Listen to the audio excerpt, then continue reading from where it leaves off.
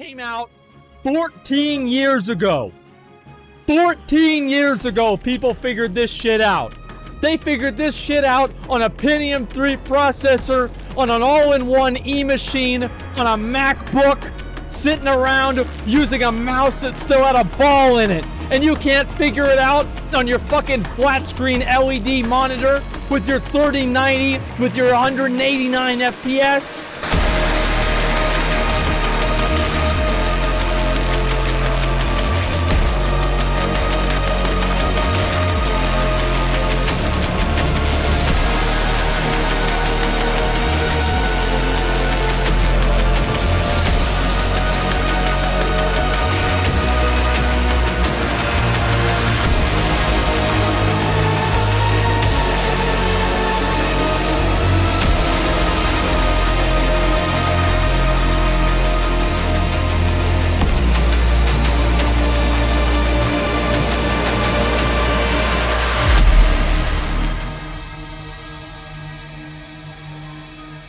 It will not be just a bunch of dinosaurs chasing people on an island. That'll get old real fast. I feel like the idea that this isn't always going to be limited to theme parks, and there are applications for this science that reach far beyond entertainment. And when you look back at nuclear power and how that started, the first instinct was to weaponize it, and later on we found it could be used for energy.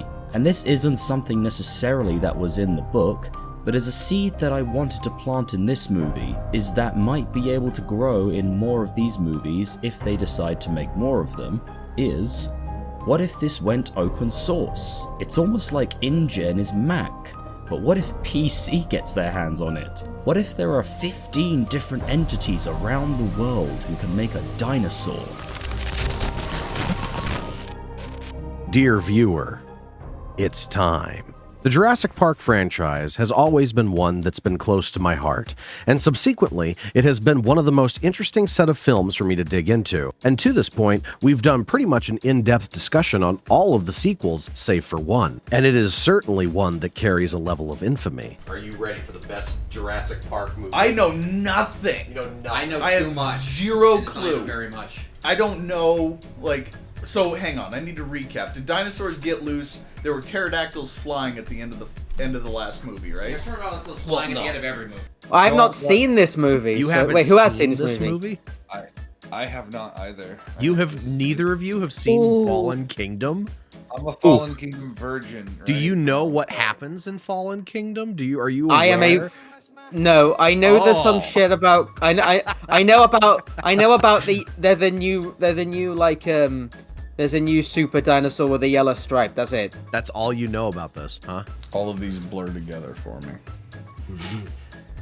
Like, I'm having a real hard time. Still, you've told me like 18 times. I don't know which one this one is. The second one? This is the second of the new ones, yes. Yeah. It's not the grasshopper one. Okay. Yeah. I think I remember the grasshopper one the most vivid. That's the most recent one? That's the most recent one, yeah. Now, suffice to say that if someone were to go from the 2015 Jurassic World to the 2022 Jurassic World Dominion, there would be some jarring elements that would probably take someone off guard. Some of you might be thinking, well, yeah, you're skipping a movie. Of course it's going to be confusing. But I'm not speaking merely in terms of the story or its continuity, because for the most part up to this point, you could watch the greater majority of these movies in whatever order you choose, and so long as you know the first movie, the rest of them aren't going to be that out there. You could skip Lost World and go to 3 and still get a pretty firm grasp on things pretty quickly. The same holds true for skipping 3 and going straight from Lost World to the first Jurassic World. There is a continuity, yes, and though the gap between 3 and World is obviously the most apparent, there is still a certain episodic quality to these sequels. Each could be watched in isolation of each other, with the only prerequisite required viewing coming from the original film that started it all. And these last few months of researching these movies have been enlightening. The progression and history of this franchise is a fascinating one, and a lot of interesting things can be learned of the film industry as a whole by simply scratching at the background a little bit. Though not living up to the standards of the first film,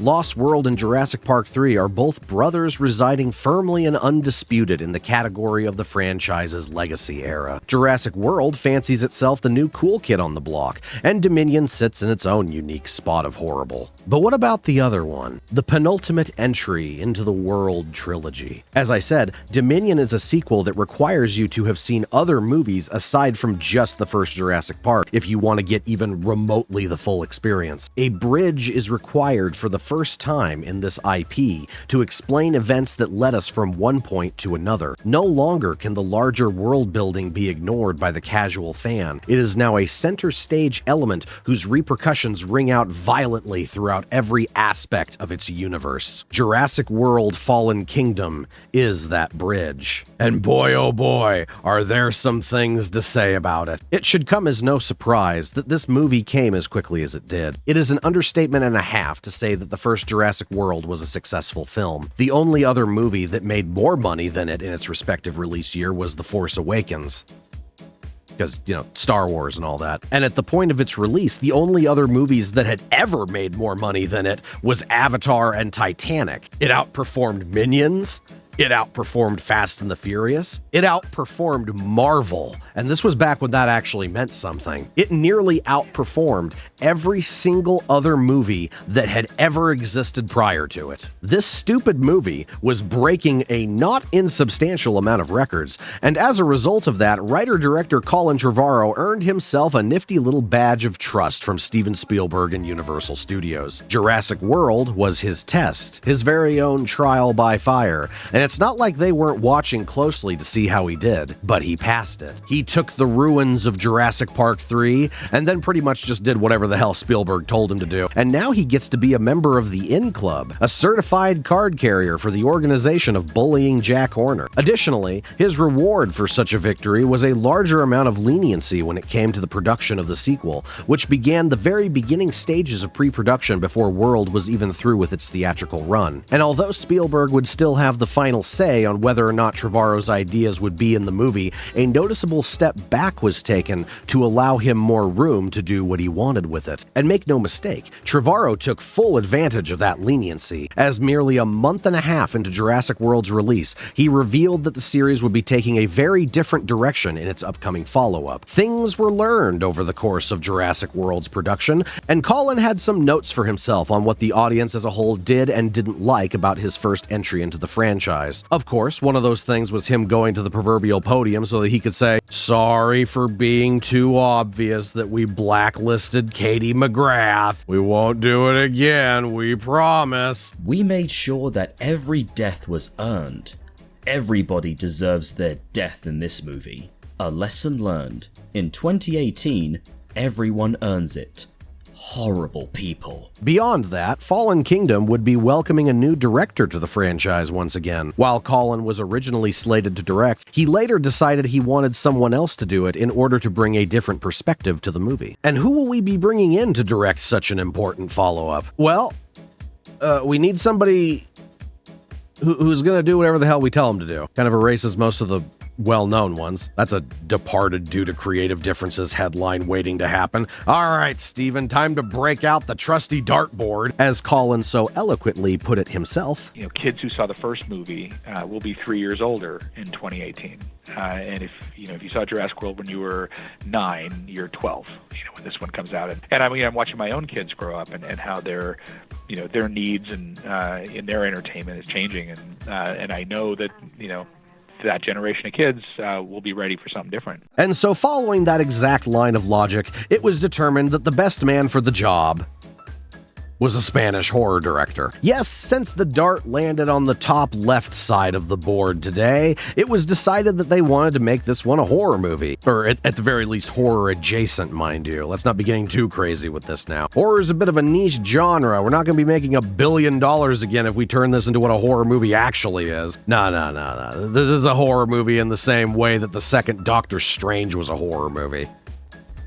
In that it isn't one. This is mainstream Hollywood we're talking about, after all. We're doing the fast food equivalent of horror with this one. Bump up the movie's contrast and have the finale take place at night. Bam, horror movie. Thus, we welcome to the stage one J.A. Bayona. He's a horror director, you see, so he shall be the one that brings the Jurassic Park franchise into the realm of terror that we know this genre for. Hold on, let's look at this dude's credentials real quick. A fantasy drama, biographical disaster drama, Here we go, a horror movie. There, you see? He's a horror director. He made this thing. It looks pretty spooky, probably. And the first couple episodes of Penny Dreadful, to be fair, which gotta say, they were pretty decent, so fair play to you, Bayona. No need to look at that. That hasn't happened yet. There is technically some horror in that, though, so fair enough. But yes, an obscure Italian horror movie from 2007 called The Orphanage, and some disaster drama with Tom Holland in a UN plant. In the end, those are the two films that are cited the most when it comes to how Bayona ended up landing the job of directing the sequel to the third most successful film in all of cinema. Oh, magic conch shell, who should we have direct Jurassic World 2? Colin thought about me for the sequel because of The Orphanage, which I was surprised by, and Stephen thought of me because of The Impossible, separately, you know? You will find elements of both films in this new one. So, what? Was this dude just hired because Spielberg and Trevorrow decided that having him direct would make it easier to justify ripping off his other two movies? Because we all know Bayona wasn't adding that much to the creative pot with this one. And it's interesting. I didn't think I was going to be able to make this comparison a second time, but to that end, Fallen Kingdom actually has some rather odd similarities to Multiverse of Madness that I don't think a lot of other people realize. The term impersonation of yourself comes to mind. And seeing the similarities of the Fallen Kingdom finale to The Orphanage reminds me very much of the way that Multiverse of Madness was very clearly constructed to have the look of a Sam Raimi film without actually having the more subtle elements to it that give the Raimi films their usual charm. God, I sound like a pretentious art critic with that one. I'm sorry. Obviously, I know the film is going to have Sam Raimi stuff in it because he's the one directing the film. But the point is not that these elements are present, moreover than it is that they contribute to their own subclass of nostalgia baiting. Everyone gather round now because Sam Raimi's about to do the thing. It's like you're having a guest star on a show, so the show is going to now revolve around the shtick of that guest star. Like, say, Robin Williams, it's instantly going to be goofier. You have Stephen King on, it's going to be a little more spooky. Yeah. You know, Tim Curry on, you're going to get a random grab bag of something, but it's going to be all in on that, on whatever you go. But, and it's not the same as that person doing their thing. It's a caricature of the thing that everybody is taking part in. And that's a fundamental difference, I think, that is beyond what you would call, like, the soul. And right? Like, I think that's really hitting on what the true, like, difference of that is. Yeah. Of, like, someone is doing their thing, everyone is taking part and saying, hey, we're all doing the thing. Very much, yeah. Yeah, that's a good way of describing it. I might put something in there, or just use that. I made it into the script, boys. Yeah.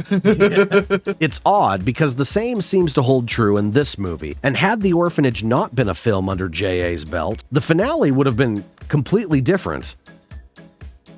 Like, undoubtedly so, by the admission of the very people who made it. It's almost as if Bayona was picked purely for the reason that they wanted to copy elements from his previous projects, which is without a doubt one of the more bizarre things I've ever come across when researching for a review. But make no mistake, the marketing team was running with this concept, and Jurassic World Fallen Kingdom was introduced to us as quite possibly the scariest film in the entire franchise. And mind you, there were testaments to that as well. Prior to its release, Bayona brought Tom Holland in to watch the movie, and he was really scared throughout the whole thing. I invited his whole family to a screening. I was sitting with him, and it was so much fun to see how he was reacting to the movie. In the emotional moments, he was just like, no! And then jumping. He had a lot of fun. The one shot that really got him? The Indoraptor clawing Maisie's ponytail through the cage. That is the shot that Tom Holland, like, shit on his pants, recalls Bayona. Yeah, Mr. Water with no ice Tom Holland over here thought that Fallen Kingdom was scary. On a similar note, there was a point in my life where I was too scared to watch Winnie the Pooh and the Blustery Day all the way through by myself. Don't worry, Tom. I'm sure there'll eventually be a point where your entire career isn't a giant humiliation ritual. However, at this point, one thing does stand in the way of Bayona officially coming on board for the Jurassic team, and that is the fact that at the time of planning, he was already on track to direct the second World War Z movie. In fact, he even turned the offer down the first time, as his commitment was already set upon upon that movie. However, it was only 3 months later that he dropped out of that project and then signed on for Fallen Kingdom shortly after. Yeah,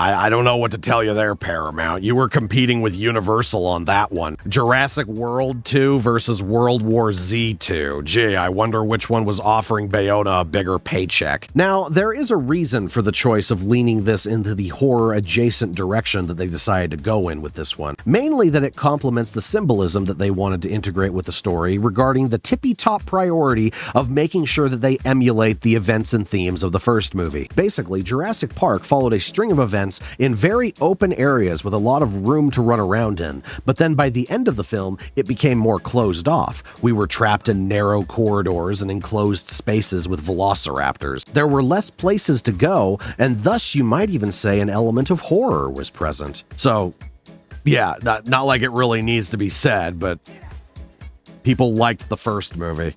Do it again. The first half, you have a whole dinosaur movie on the island, so you have what you expect from a Jurassic movie. Then the second half moves to a totally different environment that feels more suspenseful, darker, claustrophobic, and even has this kind of gothic element, which I love. One of the more interesting things about Fallen Kingdom, and one of the main things I can say for it that's actually a positive note for once, is that the cinematography is noticeably superior than what it was in the first World film. And I'd say that's a pretty big positive to put in the camp of old J.A. Bayona. Jurassic Worlds was competent, I suppose, but they mainly just involved medium shots of the characters, panning establishing shots, and action shots when the dinosaurs were doing something. In contrast, Bayona's touch upon the sequel is noticeable through far more dynamic shots that are held onto for much longer, and in my humble opinion, illustrate scale much more efficiently, which I would argue is a fairly important aspect when you're working with big spooky dinosaurs. That's not to say it's without its goofiness. The Indoraptor playing Wolfman on the rooftops isn't exactly something I would say is easy to take seriously. But all in all, we still have to remember what movie we're watching here. And to Bayona's credit, from the research I've put into this, it appears that this guy is one that actually cares. He didn't just read Jurassic Park and the Lost World prior to filming. He went and read all of Michael Crichton's bibliography in preparation for this movie. That is a feat I certainly wouldn't have been able to undertake, and I can pretty much guarantee without a shadow of a doubt that Spielberg, Johnston, and Trevorrow didn't go this far for their entries. There's a level of respect that's due for a commitment such as that I think deserves note. It's an interesting little paradox, because while it's pretty universally agreed upon that Fallen Kingdom is one of the worst movies in the franchise, I think an argument could be made that J.A. Bayona is actually up there as one of the better directors it's had. And who knows, maybe if he didn't have Colin Trevorrow, Steven Spielberg, and the entirety of Universal Studios all breathing down his neck, maybe things would have ended up a little differently. There's no way of knowing, obviously, and perhaps I'm even wrong with my conclusion here, but from the little bit of research I've put in, and the interviews I've seen with him, it seems like he cared. It seems like he wanted this to be good, beyond the boundaries of it just being successful, which is a quality that is rare in many of the previous iterations. Unfortunately, Fallen Kingdom is what ended up getting made. Don't worry, Bayona, it's not your fault, probably. But with all that said, I think it's about that time. All the stepping stones have been laid, the story is written, Jack Horner's notes have been thrown out, and most importantly, we got ourselves a nifty little indie horror director that we can blame this all on if it ends up failing. I think we're about ready to make a movie, ladies and gentlemen. So without further ado, dear viewer, let's get ourselves all nice and cozy, settle in, and let's watch a horror movie, shall we? I present to you Jurassic World Fallen Kingdom.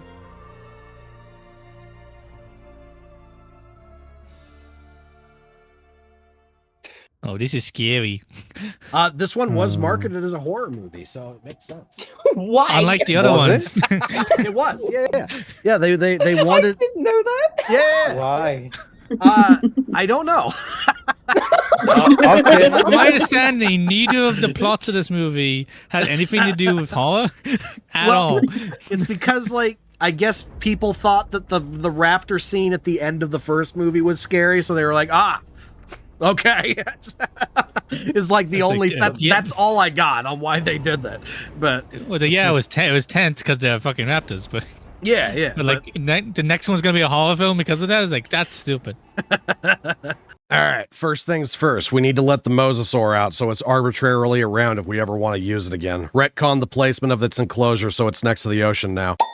Yeah, there we go. Good job, Bayo. Now your family gets to eat today. Now, mind you, it is the purpose of this entire opening to act purely for the sake of the Mosasaur's escape, and it does not stop merely at the blatant shifting in geography that took place between these two films. No, that is but step one in making sure we have this thing around, but then never actually use it again for anything outside of the opening and closing shots for the rest of this movie and the next one. No, we need to have someone let it out, of course. It is hyper-intelligent, don't get me wrong, but even we know the limits of what an audience member will reasonably accept. Oh god, should we have scanned the thing before we actually sent people in there? Nah.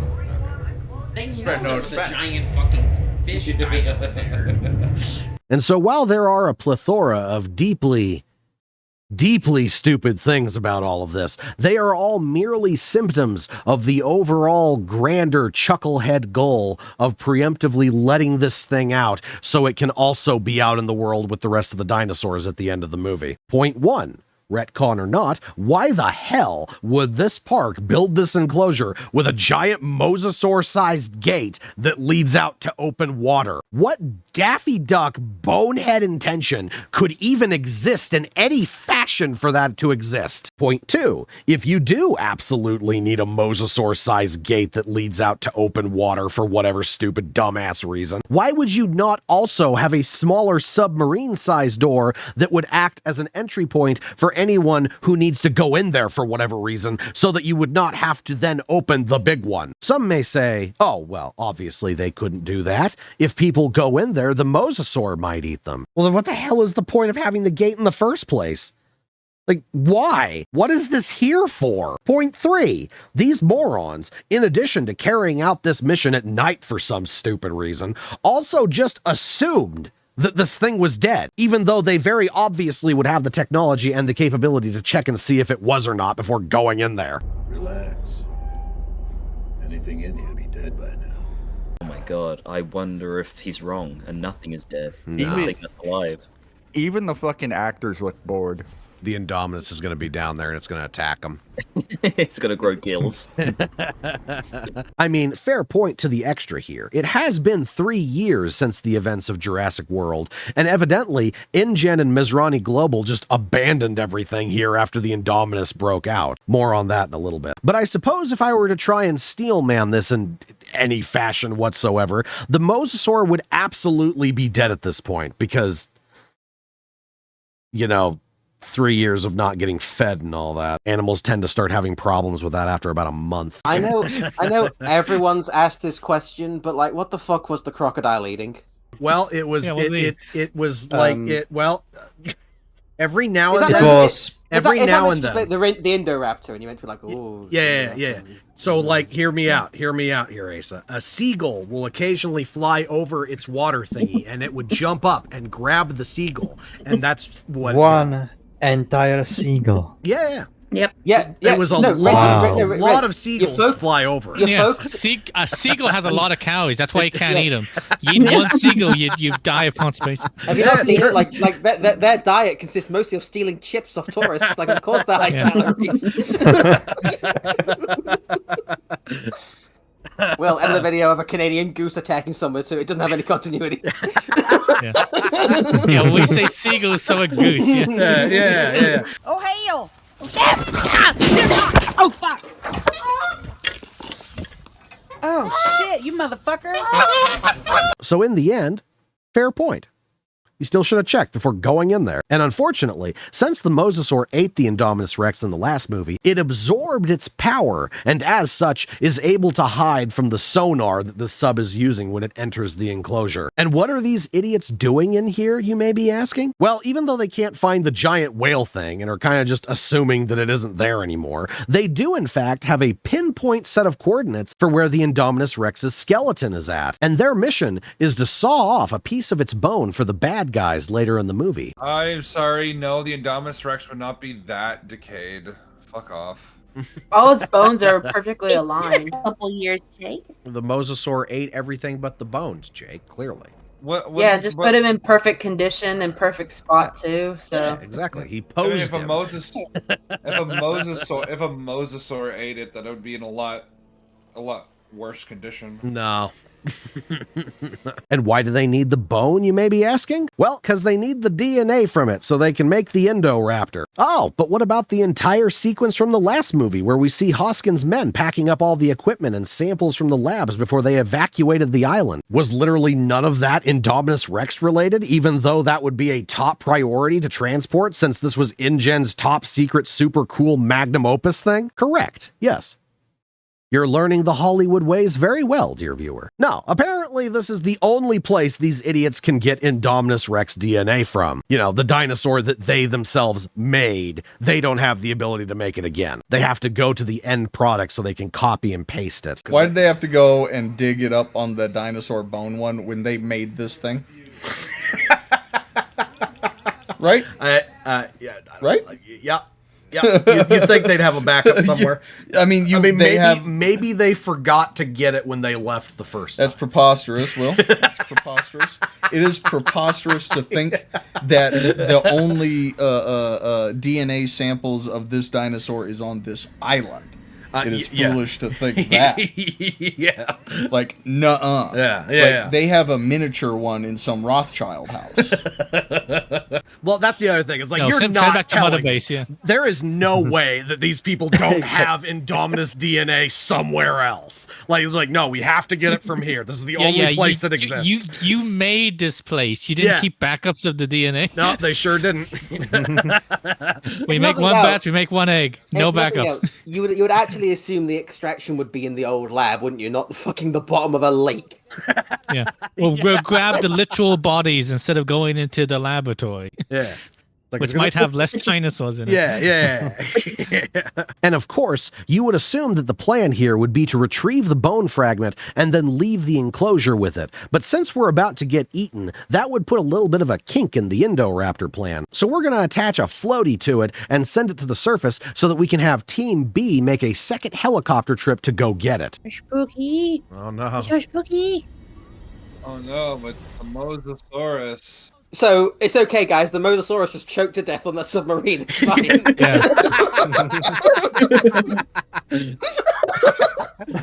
And now he just bit the leather clear off. Clean off. Yeah. Okay, sure. All right then. Why not? Yeah, Why not? Speaking of Team B, they're doing their own little bumbling mission of idiocy as well. While Beavis and Butthead are retrieving the Indominus Rex bone, Mo, Larry, and Curly are up on the island making sure that the patented switch of let the big scary fish dinosaur out is flipped up for them. And upon getting the radio message that the bone was sent to the surface, the two helicopter pilots take off so that they can go get it, only to return immediately after so that they can get the guy who's actually at the control panel thing making sure the gate is open. Yes, fuel efficiency was not the top priority during this mission, nor was forethought, because of course, in addition to everything else these morons are doing, they also followed the trend of everyone who goes to these islands, and apparently don't actually know what lives here. Guys, what is that? What is it? What was that? What the hell is that? Gee, man, I don't know. You think it might be a dinosaur? It's easy to forget, I know. People are getting bored of them, I've heard. But you'd think that given the context of this mission, these dummies would have actually prepped for the fairly likely scenario that they would run into something hostile. It's a dinosaur. What do you think What it is that? Like, What is that? What is that? Well, edit Shane running from Walking Dead. What is that?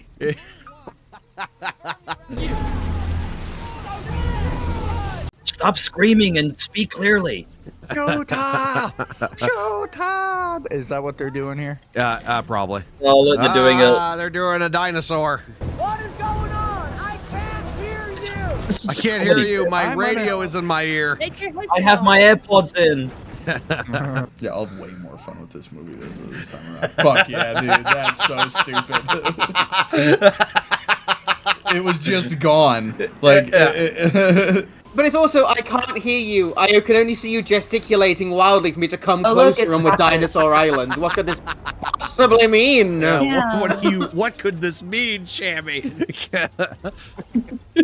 Yeah, sorry guys, I can't hear you over the radio in my ear. If only you had a secondary means of reaching out to me. But no, an ironic Three Stooges gag going on over here. While their friends are getting eaten under the water, this trio of dolts are just shouting back and forth at each other while both saying they can't hear the other because their comm units are in the way. Absolute wonder and a half that they were able to get this bone back to Dr. Wu. But anyway, the T-Rex does its scary roar, and the guy does the live-action equivalent of screaming zoinks and running in place for a couple seconds before sprinting off back towards the helicopter. Oh my god, there's a dinosaur on Dinosaur Island. Like, dude, if they're sitting there screaming at you, what do you think is going on here? Like, well, what do you think is happening? That was the Jurassic Park version of young Leia being chased through the woods. Mind you, at this point, he had already hit the button on his little iPad thing for closing the Mosasaur enclosure. And that has Spielberg crossing his arm, so we need to amend it real quick. In his panic, he dropped the tablet, and the T-Rex steps on it, which of course breaks it and severs the connection, which causes the gate to stop closing. Because, you know, if you take the batteries out of your remote control, your TV is going to switch on, since the remote is no longer there to tell the TV to stay off. Manufacturing 101 right there. Tight turns, man. Oh my god. Oh, the gates are gonna stay open. Yeah, he broke the iPad. So they stop. Yeah. If I start closing my garage door and then I stomp on it when it's halfway through, it's just gonna stop. Tech doesn't work like that. So I love how, like, it breaking caused it to stop closing the door. Oh, is that what happened? Yeah. Like that, it was like closing the door, but since the T-Rex stepped on it, the door stopped closing. Well, you know, sometimes when you hit a shower or something, and you're trying to change a song, and that little fucking water droplet hits where you're gonna hit. Yeah. So that's what happened with the T-Rex's foot. Right before that contact, a water droplet, and he smushed it. Yep. And hit the stop button before he crushed it. Yeah. All makes sense. Hilariously, the tablet being stepped on didn't actually break the tablet itself. It cracked the screen, yes, but in reality, all that happened was the Wi-Fi stopped working, because it was still able to display to the audience that the connection with the gate was lost. And despite being 54% of the way there, which possibly could have been close enough to keep the Mosasaur from fitting through it, the actual gates themselves had only barely started the shutting process. I guess the progress on the tablet was either going to really slow down around the 95% mark, or the gates were going to speed up.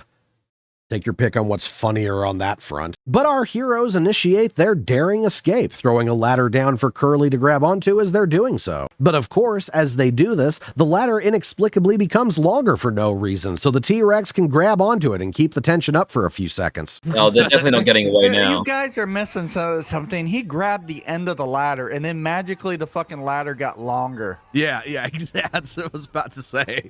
Well, they need extra grab bits. the end of the fucking ladder, and then suddenly the ladder's an extra 11 feet long. Wow, this T-Rex is really going for him. He's really going for it. Why don't you shoot it? Yes. That. Guns it's like exist. You people didn't come here with guns, really? What do you think is here? Straight food. Just ignorant. Just ignorant. You're coming to Dinosaur Island without a gun, okay, Kormac. Bear in mind, if there wasn't a quest item on this helicopter, the T-Rex doing this would have immediately yanked that stupid thing out of the sky. And before you say anything, I'm not speaking from a logistical standpoint of what would happen in real life. I'm speaking from the standpoint that the filmmakers absolutely wanted to do this, but they couldn't because the Indominus bone wouldn't have gotten back to the bad guys otherwise. No, everyone on that helicopter right now has plot armor that's basically on par with Chris Pratt and Bryce Dallas Howard right now. I can't believe they held on for so long with the fucking T-Rex, like, biting down on the ladder. Yeah, it's a good helicopter. Yeah, very good pilot. Yeah. The dinosaurs could be shooting anti-aircraft missiles at this thing, and it would still be getting away. An actual force field of protection is emanating from that stupid bone right now. Unfortunately, Yellow Jacket Man is just barely on the outskirts of it, and as such, he gets devoured very shortly after they escape from the T-Rex. Cut the rope back! Still cuts him off. Oh, he's still gonna die. Wait for it. No, he's dead. Yeah. Sure. Really phoned that one in. You're telling me that I saw that pole in that helicopter. They should be dead. Yeah. Cut away. I don't know. I have no idea. Oh, he got away. How Would've been nice. great Oh, if no. Oh, God. I was just, I kind of expected that, but Well, yeah, 'cause this movie's usually, shit. usually I'm wrong. And the Mosasaurus was like, that did not fill me up at all. Oh, man. That was barely an appetizer. Would have been great had the T-Rex just held them there until the chopper just ran out of gas. I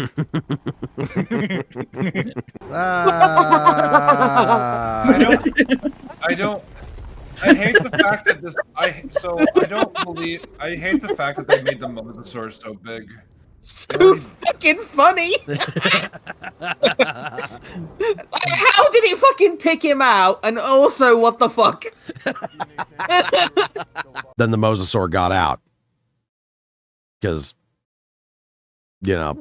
life found a way or something. So, yeah, brilliant opening right there. Really bodes well for what's to come. As I said, this entire segment is purely for the sake of letting the Mosasaur out. Because first off, you're not telling me that Dr. Wu didn't already have Indominus DNA at his disposal. And second off, even if he didn't, you're not telling me he couldn't recreate it, because it's something he made in the first place. All right, men, I need T-Rex DNA, Raptor DNA, and whatever the hell I threw into that blender over there. Hey, look, I made another Indominus. Let me just take my scaling tool here and I'll make it smaller for the sake of the plot. No, we need to send the Tweedledee family to Isla Nublar in the middle of the night so they can let the Mosasaur out. There's literally no other way I could possibly obtain this DNA I would need to make this stupid dinosaur. Given the amount of time we spent on it, it's probably also worth mentioning that the Mosasaur has a total of 2 shots left to come for the rest of this movie and the next. Possibly 3, because Dominion might have had one in its opening bits, but I'm not going to check because that would require looking at Dominion. Oh my god, that was hilariously shit.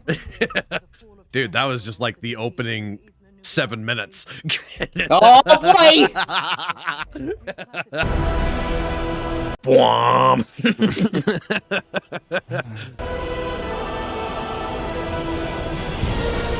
Oh, this is so epic. For they were all yes. Listen to the choir. Yeah, fuck yeah, Jurassic World, fucking yeah. The brownies are done. The brownies are done. The brownies are done. This is a Jurassic Park intro. This is cheesy. Icky poo-poo. It looks like a Cartoon Network. A Jurassic World cartoon intro. This movie's so cool so far. I already saw 2 dinosaurs. What was that, Shammy? Do you think the lava on the logo was foreshadowing something? No, I couldn't Probably foreshadow this volcano that we're looking at right now. No, it's not relevant to this. No way. Just stop it. Stop with your thoughts. And it is, of course, at this point that the movie begins bombarding us with information, world building, a Jeff Goldblum cameo, political satire, the Dinosaur Protection Group, more third-party storytelling that's almost required in order to process all of it, a seemingly endless cavalcade of nonsense that I now have to try and put together into some kind of cohesive timeline. As I said, following the events of the previous movie, Mizrahi Global pretty much just shrugged their shoulders and completely abandoned all of the dinosaurs on Isla Nublar. Now, there are layers of stupidity to that, but it first and foremost implies that Nublar is now the new Isla Sorna. Dinosaurs are roaming free, doing their thing, yada yada. We're basically back to where we were at the beginning of Lost World. This, however, does not take into account that the only surviving dinosaurs that actually got out of their enclosures in the last movie were the T-Rex and this one Velociraptor. Lost World at least explained to us that InGen opened all the enclosures before abandoning Isla Sorna, and there was even a reason cited for it, as it was to give them a better chance of surviving the approaching hurricane. This film, however, almost seems to imply that no one went back to Nublar following the Indominus incident. But don't worry about it, everything's just out, because it is. It's like InGen abandoned this island after the Indominus got out. But the only things that got out at the end of that movie were the Velociraptor and the T-Rex. So, like, how is everything out now? Like, how did... Blue went and released them all so they could start the dinosaurs. Oh, yes. That's actually that's a really good point. I hadn't thought of that because loads of those like metal wire things were like solid. Yeah.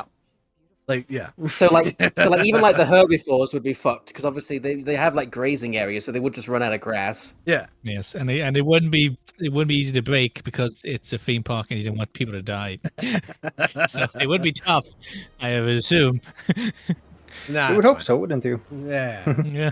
And this leads me to the second layer of stupidity here. That being that there is no way in hell that this company would just full on abandon this place just because they had a particularly difficult breakout. I mean, maybe they would. Everyone who worked there was a drooling idiot who basically facilitated the whole thing in the first place. But given the fact that the movie Simon Masrani prevented the film from being in... What?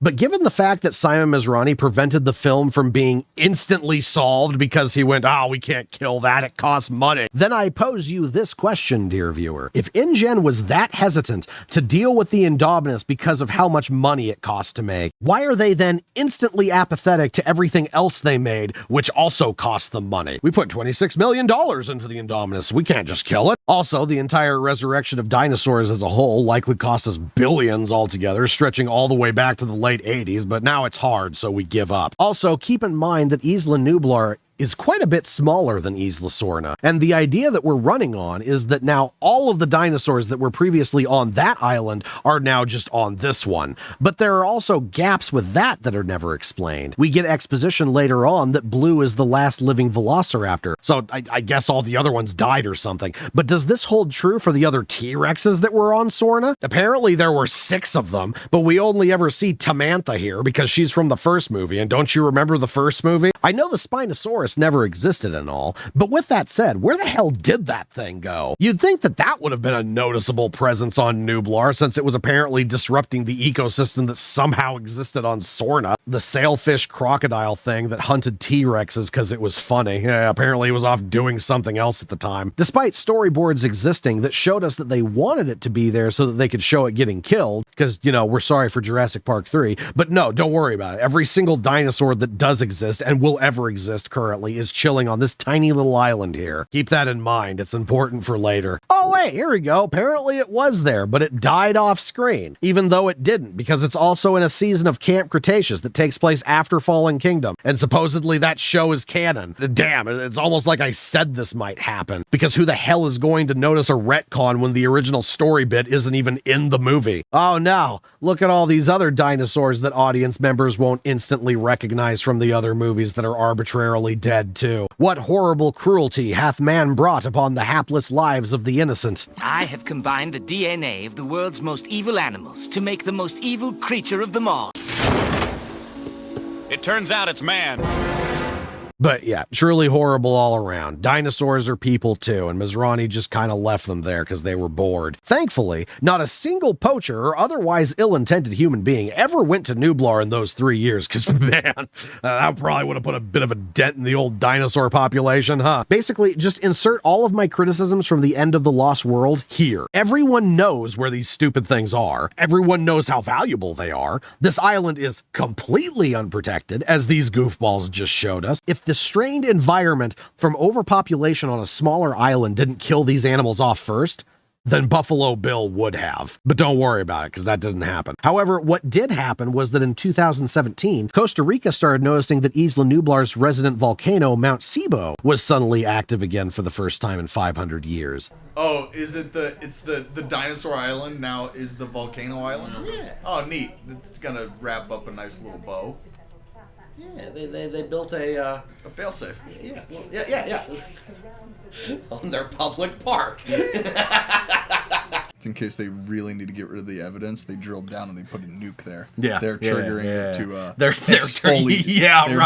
They're using a volcano to exfoliate the evidence. Yeah, I've heard quite a few people in the past mention that this is another one of the movie's retcons, but unfortunately it isn't, so I can't really make fun of it as such. This mainly comes from The Lost World, as it was noted that geothermal energy was what Hammond was running all of his facilities off of, and this would have obviously helped with keeping the Dinosaur Resurrection project a secretive one. So it's not a retcon, no, it's just something that the filmmakers forgot about for 22 years and then brought back to the forefront when it was convenient for them. And I do have to say, with that in mind, it is a particularly hilarious supervillain thing for InGen to do, to build their multi multi-billion-dollar dinosaur theme park on an island that technically could be wiped out by a volcano someday. Good little failsafe for them. I'd like to imagine whoever's heading the company right now has a pencil-thin mustache and is currently in a control room somewhere laughing maniacally about it. But after a little bit of consideration on the repercussions of a volcano going off, everyone realized that, yeah, that'll probably do them all in finally. And celebrations were had all across the world that John Hammond's genetic aboministic affronts to God would finally know the sweet release of death. Oh wait, no, wrong timeline. Everyone here was really sad about it, aside from the meanie politicians and Jeff Goldblum. In what has become the flashpoint animal rights issue of our time. They have rights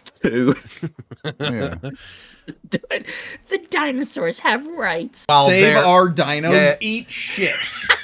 InGen's funding that too. Yeah, yes they are. Okay, how interesting and oddly close to home. Suddenly everybody cares about it now that it's in their direct line of sight. Hey, remember those dinosaur things that were carelessly abandoned 3 years ago that we all collectively forgot about? Yeah, what about them? Yeah, they're gonna die now because of volcanoes blowing up. Oh my god, that concept is sad and currently has my attention. We have to do something about it. Do dinosaurs deserve the same protections given to other endangered species, or should they be left to die? The answer is no. They don't deserve the rights. They are genetic abominations. Yes. To be fair, both answers are both options are bad. Like, they shouldn't be left to die. They should be actively exterminated. Correct. Yes. Yeah. You know, fuck leaving them to die. They can breed, bro. I just don't see what the controversy is to begin They're with. living creatures, Dan. It's because dinosaurs are cool, Dan. Dinosaurs have rights too. Yeah, that one. dinosaurs deserve to live. Yeah, like the whole Dinosaur lives matter. They deserve human rights, Dan. Yeah. Yeah, the whole thing's stupid from the rip. No, chimeras don't have rights. No, your child will not have cat ears if I have anything to say about it, damn it. Jeff Goldblum be damned. Yeah. Well, no, Jeff Goldblum is on our side. Oh, He good. says Jeff Goldblum be damned, I said. Shit. Of course, this marks Jeff Goldblum's cameo in this film, which is going to massively pump up the gears for the marketing campaign, and also so Colin Trevorrow can brag that he took lines out of Michael Crichton's book to help facilitate it. I got some. Yeah, we do have a little bit of dialogue from the first book in this movie, and I got fun. It makes me feel like such a good writer.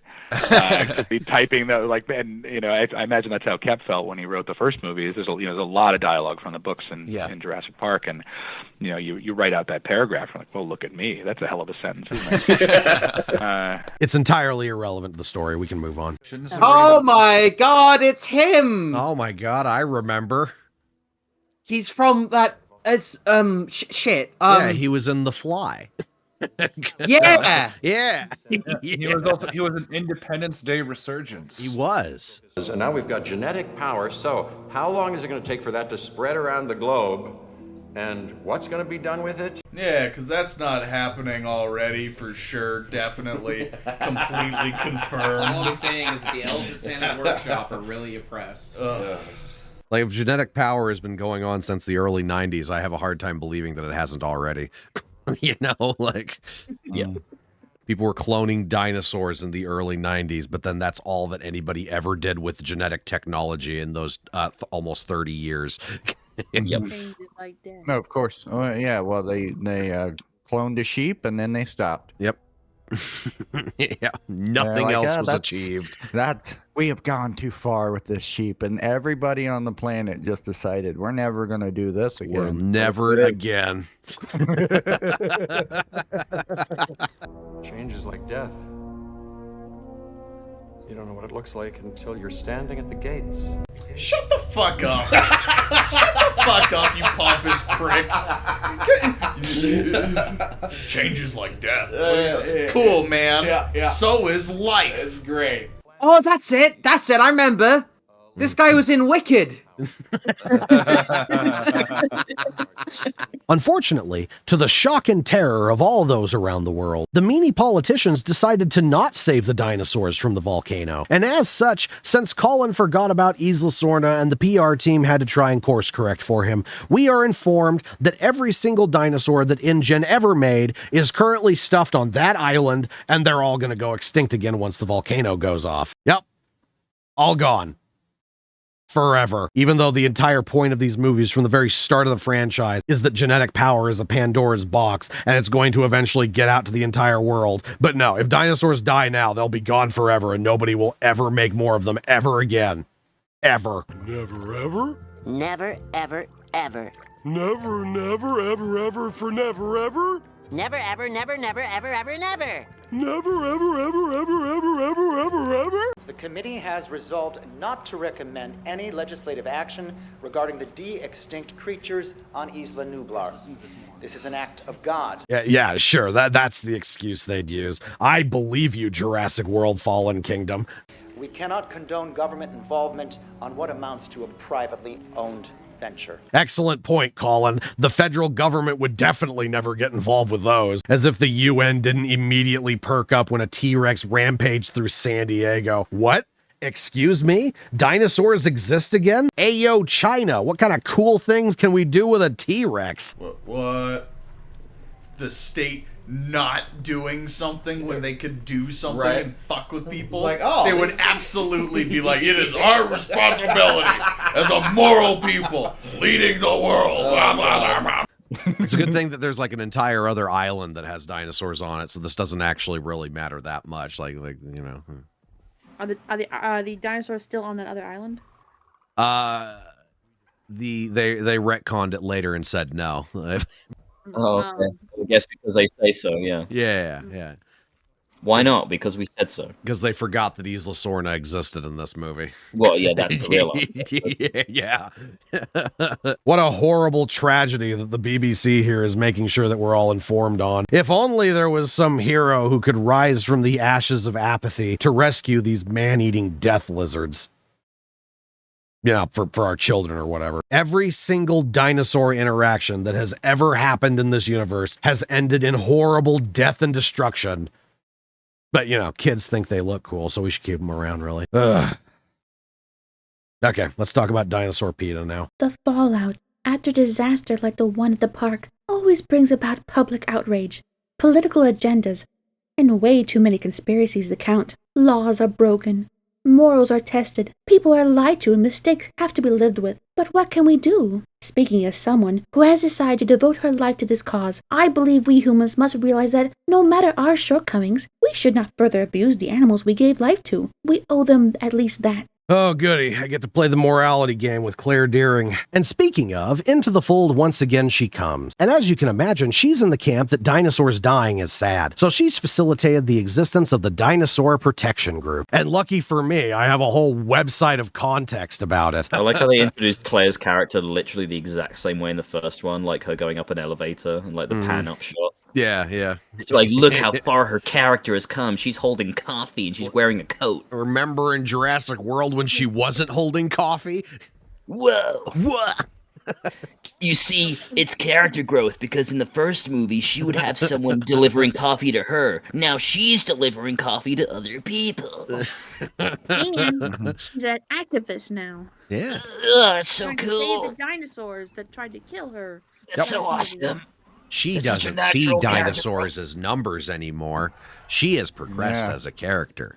She sees them as living creatures. It sure does. Now, to be clear, there is a lot of stuff here that could be gone over, but very little of it is actually relevant to the movie. I'll hit a couple of the funnier bits, but for the sake of progression, this isn't going to be a comprehensive deep dive into the Dinosaur Protection Group, namely because this is the only scene in the entire movie where it matters to any degree. But the main goal of this group is to basically provide care to the abandoned animals. Since Claire is sad about dinosaurs not always being happy, she and a few other people who don't have lives spend their days making picket signs and calling their local legislators so they can be the change that they want to make. The Dinosaur Protection Group is not politically backed or sponsored. We have no corporate affiliations. Yeah, I don't believe that for a second. But regardless, Mount Sibo is but the latest development in the line of things that the DPG pesters people about, and no doubt it was an exciting day in the office when they found out that that was going on. Few realize that the dinosaurs on Isla Nublar need constant monitoring and medical attention. To put things in perspective, when Jurassic World was operating at its peak, there were over 30 dinosaur veterinarians on the island, monitoring every aspect of their health, from nutrition, disease, exercise, even social interactions. That's one veterinarian for every 5 dinosaurs. Today, that number is 0. With the help of future capital campaigns, combined with the efforts of the Costa Rican Biological Preserve and the cooperation of the local Costa Rican Lifeguard, we are close to being able to send our DPG veterinarians to Isla Nublar on an appointment basis. Yeah, right, okay, because the dinosaurs on Isla Sorna were having such a hard time with that for the 10 years they were chilling on that island. Claire Deering has truly taken her new role to heart here, going from cold and calculating Claire to annoying activist Claire. An interesting comparison for when she became black-pilled in Dominion. Which brings us to the introduction to our 2 insufferable idiots for this movie, Zia and Franklin. Zia being a self-proclaimed paleo vet. Paleo veterinarian, so you worked at Jurassic World. You were a vet at Jurassic World then. It means she's a veterinarian that has polio. So first off, you wouldn't call yourself a paleo veterinarian.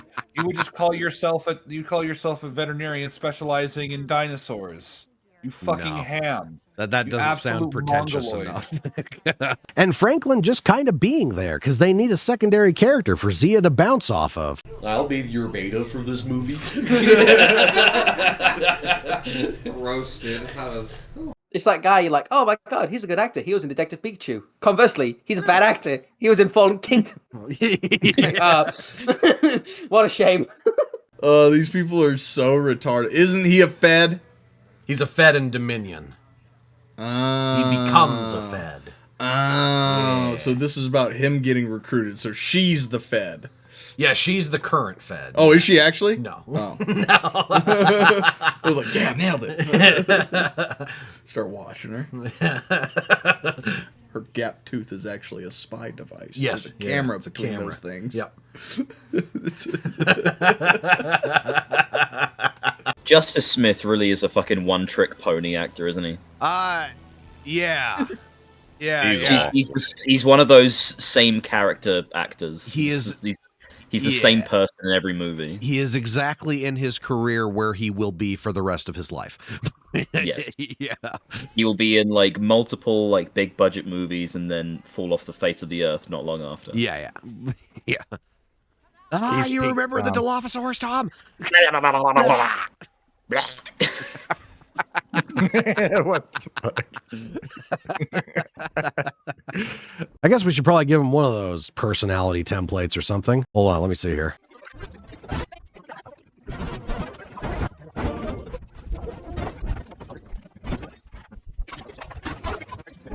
Right here. Him and Claire would die here if he wasn't a tech nerd or something stupid. Problem solved. He's a tech nerd, everyone. It's definitely not there just so it can facilitate the story easier. No. He's been like that the whole time. I'm a doctor, not a telemarketer. What is your job again? You plug in cords, right? It's actually more important than it sounds. I like how in this movie he's like a scared child, but then like in the third one he seems a lot tougher. Mm-hmm. Well, thank God I'm never gonna see that movie. Didn't you already watch it? I didn't. Now here's where I reveal that I'm redoing the Jurassic World Dominion video. No, we all have to watch it again. No. Right now that's out of our system. No, I haven't seen one with my own eyes. You know, not everyone can afford to spend their life savings. A dinosaur veterinarian who's never seen a dinosaur, huh? That seems to track well for this movie. I need government approval so I can go help the dinosaurs. It's not like you could have just made Zia a former park veterinarian or something. No. We need the late millennials and the early Zoomers to associate relatability to her in some some fashion. And most people in the real world aren't seasoned dinosaur veterinarians. So unfortunately, Zia, you don't get to see the cool murder lizards right now. But you've read books on them or something, so yeah, sure, you can hit the broad strokes of saying that you know how to perform surgery on one. Mind you, I have absolutely zero idea what any of these morons are doing, or what the day-to-day looks like for any of them. I'm assuming that, like most activists, they probably don't have jobs, so they undoubtedly have a lot of time for all the nothing they're doing. What do these people do all day? They call people. Yeah, they look after They dinosaurs. save the dinosaurs, allow them to wander around and destroy the ecosystem. Yeah. Like, do any of these people have jobs? This is No, their they're all job. They're all single moms, especially him. I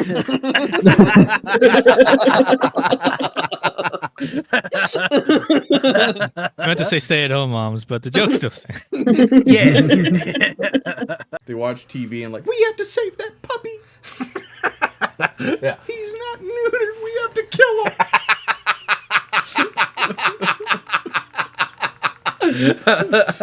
Fucking monstrous human beings they are. Oh my god. We have to euthanize 30,000 cows to save the cows. Like, what are you This dude's just staring at a protest sign. This girl's just standing at a window staring at a piece of paper. These two are discussing which variation of Save the Dinos is more insufferable to write on this whiteboard. This one's just sitting at a desk. Doesn't appear to have a computer there, so I have no idea what he's doing. Also, every time we cut back to Zia, there's a different group of people behind her, so take that as you will. Regardless, suffice to say that these morons are all accomplishing absolutely nothing. And hilariously, the movie doesn't even pretend to act like they are. As Claire enters the scene, talks to some governor or something, nothing ever comes from it because, obviously. But soon they're gonna have to watch them go extinct. Or not. I don't want to watch them go extinct. I want them to be eradicated. Fuck watching it. Like, actively participate. Yeah, exactly. Yeah. Napalm that whole island chain. Yeah. It's just like, what does it kind of change? Like, what does having dinosaurs really do? Fucking like nothing. Oh, they exist, so they deserve to have rights. Fuck them. They God already got rid of them millions of years ago. And then she gets a random call from somebody completely disassociated from her silly little fan club to actually kick off the Saving the Dinosaurs plot. It's great, because the movie wants to have the message of, yeah, call your local lawmakers. You can make a difference. But then it realized, oh yeah, nobody's gonna buy that. Here, have the bad guys reach out to her. That's how we're gonna move the plot forward. And the comedy goes deeper than this, because she isn't even being called because of her current public image as the leader of the DPG. Now, the only reason the Lockwood estate reached out to her was because of her former position at Jurassic World, and they need her to unlock the door for it. So that's one for the history books right there. Colin Trevorrow knew he could get away with off-screen geographical layout shifting before he could get away with saying that activists ever got anything done other than gluing themselves to things or throwing soup on museum exhibits. If that's not a message that stands out above all the rest, I don't know what is. But Claire gets a phone call that has nothing to do with her activism hobby. The activism hobby never comes up again, and thus we can actually get the story kicked off now. And since Grandpa Cromwell is a character that the movie wants us to feel warmness towards, Claire is going to immediately get the shocked, excited look upon hearing the name, and we're going to get happy, triumphant music playing as we pan over shots of his mansion. It is stated that the two know each other, or at the very least were associated with one another at one point, but the film never addresses what that relationship was. Given his exposition dump we'll get into in a moment, it's unlikely that he was involved with Jurassic World, so it's anyone's guess on that front. Likely it's just there to establish a link with Claire, so it seems less out of nowhere that he reached out to her. Of course, I have yet to explain who Grandpa Cromwell even is, and this probably isn't helped by the fact that I'm not even referring to him as his actual name. I'll be your John Hammond for this movie. I even got the cane with the mosquito in it. Yes, do you remember the cane with the mosquito? I don't. The Alzheimer's is a problem. nice little salt lake in the middle of it. The It's guy this who, old like, guy that's in a lot of glues it- stuff. Yeah. He glues his hands to Starbucks counters. He sure does. That's fucking what?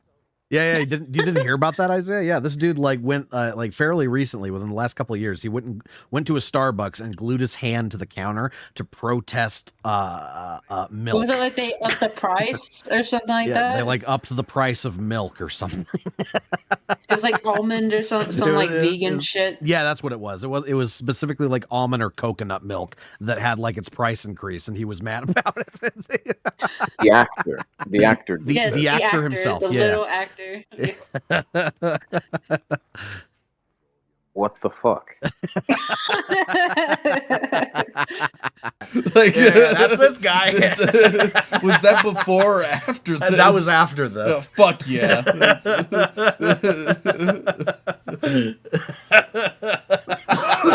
What a silly bitch. In reality, this is just the result of Colin clearly wanting to bring John Hammond back, but being incapable of doing so for obvious reasons. The next best thing was to invent a brand new character and then say he was there the whole time. A strategy that proved successful enough to the point where he decided to do it a second time later on. Well, successful might not be the word I'm really looking for. Nobody really said anything about it one way or the other. Basically, Trevorrow saw that and was just like, they don't hate it as much as military dinosaurs. Green light, everyone, green light. Enter Benjamin Lockwood. And despite the fact that Claire knows who he is, we're still going to get a good minute or so dedicated to him explaining to the audience why they care about him. Apparently, Lockwood was John Hammond's partner in the early days of wanting to clone dinosaurs. However, for reasons currently unknown, they evidently had a falling out of some sort, which seems to have taken place prior to the events of the first movie, explaining why we never see or hear from him. Now, obviously, the act of retconning isn't something that our dear friend Trevorrow is going to be shying away from. The movie's opening made that abundantly clear. And this isn't even to say that this is the first instance of it. As I've said before, the entire existence of Isla Sorna was a retcon. However, it's interesting to see, because as I also said, Michael Crichton was a good writer, and he was able to integrate it into his story with a level of reason behind it and believably justify what would otherwise be a contradiction to it. Well, for the most part anyway. Only so much you can do about Walt Disney over here bragging about stuff that isn't even remotely possible. Henry, why didn't you tell me? I insist on being here when they're born. Every birth. Every birth. Yes. Spared no expense. John Hammond is Dinosaur Santa. Yeah, cloning dinosaurs is hard. Takes a lot of trial and error. It's not just being done in this one lab that's dressed up all fancy for the guest tour. We have an entire other facility on a different island for it. Benjamin Lockwood is a similar type of retcon. However, the justification for his existence and the promise that he always did was, nah. Hammond probably had someone helping him at one point. Oh, yes. I remember cloning dinosaurs with old Johnny. Oh, really? Where were you this whole time? Super glued at the cheek to a Van Gogh painting. I'm gonna save the environment by gluing my body to something.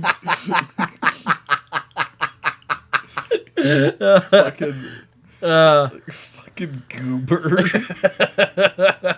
And spoiler alert, I'm sure we all know, so there's no point in really keeping the reveal for later. The reason that him and John Hammond split up was because the dude started cloning humans instead of dinosaurs. Yeah, that was the line for Hammond. The resurrection and ignorance-driven mutation of an entire clod of the animal kingdom? Yeah, it's fine. A single human, though? Well, basically on par with murder. What I'm basically getting at is that while the Isla Sorna retcon, while not completely bereft of its issues, at least had a level of thought put into it in order to make it fit into the wider scope of the story being told. Lockwood did not, and he very clearly did not. There's a reason that everybody refers to Lockwood as Discount John Hammond, and they don't refer to Isla Sorna as Discount Isla Nublar. Colin wanted a specific set of circumstances, and the character is simply placed into those circumstances, rather than the two being built around one another. It would be a similar situation if the explanation for Isla Sorna was that Hammond just decided he liked Nublar better, and they just weren't finished moving everything over when InGen had to abandon it. Sure, you can believe it,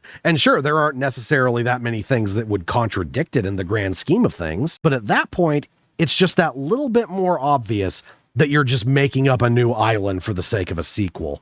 And since the messaging of these movies is entirely different than what they were when it first started, the accomplishment of dinosaur cloning is instead portrayed as a miracle rather than a tampering of the natural order. What they did here was a miracle. I still believe that. So do I, Claire. You know what I also believe in? Money. Yeah.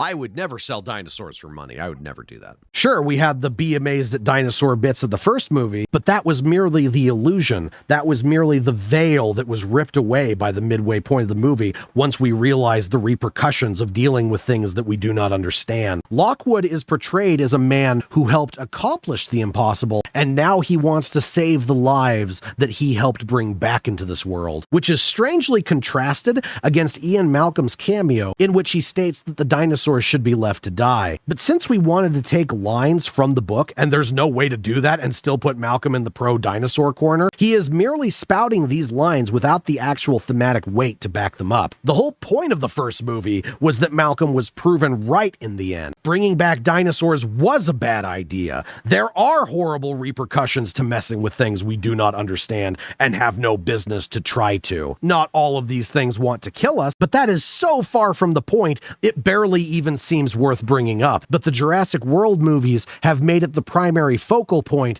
and awe and whimsy have overtaken any of the original nuances that Trevorrow is apparently still pretending to include here. One could possibly infer that the original themes are still present, and this is indicated by the ending of the film, but it is a paper-thin caricature and a fundamental misunderstanding of what Crichton was saying in that story. But that's all aside from the point. Lockwood is a whimsical grandfather figure, and he helped make dinosaurs, so therefore he's cool, and we love him. And just to hammer in that Colin really wanted this to be Richard Attenborough, we're going to have him basically look at the camera and say, I'm going to say something that Hammond said in another movie. These creatures don't need our protection. They need our absence. And you see, that's why we have to go round them all up and put them somewhere else, because they don't need our protection. No fences, no cages, no tourists, just as Mother Nature intended. Mother Nature is actively trying to kill these things, Lockwood. God quite literally flipped the on switch for a volcano to get rid of them. You're all banging your heads against the wall shouting, we must remove our presence from the machinations of Mother Nature by removing our chimeras from the part of Mother Nature that would kill them. Astonishing, really. It's almost like your desire to emulate the previous movies is in direct conflict with the themes and narrative you're attempting to force fit this franchise into. But I'm getting ahead of myself. This is only the first new character that's been brought in here. We still have 3 more to talk about. We're also introduced to Obvious Bad Guy, descending the stairs as Claire is in the process of nostalgia baiting John Hammond and this one dude who's holding a dinosaur skull for some stupid reason. Yeah, you came in at a good time, Rick. We're watching John Hammond. Yeah, right. Yeah, remembering John Hammond. Yeah. Remember? John Hammond. Do you remember? Right next to a picture of Benjamin Franklin. Yep. Do you remember holding a dinosaur skull? Do you remember John Hammond? Yeah. Do you guys remember when Benjamin Franklin discovered the Tyrannosaurus Rex? Remember when Benjamin Franklin cloned dinosaurs? I do. Remember when Abraham Lincoln rode a T-Rex? I do. I'd love it if it just had like, so it has him, the guy next to it's like his dad who's holding a skull, and then it shows, and then it shows his great granddad who has like a pet dinosaur. And it's like, I want to be like my dad. Like, we come from a long line of people who clone dinosaurs. My great grandpa back in 1482, Sir Francis McGavin cloned the first T-Rex to use it against the French. my great to ask those silly buggers. My great uncle had he had one of those head buddy ones. Our obvious bad guy today goes by the name of Mills, and Mills here is thinking he's really going to be mixing up the formula today, as he's going to be spending the first quarter of the movie pretending that he can make us think that he isn't a bad guy. Hello, Claire. I'm Eli Mills. I work for Ben Lockwood. I eat people. I'm going to start the first part of the movie being the good guy, but then I'm going to be the bad guy later. And no one will be fucking surprised. And I'm sure people were surprised, Tom. I have a very charming smile. I'm a good guy. I am not money hungry. No. Yeah. Sure not. No. I'm not the generic white cis male bad antagonist. Not me, not this guy. Never would happen. We're also introduced to Iris. Her death scene was cut because Colin is scared of killing off side characters now. She's otherwise irrelevant. And last, but certainly not least, we're introduced to Maisie. Oh, yeah. A demon. Yeah, it sure is. An abomination. Antichrist right there.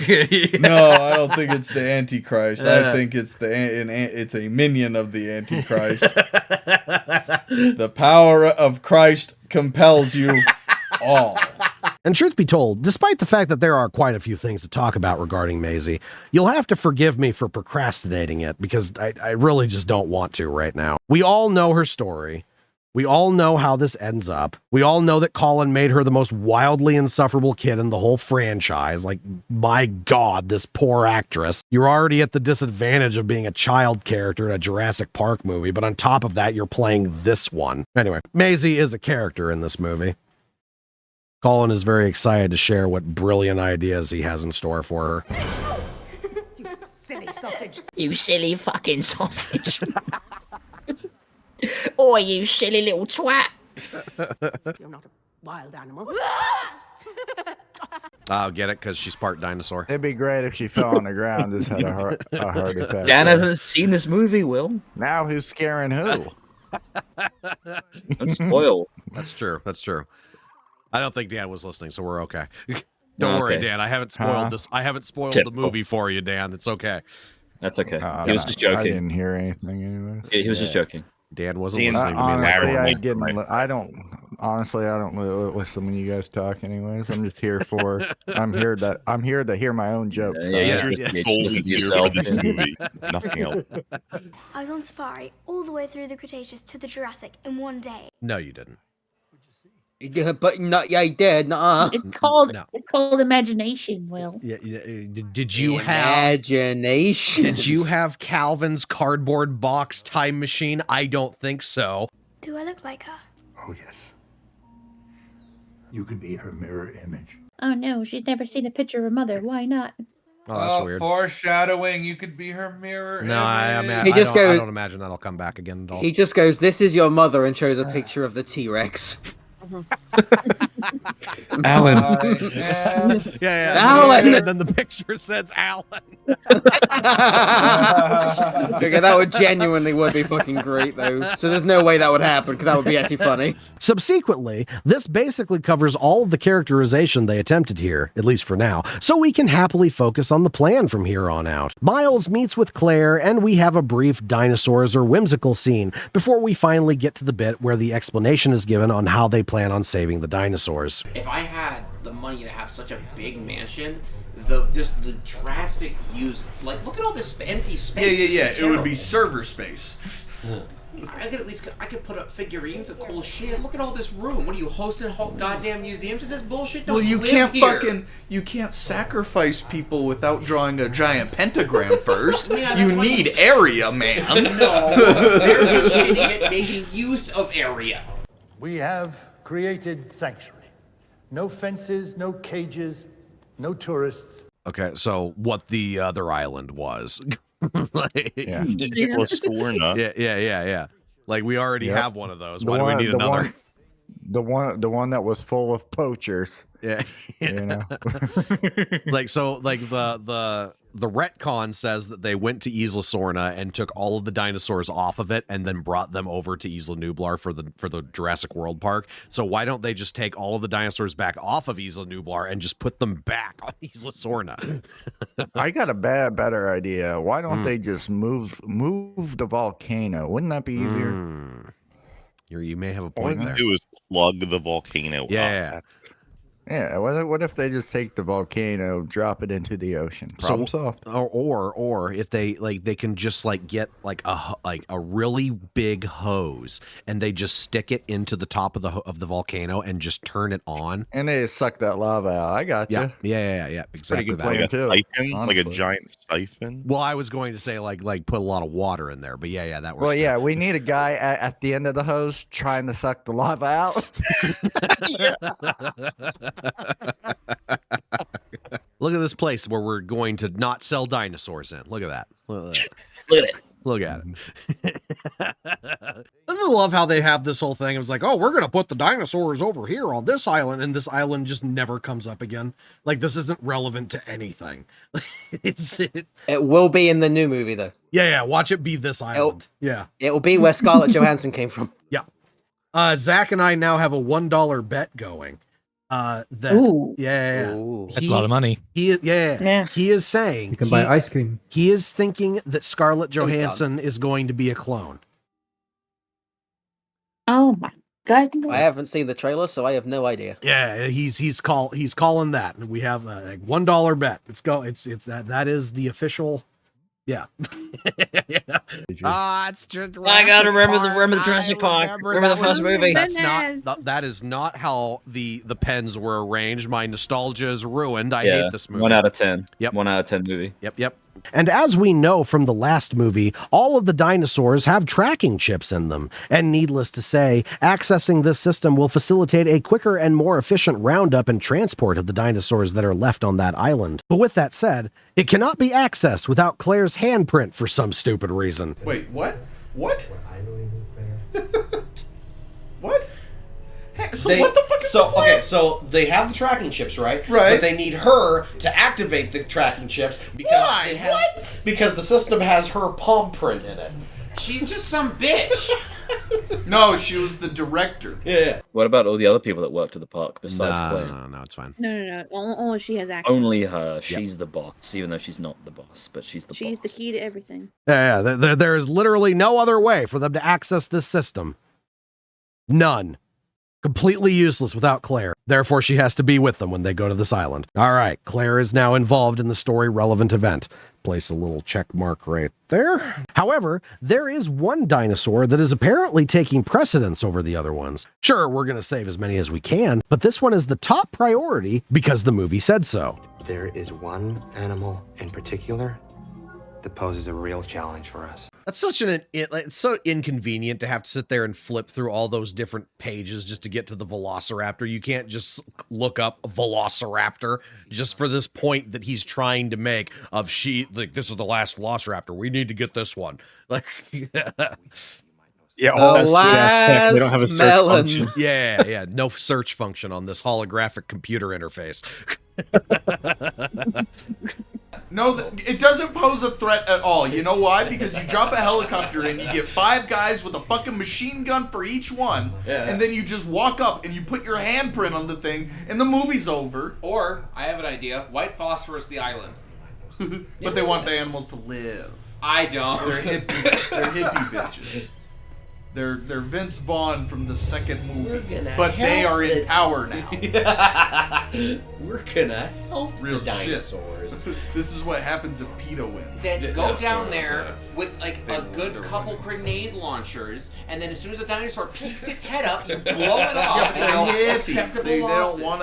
don't want to kill the dinosaurs. Well, that's why people are gonna die. Well, yeah. The blue is potentially the second most intelligent piece of life on this planet, and she's the last of her kind. What's the first? Like a penguin he has in the ice box? Like, well, their metric is terrible. Yeah. Dolphins are so fucking smart. They're saying that the raptor is smarter than dolphins. Bullshit. Yeah. Smarter than primates, Zach. They have different languages. Like, dolphins have different languages. Well, apparently velociraptors do, They too. have different languages with different types of dolphins. Like false killer whales and dolphins will occasionally work together, and they come together and speak a different trade language unique to that interaction. That is a crazy level of intelligence. Yeah. Well, raptors are smarter. Yep, let's see it. I will stack it against that through the course of this movie. Fantastic. Like, you may have us, but you'll never get off the island. I beg to differ, for you see, the other raptors and I have constructed a crude suspension bridge to Venezuela. Once there, I shall lie low and assume odd jobs under the name Mr. Pilkington, but perhaps I've said too much. Well, that whole thing of just like, oh, we need Blue's DNA for like whatever, like, you know, that needs to be a mother to the Indoraptor or whatever stupid thing we're coming up with. Like you people, wait, where is all the DNA you had before? Like, you don't have the Indominus DNA, you don't have Velociraptor DNA. Like, they're just acting like all of the dinosaurs that they have right now are all the dinosaurs that they will ever have. Like, it's. I mean, if the place was set up like the first island in Jurassic Park, there should be a storage area of just vials of DNA you would have. Well, and you didn't have any of those in spare. Well, they even had a scene at the end of Jurassic World where they were taking things out of the lab and taking them, like, when they were evacuating. Like, it's not like they didn't take the stuff with them. Yeah, they apparently took everything but the useful DNA. Yeah, they took everything except for the stuff they would need. we got 50 long Necleodon DNAs. Why even need all? Like, I really like that one. I like the idea that they're like, we need Blue. Why? Well, she broke into our government facility and took away all of our dinosaur DNA back to the island. She can pick up your scent a mile off. You'll never capture her. So the idea here is that the raptor will know to avoid them because it'll smell them coming. So what exactly did the park do if a raptor ever got out? You know, like how they were apparently constantly trying to do. These animals often try to escape. They're smart. Oh, well, that one's gone. Still got 3 more, I guess. Silver linings and all that. Give me a break, Claire. Yes, they would be able to catch it. If there is a tracking chip in it that's constantly showing where it's at, then it can be captured. I don't care if it's hyper intelligent. There's an entire team of people going to this island. This is one overgrown chicken. I think they could figure it out. Well, we thought you might know someone who could help. Maybe you could convince him. Maybe you can convince the Velociraptor to come off of the island with us. I wasn't actually listening. Who were they talking about? No, it was talking about Chris Pratt. Maybe you can convince the Velociraptor. Blair, we need you to go down there and reason with Blue. We need you to negotiate terms. Yeah. Oh, that's why. Okay, fair enough. Chris Pratt is now involved in the story-relevant event. Check mark number 2 right there. Oh, look, it's the scene of, like, I'm retired. I don't do that anymore. Yeah, he's building his I'm retired house. By himself. By himself. Yeah. Yep. Because he's a fucking dude man. Yeah. Yep. I live in a chicken coop until this is done. No, Dan, he lives in the little model house right there. Oh, yeah. Yeah. Because oh my God, who's that? Is that Mario? Sure is. To me, Mario. And Garfield. Oh my God. Crossover vi Drandovini. Were you? Oh my God, it's Joel. Were you particularly upset about Chris Pratt being Garfield, Shammy? No. Oh, okay. When was he Garfield? That groan kind of indicated. He's in a new Garfield 3D one where he didn't try at all to be Garfield. Yeah, there was a new Garfield movie that came out and nobody watched it, and it was just instantly forgotten. This is the first time I hear about it. Yeah. Exactly, dude. Like, nobody noticed that this movie came out. Hey, I know. I just didn't care. Because it looked bad, and I don't care about Garfield. Don't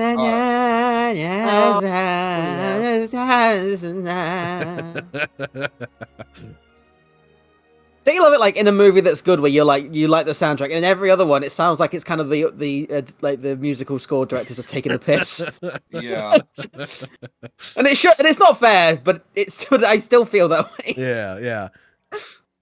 Oh yeah, they broke up. It's what this whole movie is, dude. Like, it just seems so phoned in. Like, just like even this scene, like, it was showing Claire walking up and Owen's just building a cabin. It's just like, why is Owen building a cabin? What is the thought process that brought us to this scene? You know, like, well, how else is he going to live in a cabin? Yeah, true. Just come on, think about it. Well, where's he living in while he's building the cabin, Asa? There's a trailer right there. There's a perfectly good forest. He lives with the Velociraptors. He goes back to Jurassic World every day. I am the Star Lord. I speak for the trees. Oh no, he said no. Oh, never mind. He came with them anyway.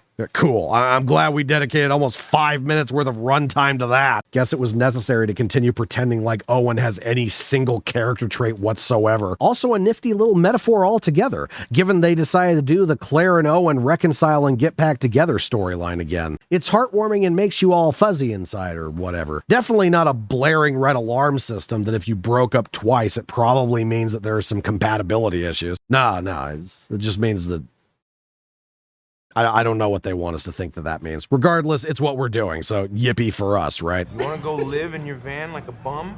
Go ahead, Owen. And I said, okay. So how is that you leaving? Because that's literally him leaving you. Yeah. It's very, very much Owen leaving you. By definition, you gave him an ultimatum. You said we are finished if you do this, and he went, well, I'm doing it. Yeah, so that means that he left you, you dumb bitch. Yeah, that's his decision, you stupid cow. I'm sorry. But... If it was the reverse and you left, then you have the right to say that you left. But no. Well, no, you gave him an option and he made the correct one and left. Yeah. He's right. Yeah. He's trying to mansplain this, but she ain't getting it. Yeah, absolutely on Chris Pratt's side. Expert explanation explains it. Nuh-uh. Shut up, bitch. I just hate the apparently they broke up in the first film and then they broke up in the second film and then it feels more like a waste of time, doesn't it, when they do that? And they do it in a lot of movies. They broke up. Bizarre. They broke up before the first film. Then they got together in the first film. Or back together in the first film. Then they broke up before the second film, and then they're going to get back together in this film. They do it in so many movies, though, don't they? It's a super cheap emotional thing, yeah. They did it in Deadpool, for fuck's sake. This is really what I wanted to see after the first one. Them already broken up off screen and have fucking bickering in the first scene they're in. No, I broke up with you. No, I broke up with you. This is a Jurassic World. How about you both die? How about that? Yeah, how about we just set a camera on Isla Nublar, just a static camera, and then just like have that be the movie. I would rather have that. Oh yeah, yeah. Just watch dinosaurs walk by occasionally. It's yeah. Yeah. And then have the Jurassic Park theme play sometimes. Yeah, every time a dinosaur walks by. In the background. Just hard comes in when just dead silence, and then as soon as one just comes on the screen, just Rescue op. Save the dinosaurs from an island that's about to explode. What could go wrong? I feel a little like Chris Pratt didn't want to be in this movie. Doesn't seem on par. Doesn't seem too into it. Yeah. This whole interaction is completely worthless because he just shows up anyway. He says, "I'm not gonna come with you," and then he just comes with them. It's just nothing. Well, he decides to go home and watch a video about how fantastic Blue is because she's just padding. This is just padding. It serves no purpose. So our little band of morons gather together and fly off to Isla Nublar, where they're greeted by more obvious bad guys, being led by one Buffalo Bill of all people. Because, of course they are. Owen Grady. I'm the hand holdy up person. Hey, Owen. Ken Wheatley. I'm the villain. Yep. So they're tracking them. So they win, and they're gonna put them on a different place. They're going to get all of the dinosaurs off the island. But the government said no. Yeah, well, they're doing it anyway. How are they doing that? Well, they rich. God damn, they rich. Yeah, goddamn. So they asked the government to do it first, and then they're like, okay, okay, then we'll spend our own money. Yeah. Fucking that's what happened. Gross motherfuckers. The government would absolutely have done it. Yeah. And keeping itself consistent with all the other movies, the Costa Rican government is doing absolutely nothing to prevent these people from going here. I would assume they probably had to deal with the same radio messes the Jurassic Park 3 pilots had to listen to. Unidentified aircraft approaching Isla Sorna. This is San Juan approach. You're flying in restricted airspace. Immediately turn to coordinates 2. But unfortunately, the preventative measures were once again thwarted because everyone going there just ignored it. Come on, guys. Stop going to this island. You're not supposed to go there. Helicopters, planes, boats. You're not telling me these idiots are coming here in secret. The population of dinosaurs as a whole has been entirely dependent on poachers assuming the Costa Rican government cares and would do something about it. But no, like normal, everybody can just come and go from this island as they please. And nobody ever actually did unless a camera was filming them. Pretty par for the course. Nothing I wouldn't come to expect at this point. And now that we're here, we just need to get a dinosaur whimsy scene out of the way, and then we can get started on the actual important stuff. Oh, we're doing it. Here we Whimsy. go. Whimsy. Let's marvel at how big they are. Listen to the music. It's whimsical. Stare at the dinosaur and be whimsy. Yeah, and we can't whimsy. even... Yeah. Oh. Yeah. Oh my god, it's as tall as a palm tree. The dinosaur pulls out a harp. Remember the first movie? What is he eating? He came over here to eat fucking palm trees. Yep. Yes, no, he did not. That's him choking. He's like, oh, yeah. Like, oh, this shit is dry as fuck. How no one makes mention of the fact that the Mosasaur's pen is open. Everybody forgot about the Mosasaur. Yeah, everyone just funny. forgot about the fucking Mosasaur. That's the giant fuck off lizard. I don't think anybody ever addresses the fact that that thing got out. Just so that we can pretend like there's a reason for these idiots to be here, Franklin hacks a control panel or something, which opens up the old control room, and Claire activates the tracking system so we can see how many dinosaurs we get to rescue today. Hilariously enough, it isn't even portrayed like she's just turning on the tracking system with her handprint.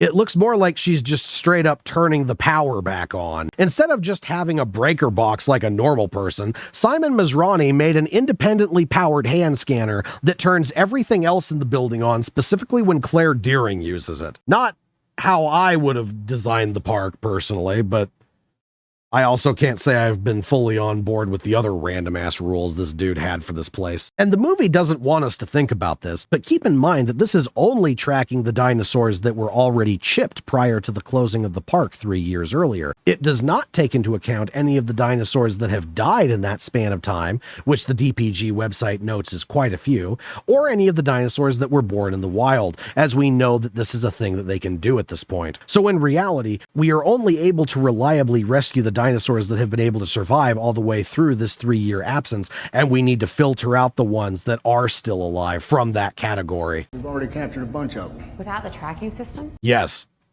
Correct. This is a very innocuous statement that nobody would think twice about. However, please take note that our main characters are finding it suspicious for literally no reason whatsoever. What? You were already here getting dinosaurs? Yes, Claire. There is a volcano getting ready to go off. And unlike some people who've just been gawking at the brachiosaur this whole time, we've been working. We want to get as many as we can, and you are facilitating us getting as many as we can. But we're not going to sit around waiting for you. And this is the only way I can even conceive someone finding this off-putting. You didn't wait for me to turn the tracking system on? But I thought I was important. Do you want to save the dinosaurs, or do you not want to save the dinosaurs, Claire? What kind of stupid mental hoops are you jumping through to perceive this as anything other than proactive? Colin Trevorrow just needed something that he could use to foreshadow that these are the bad guys. So he took one line that was already in the script and added, Claire and Owen look at Wheatley suspiciously. Genius, moving on. Also, that chick said she was the vet specialist, right? Yes.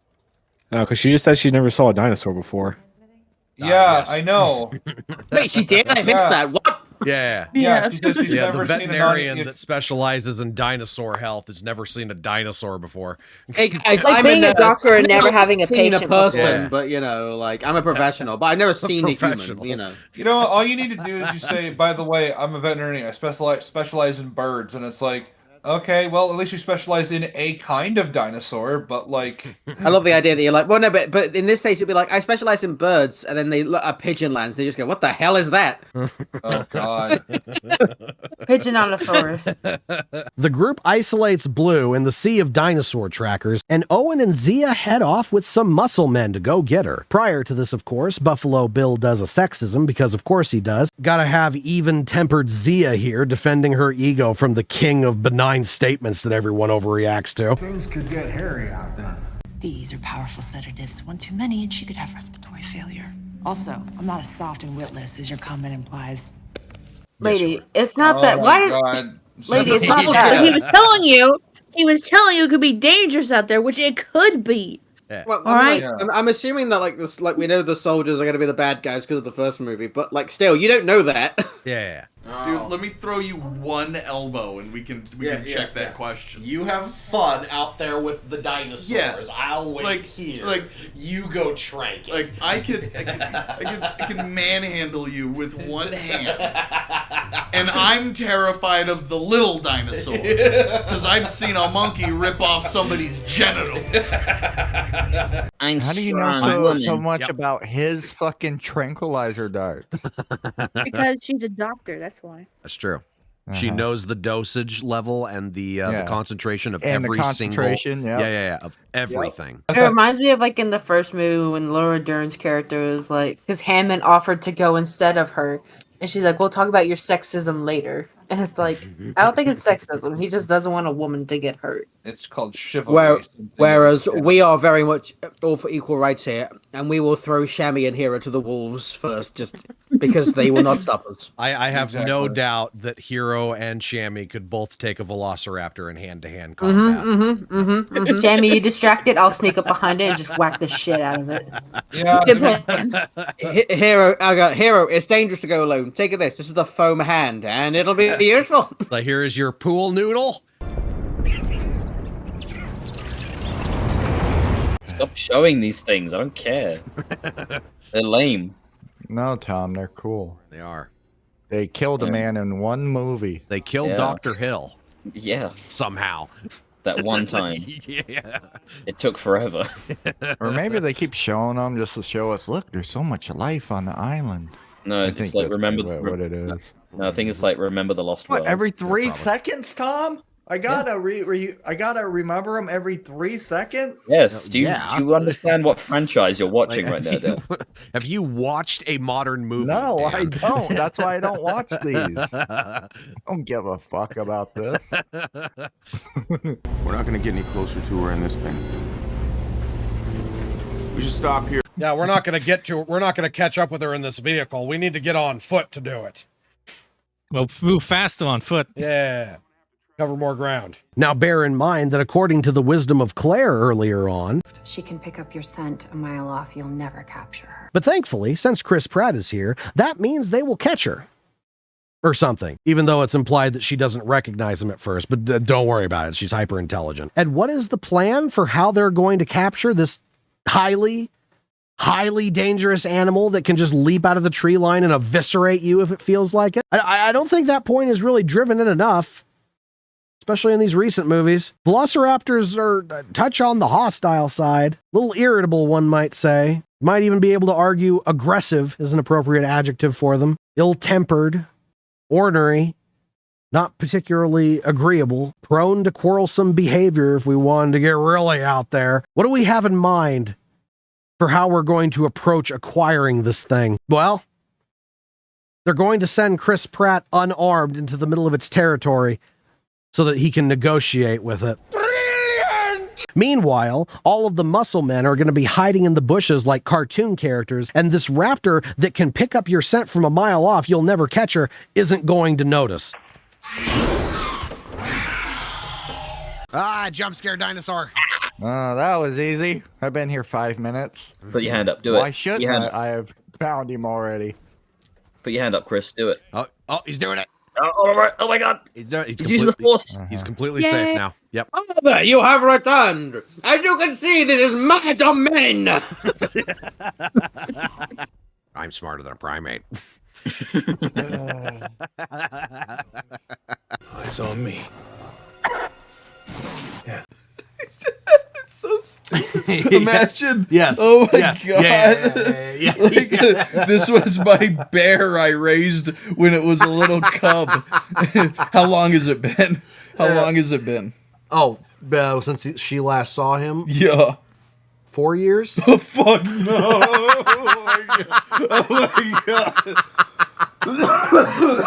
Yeah. Oh my god! Like no, dead, but look here, because you have to remember, you have to remember hyper intelligent, right? Yeah. So, like as you can see in this shot, when I hit play here, she's getting the "oh, I recognize you" look. Oh yeah. See, I'm gonna play it here, and she's gonna it's like oh yeah. I remember that fist.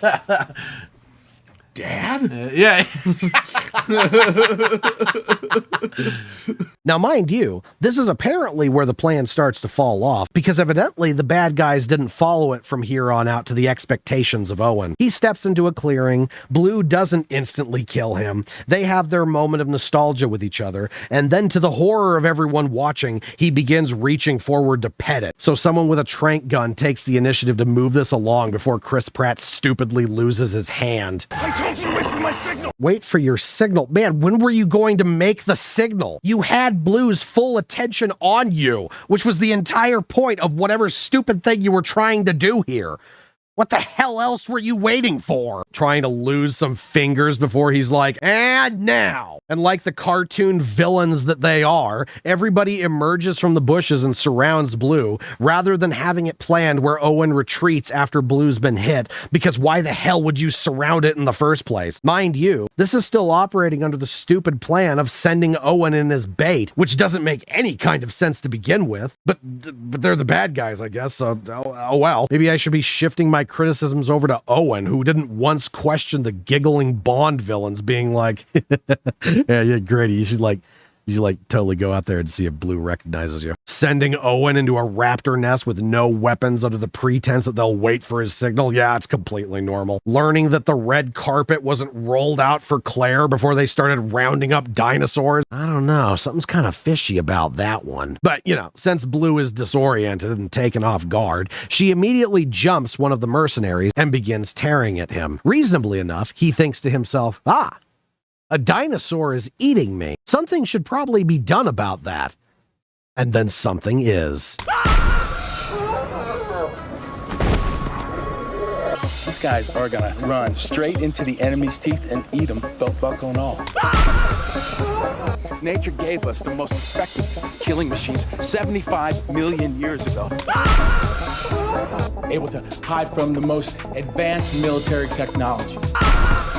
Drones can't search tunnels and caves. These animals can replace thousands of boots on the ground. A living weapon unlike anything we've ever seen.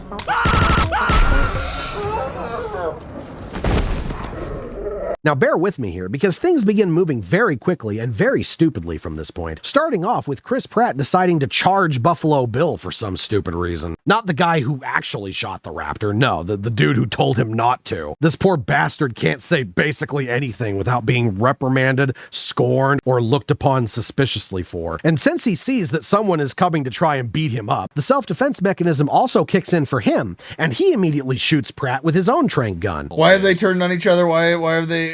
because he came around and it was you son of a bitch, and so so that's actually why there's no like traitor shit. They're just retarded. Yeah, I think they're just retarded. Neato. Word.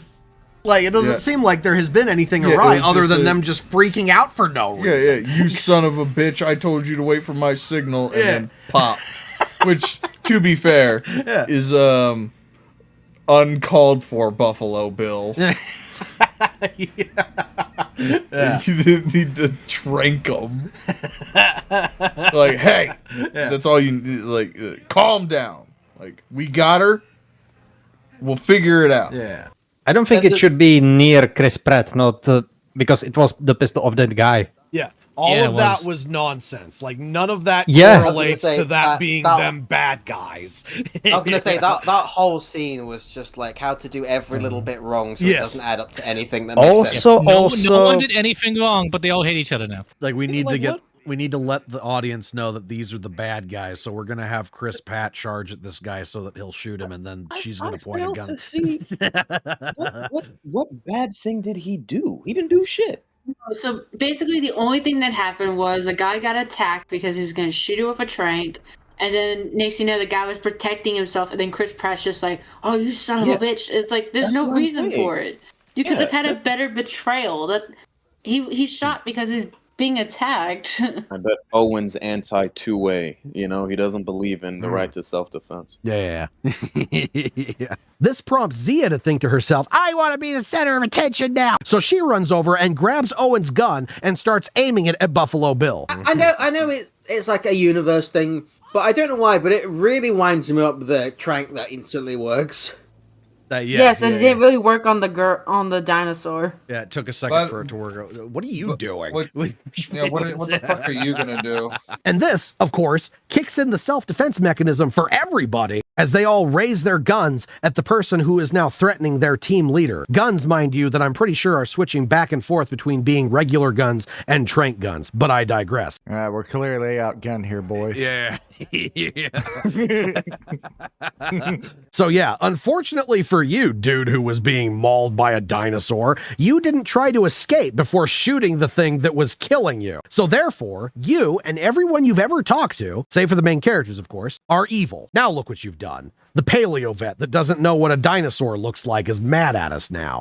You shoot me, and that animal dies. That's impossible, ma'am. These things are made for war. You can't hack dinosaurs, Miss Rodriguez. But all that aside, you morons have been the aggressors in this situation the entire time, and I have no idea how we even remotely got here. Everybody just lost their temper with each other, and now we have to sit on opposite sides of the dinner table because of it. What exactly did any of you morons think was going to happen when you walked up to the Velociraptor like that? It is astonishing that there wasn't a casualty through any of this. At least I don't think there was. The dude is kind of just laying in the background as if he shot the dinosaur and then died immediately after. But then he isn't in the shot later when we cut back to Owen. So I don't know. Take your pick on which option is funnier. Regardless, all of you were dumb. And now we have to have this silly standoff scene for literally no reason. Zia reasons with our old buddy Bill that she is the only one who can save Blue. Like, you don't understand. I'm a paleo veterinarian that's never seen a dinosaur before. I'm the only one who could save the gunshot wounded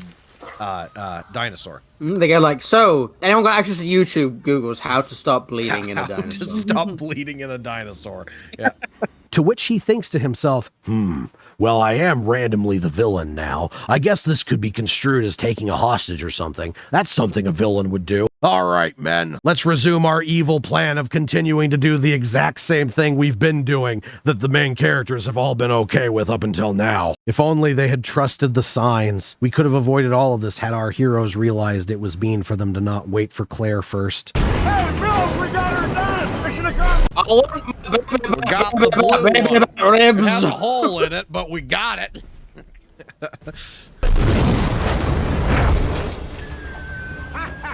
Just in the nick of time. I'm the villain. It's funny that they waited until the day that the volcano was erupting to decide to come and do this. I don't know too much about volcanoes, but I know sometimes they be like, oh, active. We're in trouble from dormant. But they said they've been tracking this thing for a while, and they've been knowing that it's going to erupt. Oh. Yes. Sounds like it's ran by the federal fucking government. Well, yeah. We know that InGen is the one making the volcano go off. But like the news... are they? No. Oh. I was like, no fucking way! Wow!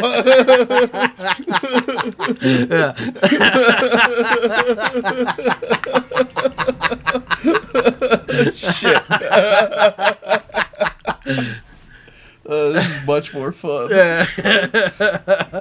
Meanwhile, Claire and Franklin are dealing with their own little situation of dumb. Since the team are bad guys now, they all laughed maniacally and locked the two in the control room. Why did they do this, you may be asking? Well, because if they just go in there and shoot them, then the rest of the movie can't happen. Because if these bad guys had any kind of forethought whatsoever, they would have popped Claire and Franklin the second that Chris Pratt left for Blue, and then they would have popped him as soon as they acquired her, only keeping Zia alive long enough to play veterinary school for a while before doing the same with her, and then evil would rule the world or something. And we can't be having that. So no, only James Bond supervillain plans for our plucky little group of thinkers. Ha-ha, Batman! You've fallen straight into my devilish trap. Behold, a bomb with a 7-hour timer on it. I guess this is goodbye, Batman. Mind you, it's important to note that there is a ladder and a hatch that leads outside directly to the left of them. They completely ignore it until it's time for the scene to end. Jake, this is about to get better. Just watch. No, stop it. This is a really good movie, Jake. Deep breaths, Franklin. You're annoying, Franklin. Shut up, Franklin. Three good dinosaurs, Franklin! And it doesn't even really need to be said, but since Franklin was definitely not made a tech nerd for this specific moment only, he hacks open a door so another dinosaur can get in and facilitate another super epic action scene. Only thing we're missing here is the old-timey radio narrator. Will Claire and Franklin escape the death-defying snare of their former allies? Will our valiant heroes elude the erupting volcano? Tune in next week for more heart-stopping action and electrifying drama. Anyway, a dinosaur walks in, because of course it does, and begins trying to eat the two of them, because I guess it doesn't have anything else to do while the world is blowing up around it. And thus we get a mini Jurassic Park movie where the Baryonyx is the big bad dinosaur. Oh boy, it's a Baryonyx. Please clap. Oh my god, it's a Chiliodinodon. Yeah. A dinosaur of not only intense stupidity, but also that of durability, since it doesn't stop trying to attack people after lava falls on its head. 3 times. Yeah, this dinosaur is so stupidly desperate to eat these people, it walked through a curtain of lava so it could chase them up a ladder as they're escaping it. Ha ha ha ha ha ha! Nerd man screeches like a girl. My life is in danger, but I'm gonna go for you. No, god damn it! Okay, this clearly isn't worth it. I'm still gonna go. This for was you, a terrible idea. Yeah, I'm still doing it. I'm still going for you. It's worth it. It's worth it. Ow! Well, oh, it's dead. It's dead. It's dead. Oh, it's okay. That's fine. No, it's dead. I got hit with lava in the face. It's just a little burn ball. Just a little lava. Just a little bit of lava. It's fine. I haven't eaten in weeks. You guys are not very filling, but like, man, you taste good. I'm gonna keep sticking my head in the lava. Hang on. I'm gonna bite this cushion. Hurts. That really hurts, but I'm gonna keep doing it. Yeah, I'm gonna stick my head through it, but I'm not gonna walk through it and kill you. Should really stop doing this. But by the way, like poison aversion therapy. A little bit of lava makes you immune to it. Yeah, of course. By the way, if this were an actual dinosaur, the second it touched lava, assuming that it lived, it'd go, oh no, hell no, I'm not dealing with this shit. Yeah. Bare minimum, it runs off. Look, that dinosaur did it again. He's dead. He did. Like he had. Dead. That was the second time. That was the third time lava has fallen on that dinosaur. Did the dinosaur know the tail was important? Has anyone seen what happens when living matter meets volcano? It doesn't just act; it fucking starts bubbling and bouncing and stuff. It's insane. Yeah. I mean, it's molten rock. Like if something's hard enough to melt rock, it's gonna fuck you up. Well, I mean, like I don't mind it. Climb, retard. It's more of a cliche thing, but you know, like could have been up there already. Going in the lava. It just stopped bouncing around. It's like dinosaurs are invincible, Asa. This is something that is consistent through all of the movies. Yeah, that's why God needed a meteor to kill him. Yeah. You know, it's like I made him too powerful. That's what it took. Yeah, well, especially the ones he gave a gun. Like God was trying to get rid of these things for so long, and eventually he was just like, okay, I just need to like throw a rock at this thing like this. Yeah, he's like, okay, next time I make dominant species not that tough, so I can kill him easier. Right?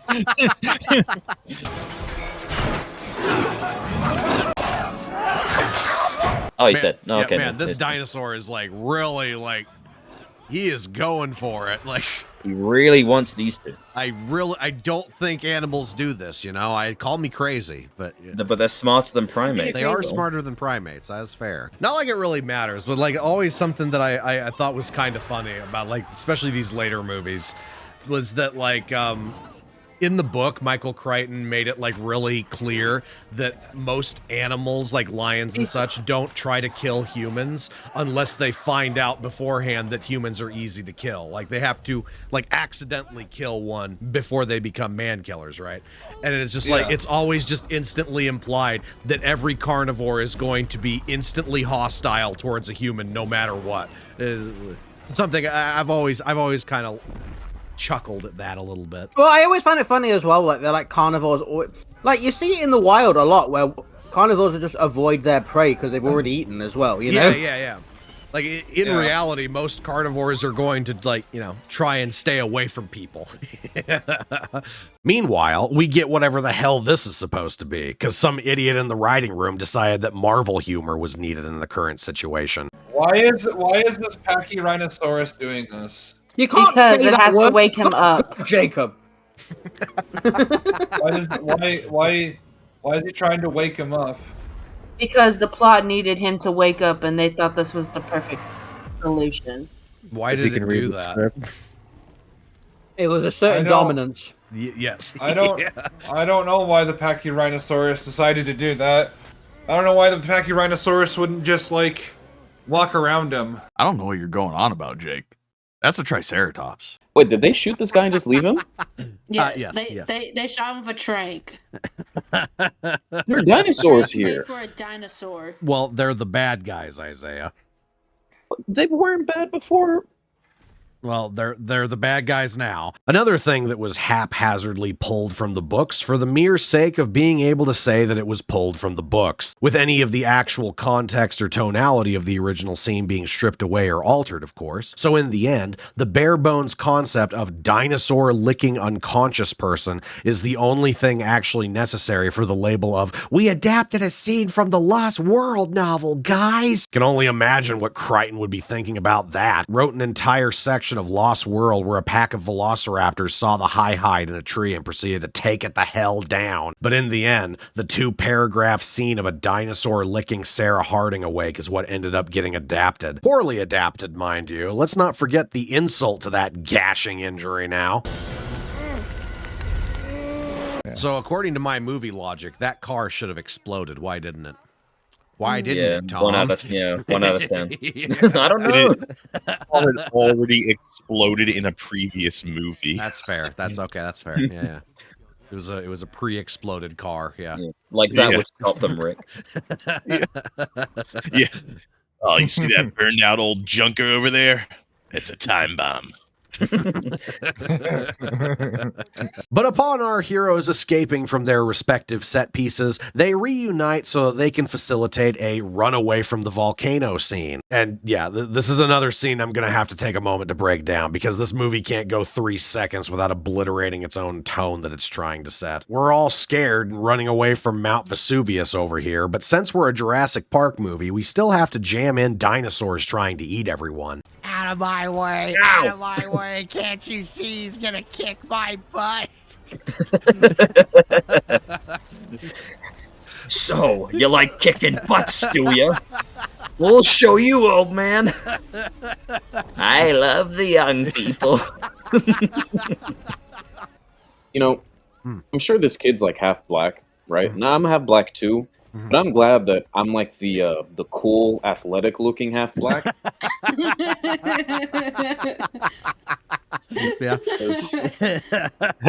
This movie is dealing with the direct opposite problem that From has. While that show has a variety of good ideas and content at the end of the day, it also has way too much time on its hands to facilitate it and not enough content to fill that time out, which in turn leads to us getting entire movie lengths worth of time dedicated to padding, reiteration, and overall irrelevant moments that would have no chance of being included had the concept been a movie instead of a TV show, or even just a miniseries for that matter. Fallen Kingdom, on the other hand, has a lot of content that it wants to pack into not nearly enough allocated time. And as a result, we get snapshots of this content. Dozens of theoretical Jurassic Park movies, all pretty much packed into this particular section, because we're almost done with the island, but there's still things our heroes could be dealing with on the island. Which brings me to another interesting point of a very minor but still worth mentioning issue that began appearing in this movie and Dominion. Namely, that since we're in such a rush to get dinosaurs on screen so that we can move on with the other things this movie has in store for us, we are robbed of the identity of those dinosaurs or any kind of presence they could hold in these sequences. Another thing that is in direct opposition of Crichton's writing style that Trevorrow is so proud of saying he took things from. In previous movies, even if the viewer was not a dinosaur nerd, they still knew what kind of dinosaurs were on screen, because they were either the famous ones that everyone knew about, or they were directly identified by the cast in some fashion. Cocaine-addled Jurassic Park 3 was even able to do this. But Fallen Kingdom doesn't have time for that, while also wanting to include a giant grab bag of different species merely for the sake of saying that they're there. Yes, if you are a big Jurassic Park or overall dinosaur fan,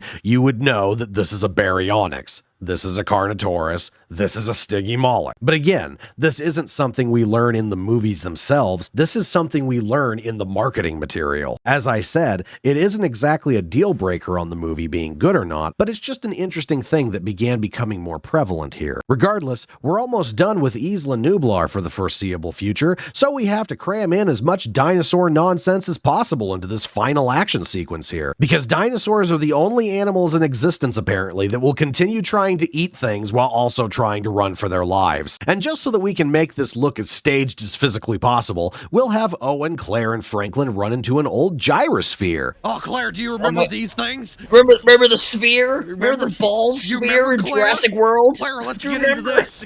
Oh yeah, this will protect us from the volcano. Oh no, you're losing cover. Dinosaurs are running in a funnel shape.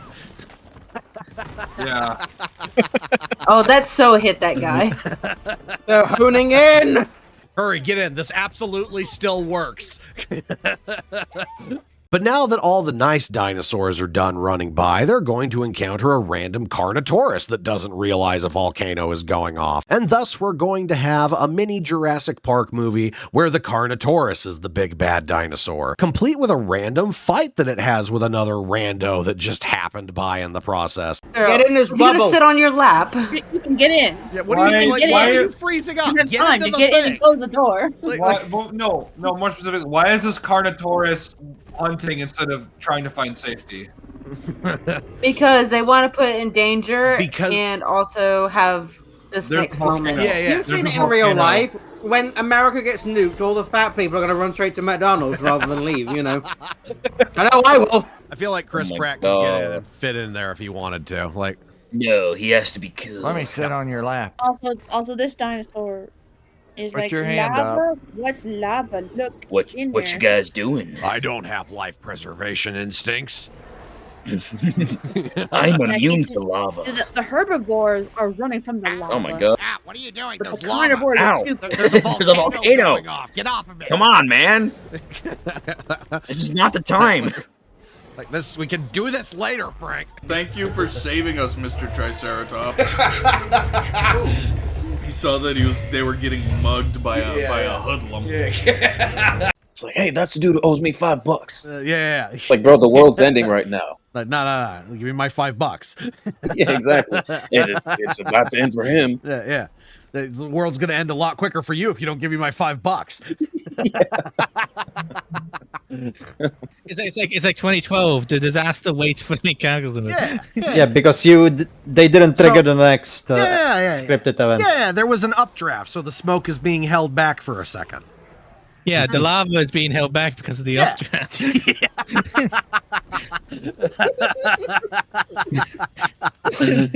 That can happen. Yeah, it can happen. Yeah, that sounds like science to me. Needless to say, this movie will culminate with them telling us that the T-Rex is better, and it's going to save our heroes for no reason because it also forgot a volcano was going off. Pose for the camera real quick. Cool. Okay, we have our poster, and now the volcano can resume erupting.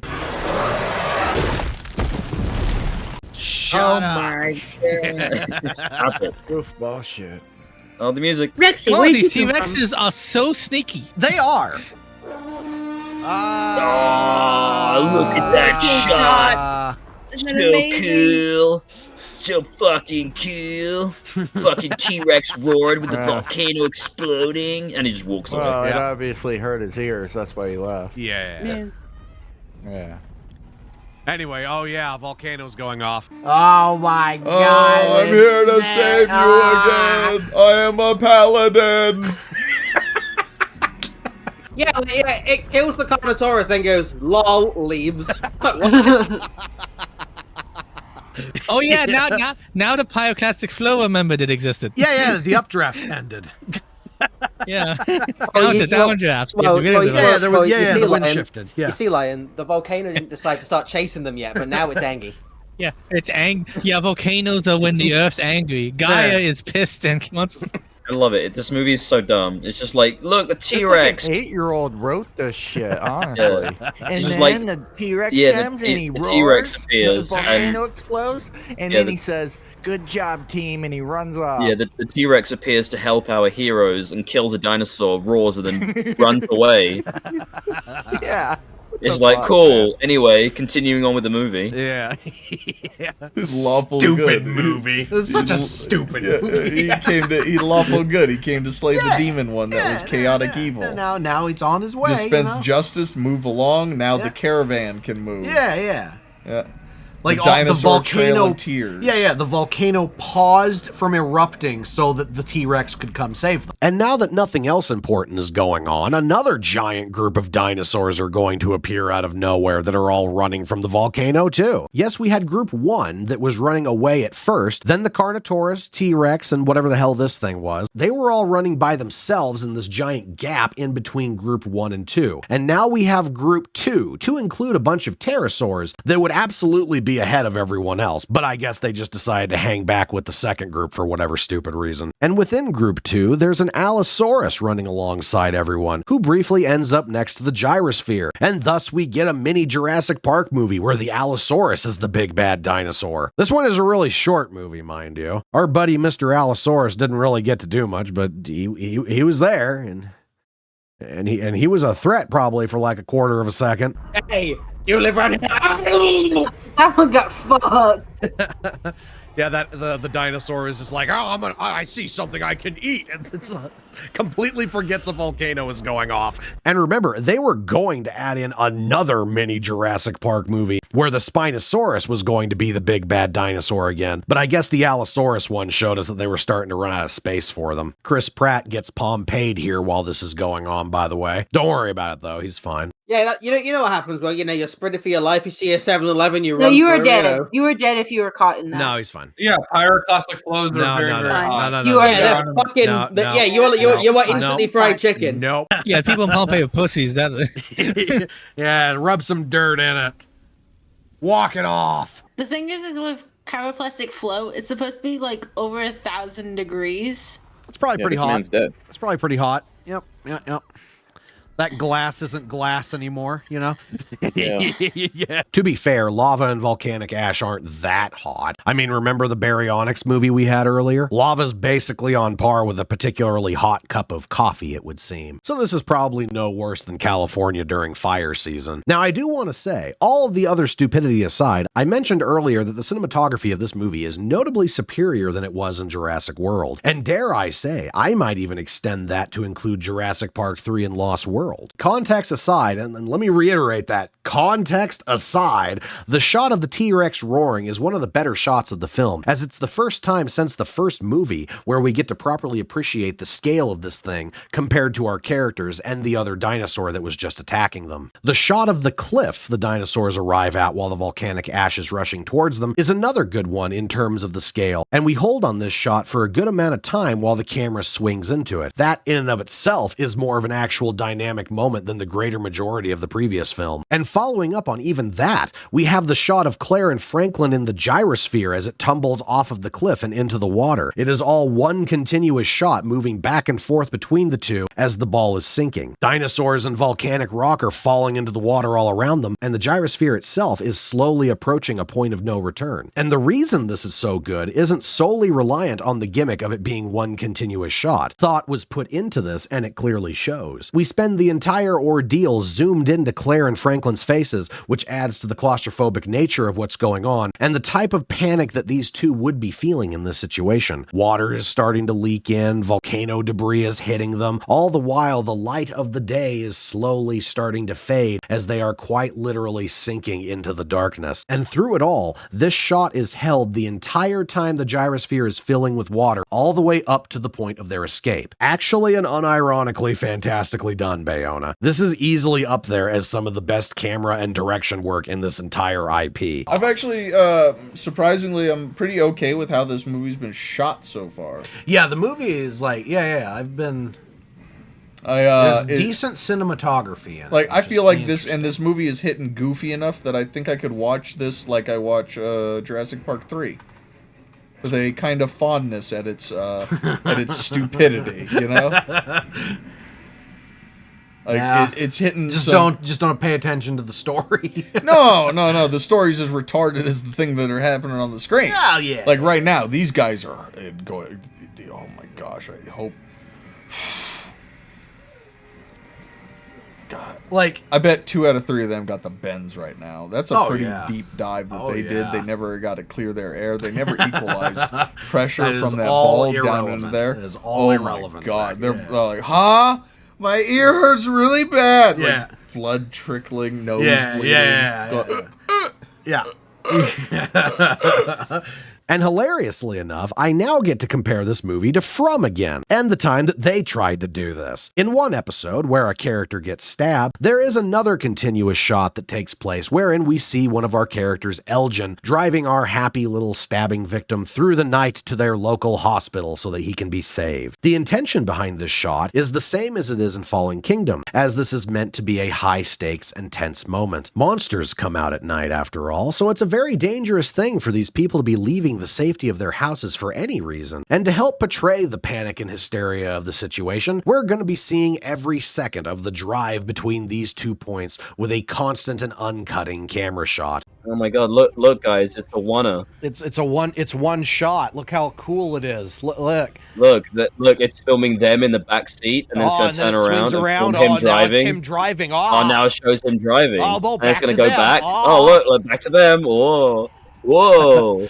The reason it's not as effective is for a multitude of things, not least of which being that the environment is a stark contrast to what it is in Fallen Kingdom, as opposed to the claustrophobic nature of an unfamiliar enclosure that our characters can't immediately get out of. We are instead inside the incredibly familiar backdrop of a van. This is like one of those like one takes that isn't impressive at all, and it's like there's like no point. Is he gonna crash or something? There's no point it being a one take shot. Yeah, there's definitely no. It looks really bad. It actually lets me know that there's a camera. Girl, he can't see. Yeah. You want him to crash the car. Yeah, it's just drawing attention to the fact that there's a camera in there with them in the truck. Right. So therefore, the tension would have to be made up for with either the monsters outside or the idea that Ellis is going to die of his injuries before they can get there. Well, unfortunately for From, as soon as the van starts moving, not a single monster is ever seen again, so that kind of erases that potential for tension. So instead, all of the actual investment is now riding upon the shoulders about whether or not we care about Ellis, which... This also appears to be a handheld shot, and as such, there is a level of distraction that is far more noticeable as there is far less going on to actually distract the audience from the fact that there's just someone sitting in between these characters swinging the camera back and forth. We regularly swap from having an extreme close-up of Elgin to a medium shot of Fatima and Ellis, while the cameraman occasionally zooms in on the latter while he's having his little panic attack. Look, it's just panning back and forth. It's so lame. You You know what it is? It's just like that '70s show when they're going around the circle. Yeah, it's literally that. Whoa, we're filmmakers. Oh, we're going the other way. We're gonna go around the other way. The other direction. Wow. Oh, we're going back. Oh, yeah, back. Whoa, we're just spinning back and forth. Let us go. And above all else, like most things in this show, the concept overstays its welcome, and instead of the tension the show wants us to be feeling, we're just left wondering how far these two buildings actually are from each other on the set that they're filming on. When do you think we're going to go back? I'm looking forward to it personally. Oh, there it is. There we go. Whoa. We're going back. Whoa. Is he dead? Do I get to celebrate? You can't breathe. Oh, whoa. Whoa. I'm back. Oh, look, come on, flip back. There it is. Saying it. Oh, well, keep saying your line. Come on, do it one more time. One more time. Come on. One more time. Oh. Yeah. Perhaps it's not entirely fair for me to be comparing these two things because we're obviously dealing with different calibers of filmmaking here. But these are the types of things I like to scratch at, determining why something worked here but not there. Also, making fun of From is entertaining. Oh, look, now we're going to go out of the truck with the camera. Climactic. I hope the cameraman follows them out. Look, the cameraman's going to go out of the truck now. Watch this. Oh, watch. Yeah, he's moving. Oh, my God. Whoa. Oh, they cut away. Steady cameraman there, boys. The stupidest use of a fucking one I've ever seen in my life. So obnoxious. Like, look at us. I kind of zoned out. What happened at the end? But I digress. Now we can talk about why this really well done shot is stupid when context is added to it. First off, I love that there's just a random gyrosphere out here. So the idea is that this is the field where you could ride them in. Additionally, there is also a sheer drop off into the ocean here that has no barrier around it.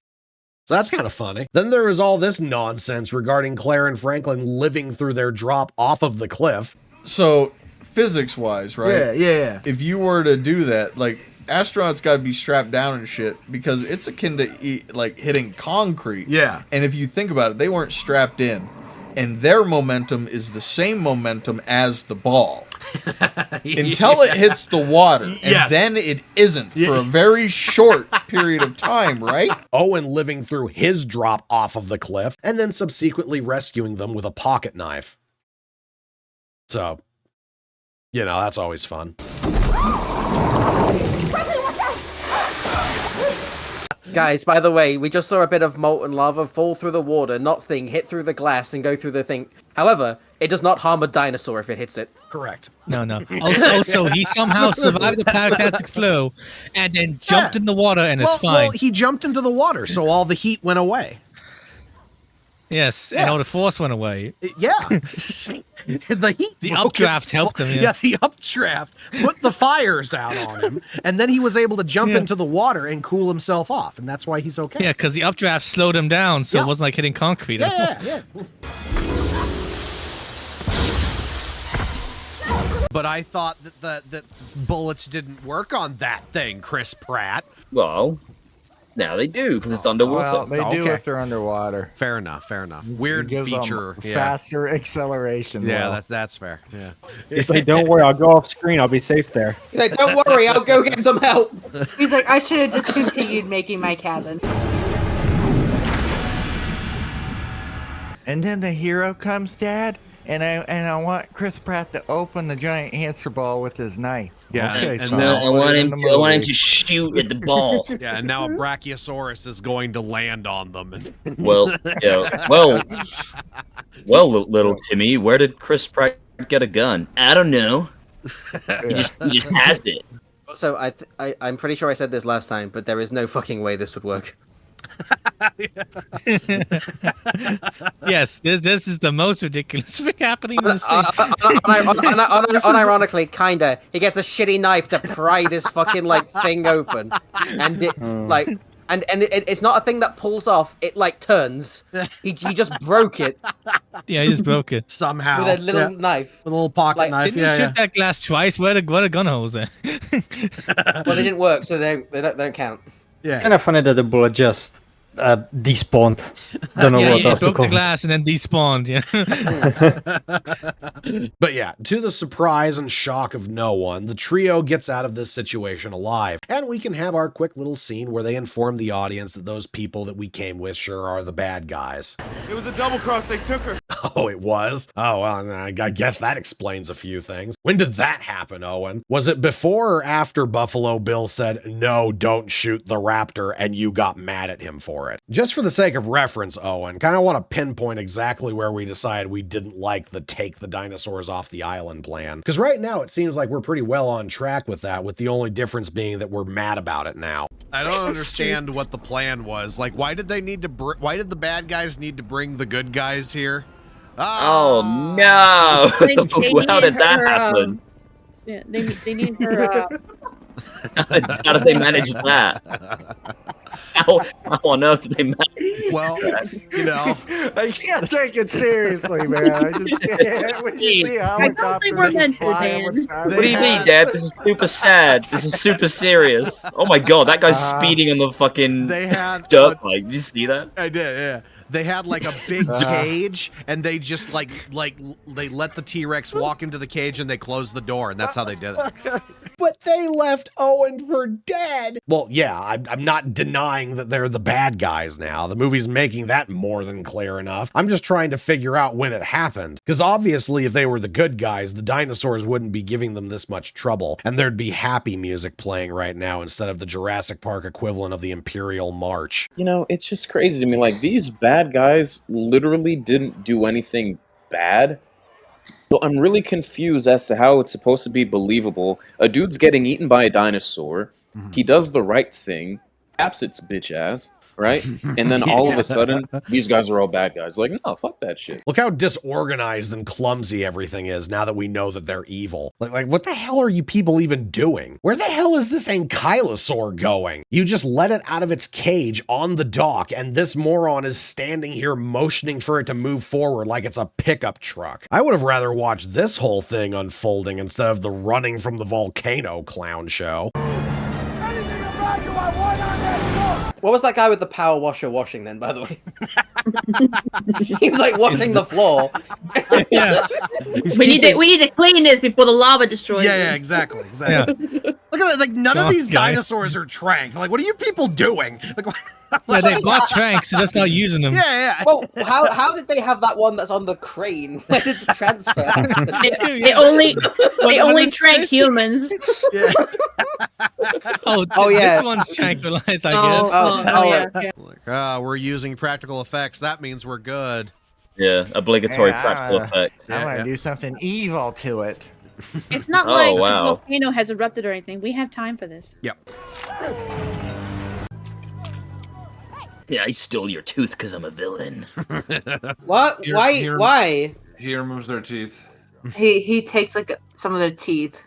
Why? As trophies. Why? Because he's evil. Why? He's evil, Asa! Yeah. He's evil! It becomes part of the plot later. Right, who wrote this movie? Man, I just like how is it that the animatronics look worse now than they used to? It's like, and you can tell that they're just like they're so ham-fisted in, you know? Like, oh, we put the scene in specifically so we could have animatronics. It's like, why?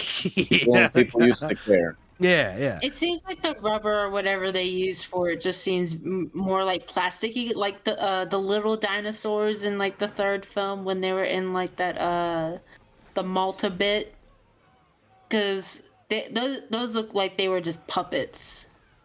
You could put like your hand in to move. I wonder if the movies like transitioning into like, you know, high definition, like, and all that 4K has made practical kind of ruined things. I would say so. Probably. They already had the dinosaurs. Why do they need us? They needed the tracking system to capture Blue. No, they didn't. No, they didn't. No. Yes, they did. The movie wouldn't lie to us. Yeah. Yes, it would. This tracking system that can only be accessed from one computer. If your parents would lie to you, show the film. Yeah. Speaking of, we're actually overdue for some more of that. So we get to have another exciting adventure of running around while stuff blows up around us. And since the main characters need to get out of this alive, we're going to have one of the bad guys abandon his truck, because I guess he figured he could just run onto the boat faster than he could drive onto it. And then I want asteroids falling from the sky, Dad, that blow up barrels of gasoline. Yeah. Why are there barrels of gasoline, little Timmy? I don't know. Yeah, they're everywhere. Like, look, there's some right there. More of them. They're just everywhere. I'm sure they. Yeah, they have a perfect line of gasoline cans just sitting on the dock. Yeah. Where are you driving to, you dumb bitch? He's driving onto the boat. But you don't have the boat. You can't drive up. The boat's leaving. Well, no, just watch. You see, Asa. You see, just Asa. watch. Oh, it's not gone. Right, you've lost it. You're fucked. It's fine. Watch. It's fine. It's fine, Asa. Don't worry. What the fuck was that?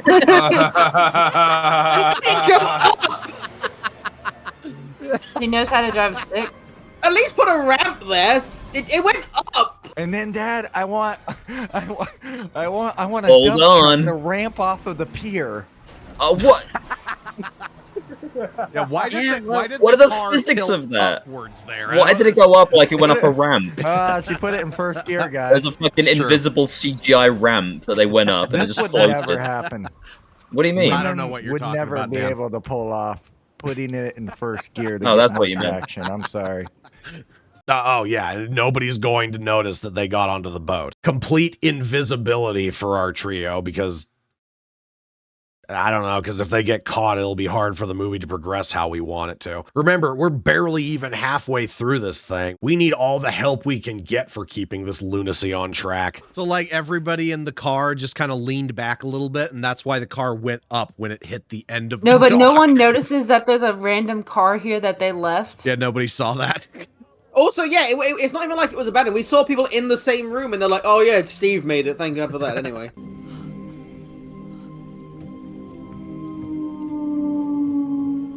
Oh, we're sad now. Okay, yeah. We're done being excited, guys. Now we're sad. Yep. No, they're poor. Yep. Poor Brontosaurus alone. Yeah, I'm sad that I agreed to watch this. What do you mean? Aren't you crying? Look at this. You get to Yeah, I'm crying on the inside, Tom. You guys left me. No. Why didn't I get a helicopter? Is this supposed to be some super Swell, sad Pluto. bullshit? Oh Swell. no! No, why it's did- one less abomination. Yeah. We couldn't save you. I'm sorry, we couldn't save you. Well, that's sad. Isn't that just terrible? Yeah. I'm gonna do the pose that I did in the first movie. Remember the first movie? No, I don't. That was a pose from the first movie. I don't This remember. is. This is. Get that. Oh. Yeah. Oh Jesus, that's cringy. Yeah. That's some cringe. Yes, it is. Like, oh, it's doing the thing. Oh, fuck off. I'm doing the thing in the first movie, but this time I'm melting from lava. I'm sad that they even put that in. Are they doing the Jurassic Park theme but sad? Are they? No. I don't know. I don't think so, but I thought they were going like. I swear I heard those. I heard those notes. That's rough, isn't it, man? Ooh. Yeah, it leaves a nasty little taste in your mouth, doesn't it? Let me leave a nastier taste. I bet people clapped for that. Oh, dude, there were people crying in the theater when I went and saw it. Yeah. The people are retarded. They were crying. Well, they were crying at how Boredom bad. is boredom is it the was. fucking scariest Yeah, thing, man. It's like depression, follows that. But you know when you're so sad, you just start crying. I meant bored, but sad too. Yeah. Same difference. Yeah. I paid the money to watch this bullshit. I could have went to a halfway decent restaurant. I've lost 2 hours of my life. There goes my paycheck. Wasted. Yeah.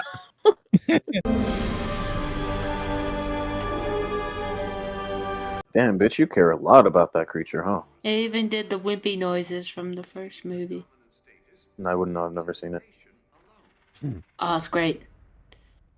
Yeah, it is the best out of these movies that we have watched. Yeah. Look, there's some part of the islands that wasn't affected. Yeah, why didn't it just go that way? Yeah, why didn't all the dinosaurs just stand on that hill? They would have been fine. Oh. I would have loved if that thing was running and then just dived onto the boat. Yeah. That would have been funny. But there we are on that, dear viewer. No more Isla Nublar. At least for now, until they bring it back in like 4 or 5 movies to nostalgia bait us. And all the surviving dinosaurs from it are all apparently on this ship.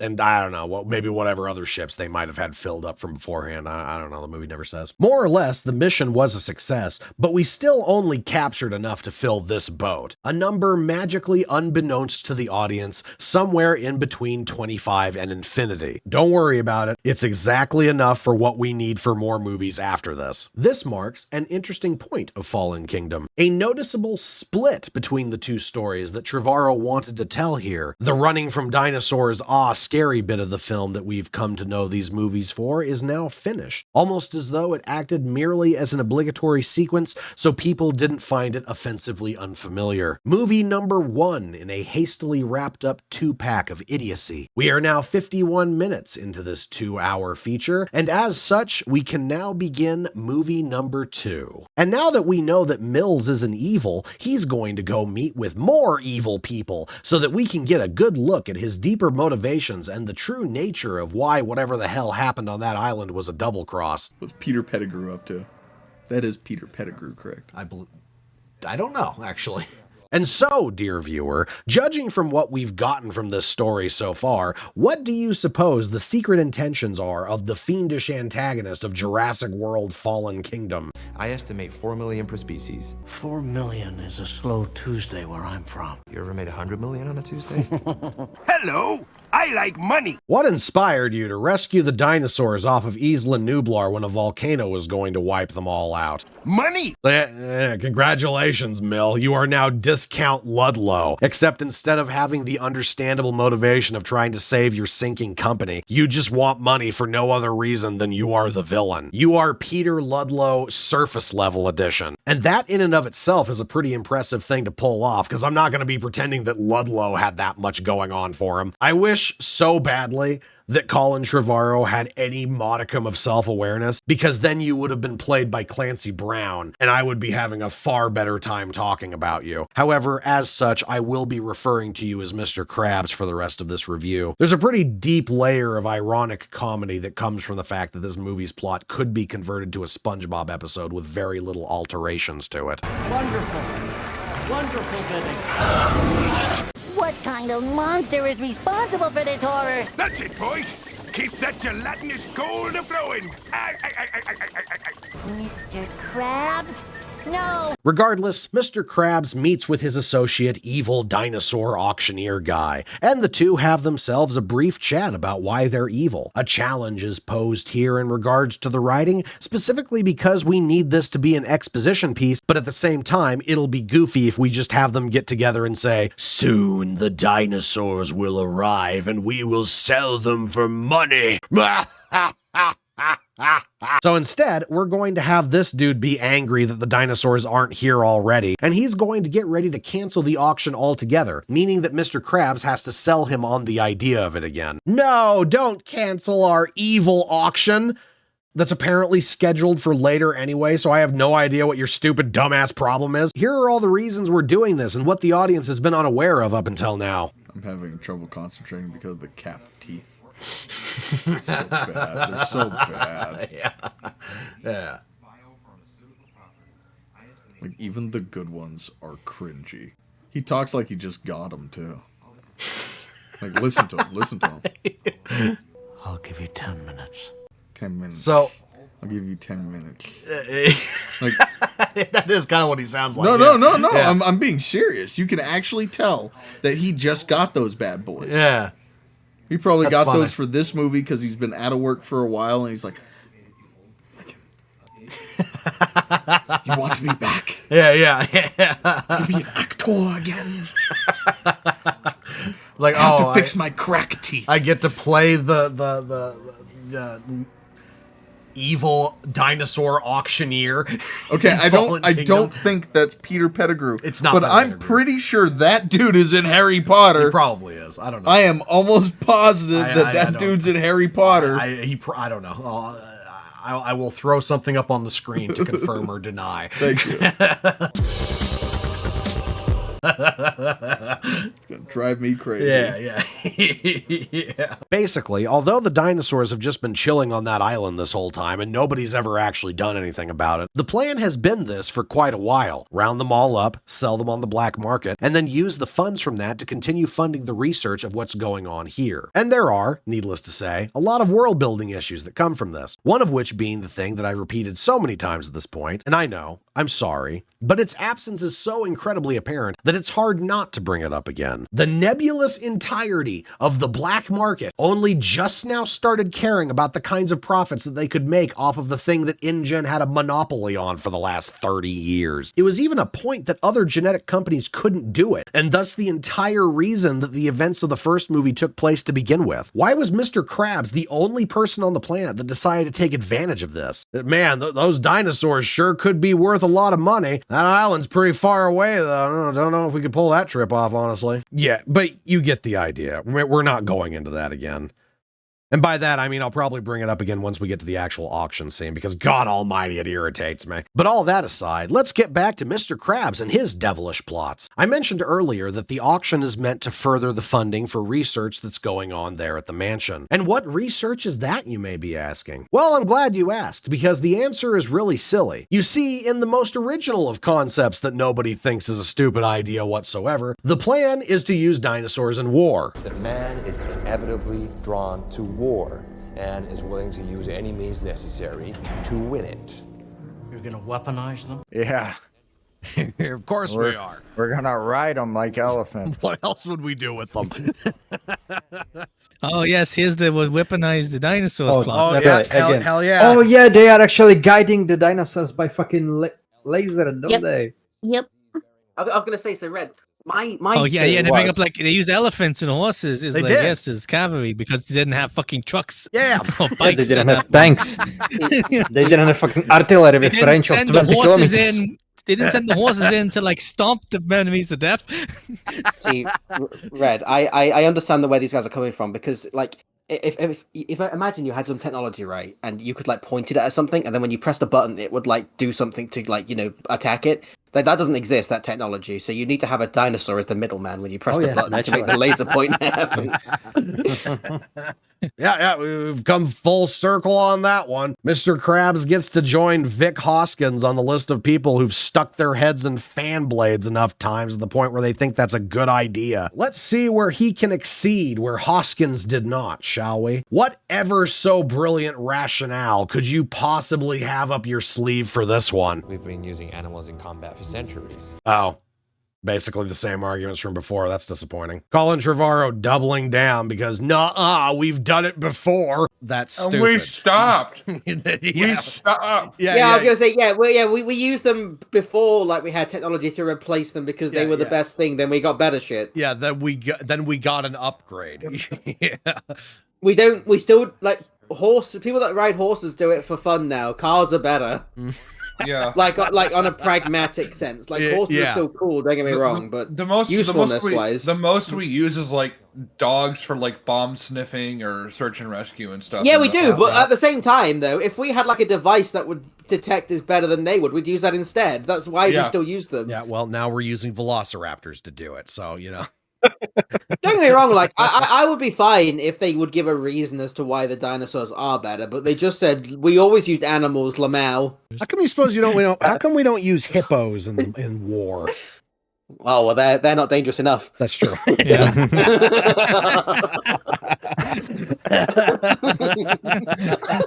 See, they look goofy. They kind of. Yeah. I love that. I love that. It took everyone a second to realize what they said. Yeah. Everyone, yeah. Wait a minute. Yeah. Like drop a hippo in the middle of an enemy camp. That'll, What do you mean? Wait a minute. I completely disarray. agree. Yeah. Hippos are completely off. Hilariously, despite it being a double down, it paradoxically is also meant to act as its own form of backtracking. Since everybody went ew the first time, Colin essentially said, well, no, it's only the bad guys that would want to weaponize dinosaurs. I mean, we'd never do that. That'd be stupid. I'm not that interested in militarized dinosaurs, at least not in practice. I liked it in theory as the pipe dream of a lunatic. But it's a great to me, MacGuffin. Yeah, when that idea was first presented to me as part of an earlier script, it was something that the character that ended up being Owen was for, that he supported, and something he was actively doing even at the beginning. And Derek and I, one of our first reactions was, no, if anyone's going to militarize raptors, like that's what the bad guy does, and he's insane. Something like Jurassic World War feels like a cartoon to me. I might watch that cartoon with my kid, but I wouldn't make it. Yeah. It's the villains that are crazy enough to want to do something as outlandish as that. Yeah, this movie certainly wouldn't have been completely and unrecognizably different if everyone didn't hate the idea the first time. Bet Isla Nublar wouldn't have had a volcano going off right now, I can tell you that much. Like things change. I don't want to think it, but what's the most recent thing that happened? It was like about 8 years ago now, but they were training bees to find drugs, and they were thinking dogs are too. No, but this is the actual thing, and they're like, wait, dogs are too obvious, but like a bee, somebody would just go, what the fuck, and they wouldn't really think of it as a thing. And it's like, that kind of makes sense. You're trying to make it less. Feel like you're trying to make it less conspicuous. There's a reason that you're trying a new thing. Not like we've used animals before. Let's try wasps. Like that. That wasn't the reason. The reason was you had like a logical through line. Yeah. And it wasn't out in the open. It was only at airports where you could keep them contained. They weren't just using them in fucking the ghetto, Yeah. It's like it's fucking ridiculous. Like we use animals. I want to train this fucking armadillo to fucking rollerblade into a fucking building. Did you know that if you bowl it fast enough, it will create a sonic boom? I could use this rocket launcher, but we've used animals for centuries, don't you know? Animals for centuries. I don't know why I'm so angry, but it's like such a stupid point that doesn't. It is. I know. I feel you. Especially, it follows the scene where they literally rounded them up with fucking guns and cars and a boat. Yeah. These things will outclass us. What did we use? Be quiet, Ted. And so, in an effort to achieve maximum Windex gargling glory, Mr. Krabs and his team of idiots have constructed the Indoraptor, a dinosaur that supposedly follows human commands, but that pales in comparison to the more hilarious part of what he says here. So, yeah, we made this raptor thing, and that we're gonna sell it to the military. Remember how the Indominus Rex was really dangerous and had all these spooky superpowers, could turn invisible, actually was hyper intelligent, etc., etc. Right, so we did that again, but we made it more aggressive, and now it can fit through doors. Gee, I wonder what unforeseeable circumstances could possibly arise from that. But there are certainly still some elements that have been left unanswered here, namely why so much importance was placed upon Blue getting captured through all this. Well, don't you worry, because good old Dr. Wu is gonna walk on stage to explain that one for us. I didn't shoot the damn thing. What do you want me to do, huh? I'm the villain. Oh my god, no, it's Dr. Wu! It's another villain. What a reveal! The good thing they're all coming down for this part of the conversation. Oh my god, it's Dr. Wong! Oh my god. And as we know, two Wongs don't make a white. Essentially, the Indoraptor that they have right now is still a prototype, meaning that it lacks the human connection or some such nonsense that would be needed in order for it to actually be usable in military operations. I know it's stupid, bear with me, I can only break down so much at one time. Blue is needed because as of this movie, they're retconning her to say that she's a nice velociraptor, and therefore her DNA is needed so that the next iteration they make will be a nice Indoraptor. Basically, the plan is to have Blue raise the next one so it's not a psychopath like the one that they currently have locked up downstairs. And that isn't me making a funny joke, mind you. Dr. Wu makes it a point to mention that the Indoraptor doesn't have empathy, and that's something having Blue the teddy bear raptor will fix with take 2. You know, in between his evil mad scientist monologues about how he's creating art. Can't be forgetting that. Remember, this dude randomly becomes a good guy in Dominion for literally no reason whatsoever. Colin changed his mind about him 2/3 through the trilogy and thought to himself, I'm bored of this character now. He's nice now, because, I don't know, they injected him with Blue's DNA at the end of this movie, and so now he has empathy. Yeah, that's the science we're going with. Michael Crichton would be so proud of me. Oh my god. Rich asshole is actually in cahoots with mad scientist asshole. Oh my god. It's so fucking jarring knowing that Dr. Wu has like such a meaningless redemption in Dominion and turns good for no reason. Right? Considering everything he's done up to this point. Yeah. What a weird arc for this dude. Such a weird character, Yeah. I wonder if he's going to be in Rebirth. I hope so. He just turns evil again. He's a bad guy. Yeah. Watch it happen. I'm calling it. I'm placing that bet right now. I'll bet you $1. I'll bet you $1 that he won't show up and be the villain. I bet you $1.01. $1.01. Oh man. Oh boy. Okay. Big high stakes. I think we have a bet. We all know that Europe's money is worthless. Don't make that bet. Just because you say it doesn't mean you have to. Yeah, it does mean. Oh look, guys, horror trope. Oh my god. Smarter than primates. Man, I love how like the Indoraptor was like teasing her. Like this thing is like so incredibly malicious for no reason. And while all this is going on, Maisie just happens to always be hiding 5 feet away from these expositionary dialogue scenes, so she gets to be filled in on the plans as well so that she can, well, kind of do nothing realistically. I was going to say she tells Owen and Claire about it later, but they already know about it by the time they get to her, so yeah. What a surprise, the child character didn't need to be here. Really mixing up the formula with this one, aren't we, Colin? What is that? What is it? It's a dinosaur, dummy. It's your mother. Like, what the fuck do you think it is?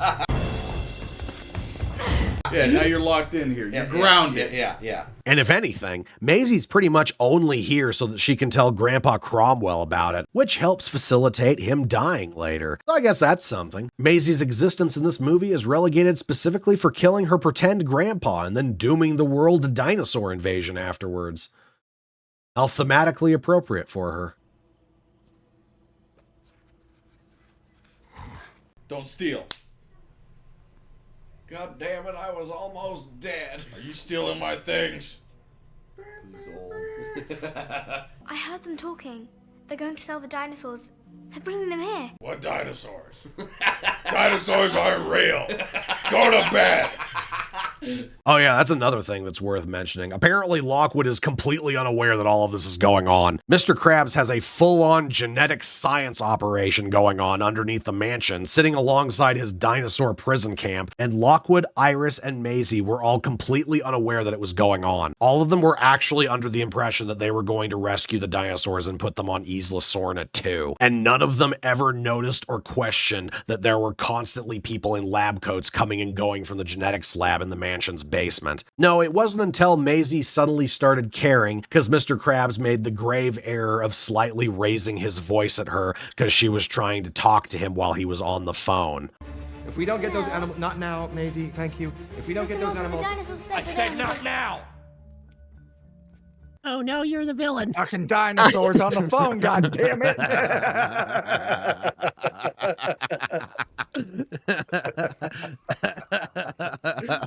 it.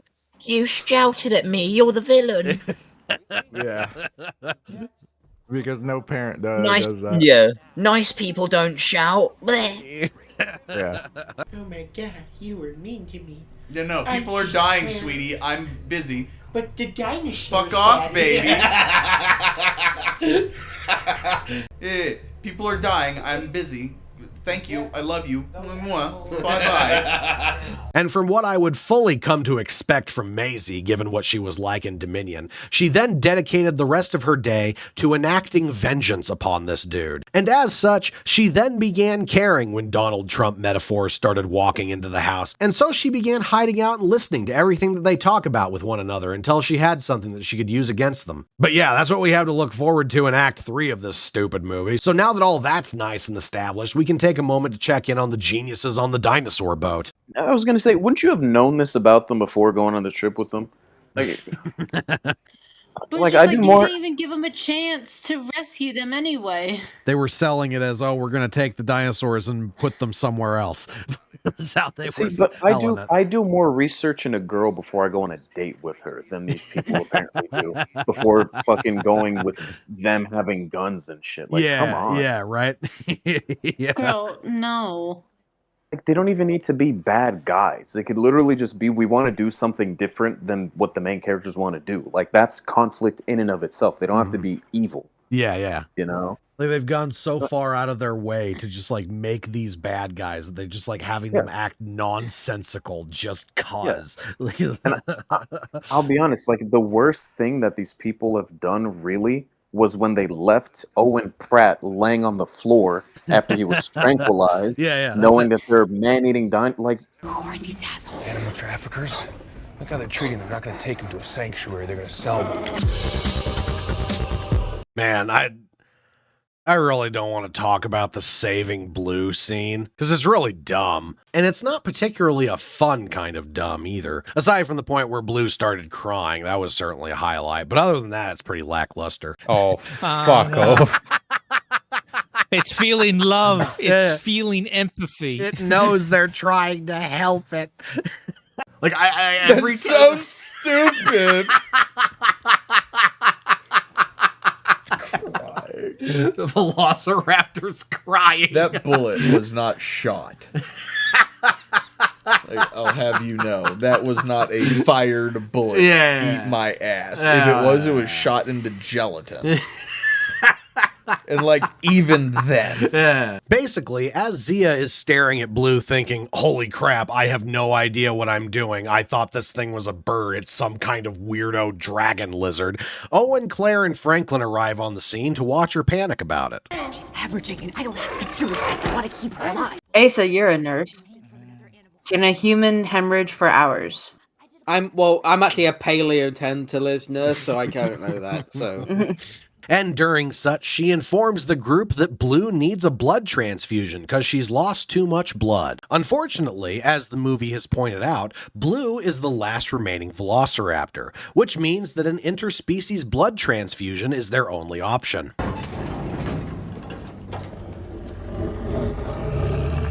You know, of course. Don't you remember the T-Rex? Oh, our bobcat is dying. Good So thing they we went to have the this T-Rex. polar bear. So they went to get the blood from the T-Rex. Yes. From the T-Rex. Yeah. They had to choose the T-Rex, but because they didn't have any other predators. There are no other predators that None. fit this description. Nada. Apparently. Yep. No. Just this one. Cool. And they're fucking about. Like, what do you think is about to happen? Oh no! They have to extract blood from the T-Rex. Ah, why? Now So I they know. can give the raptor a blood transfusion. Yeah, now I know the T-Rex Yeah, is the because they all share the same blood type. Yeah, you all see. predatory animals. That's why it has to be this one. Yeah. The most dangerous one. Yeah. Wait, hang on. Do they want the T-Rex blood for the raptor? Yes. They What? for a blood transfusion. What? It's okay. So Asa, this to put it in perspective, this is like because humans and rats belong to like the similar larger taxonomic group, that means that, you know, it's like, oh, okay, I need a blood transfusion. Give me capybara blood now. Now, to be completely clear, I'm not about to defend the idea of doing a blood transfusion between a T-Rex and a Velociraptor. Yes, obviously that's silly. However, the silliness comes from a different aspect than one might originally think. The concept itself isn't unfeasible. Zia's just an idiot. Because as it turns out, there are studies out there that are making my life more difficult in regards to this section of the movie. Xenotransfusions are in fact possible, and they are even occasionally done. You really shouldn't do it. It's not good for the animal, but in an emergency situation, it is possible. Apparently, it has been done between cats and dogs. There has been one successful report of it taking place between a lamb and a human, and for the sake of relevance in this particular discussion, it has been done successfully with birds. Would you agree that, like, the larger an animal is, the more complex its blood probably is as well? Like, in terms of, how the red blood cells work and all that?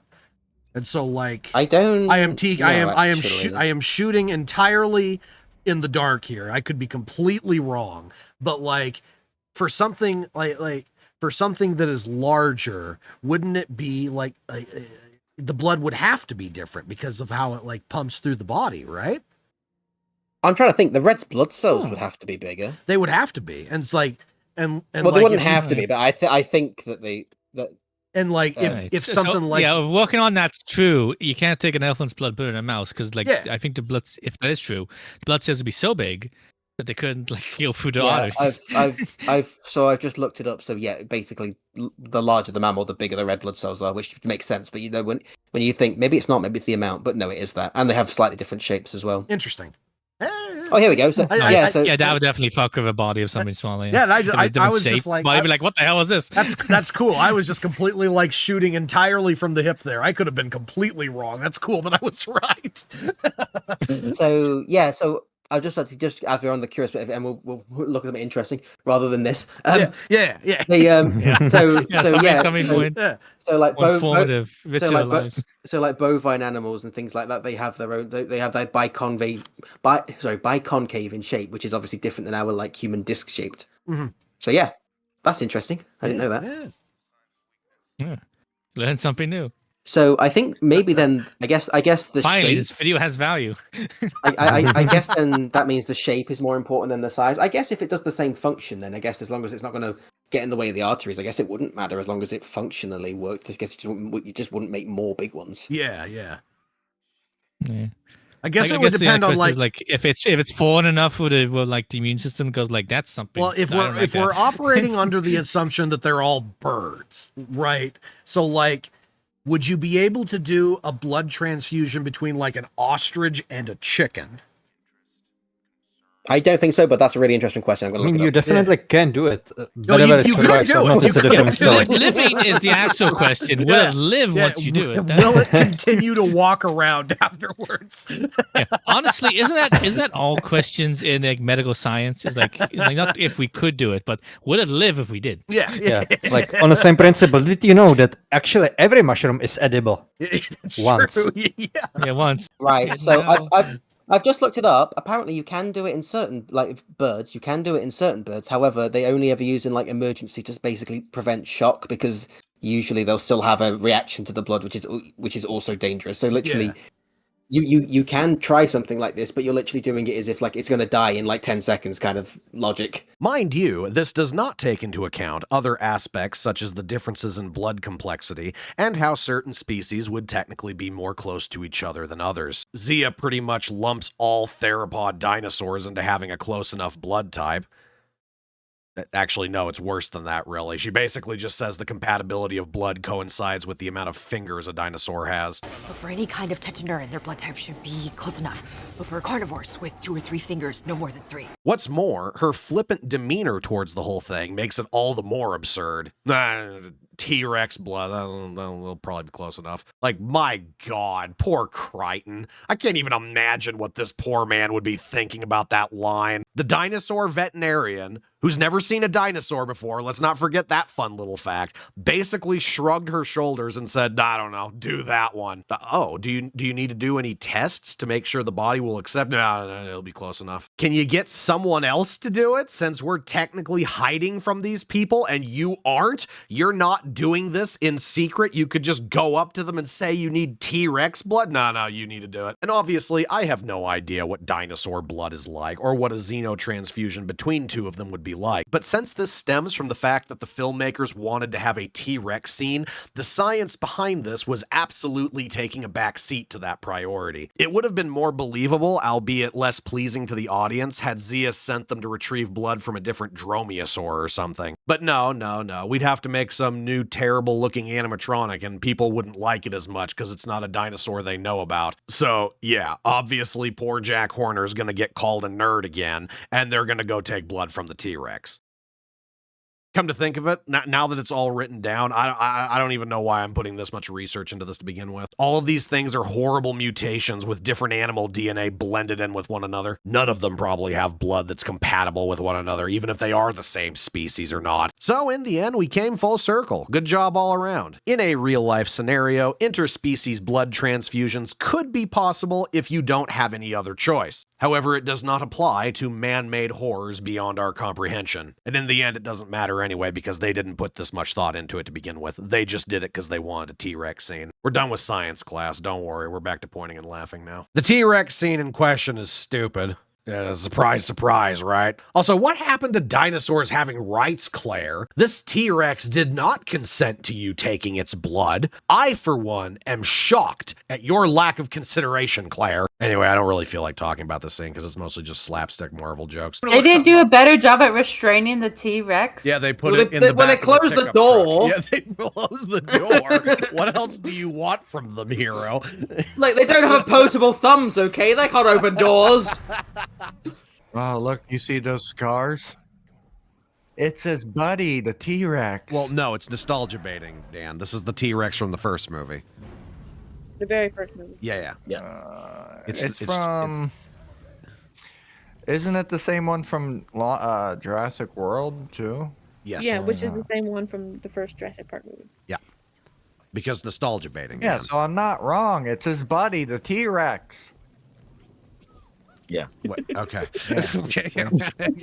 Yeah. I'm not fucking wrong. Your stupid nerd facts don't change what I fucking said. It's the T-Rex that saved him in the first movie. Like, actually, it's from the fucking first movie. Well, Dan, I don't care. No, Dan, you're not nostalgizing the T-Rex. properly. You're not nostalgizing properly, Dan.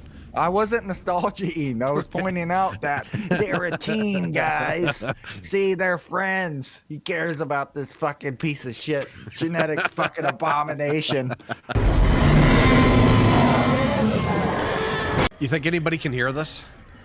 Nope. Nah. Those are soundproof walls. Soundproof walls. Yeah, that's true. Yeah, and that's a soundproof He's like, oh, open that's ceiling. a good idea. Soundproof Maybe open I should ceiling. leave. Everybody else on the boat is like, oh my god, the T-Rex is awake. Yeah, better go sedate it.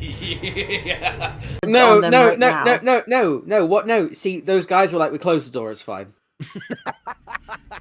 So, like, they're just keeping it on a truck. That's free. Yeah. In Lost World, they were keeping it in a cargo bay. Yeah, it's the same. And it still got out. Yeah, same. Yeah. So instead, we can talk about Blue and why everything that surrounds her regarding this scene is stupid. While the blood transfusion is taking place and Zia is working on removing the bullet, Maisie is playing Spy Kids in the basement. Ah, clone! It's the demon. We're not supposed to know that yet, right? We don't know that yet. Okay. Well, wait, do we? No, we don't know that yet. Thankfully, all of the lab people are on lunch at the exact same time, and one of them just happened to be watching a video clip talking about how cool Blue is. And so Maisie can just walk up and pick up from where they left off. Which, you know, was the beginning. Dude got as far as opening the media file before the lunch bell rang, and then he didn't lock the computer before walking away from it. All seems pretty standard so far. Oh my god, the secret Evil Lair. Oh no. He is a villain. This proves it. This Restricted is where the actress. criminal dinosaurs we reside. We That have means Hannibal villain. Lecter dinosaur. That means feeling. They have a dinosaur in a mask like Hannibal Lecter, you know. The lights are slightly dimmed in this room. Oh, it's all coming together now. Oh my god.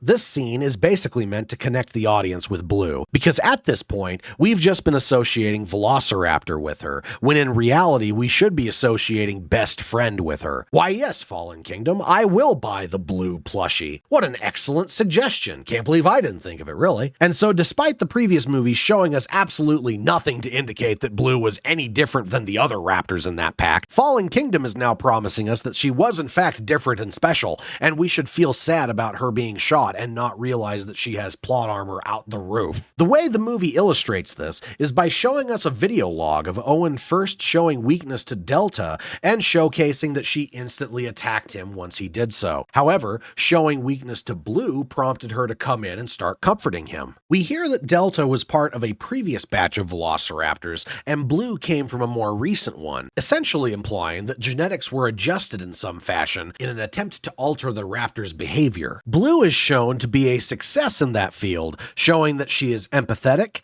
curious, capable of deeper bonding, and even more hyper-intelligent than what we had before. Don't you wish you had a pet dinosaur? Uh-huh. No. I'm pretty sure if you're the alpha of a group and you are showing signs of weakness, Yeah. That's what I was... that gives that's that's an opportunity. Yeah, I was just about to say, like if anything, this proves that Blue is weaker between all the other raptors, because when you show weakness, other animals are like, hey, look, food. I get to live another day.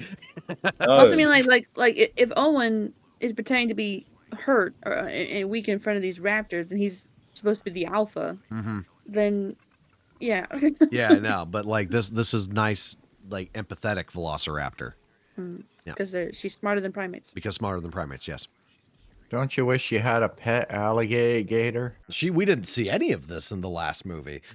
No, because they had to make this dinosaur so evolved or whatever. Thank God it wasn't one of the other three. Yeah, right. Can you imagine if all this flash was for the one that got hit with a rocket launcher? And let's begin by saying that all of this is jarring as all hell, because the only other indication that Blue and Owen have a bond with one another is from the previous movie where he talked the thing down from murdering him, since the Indominus apparently had an anti-empathy field emitting from it that convinced Blue to turn on him the first time. These things happen. The Indominus Rex was part Raptors. The Indominus Rex put up a really good argument, to be fair. Somehow the Indominus we need to Rex kill the returns. humans. No, the argument. No, the argument was, if you follow humans, you're gay. I don't want to be gay. And the Raptors were like, "Damn, you right." Where is any of this nonsense coming from? And more importantly, why did this work? Because keep in mind that Blue does have a substantial fan base that this stemmed from. Remember, everybody, if you're ever confronted by a wild animal, just act sad and it'll love you. Go hug the buffalo. It is the cheapest and laziest way to establish a connection with the audience, because literally all they did was say, Blue is nice and cute. If she dies, you're gonna be sad. So we've even hit beyond the boundaries that it's stupid that they're trying to make us feel sympathy for a Velociraptor. We are at the point where it doesn't even make sense how they're trying to facilitate it. And it still worked.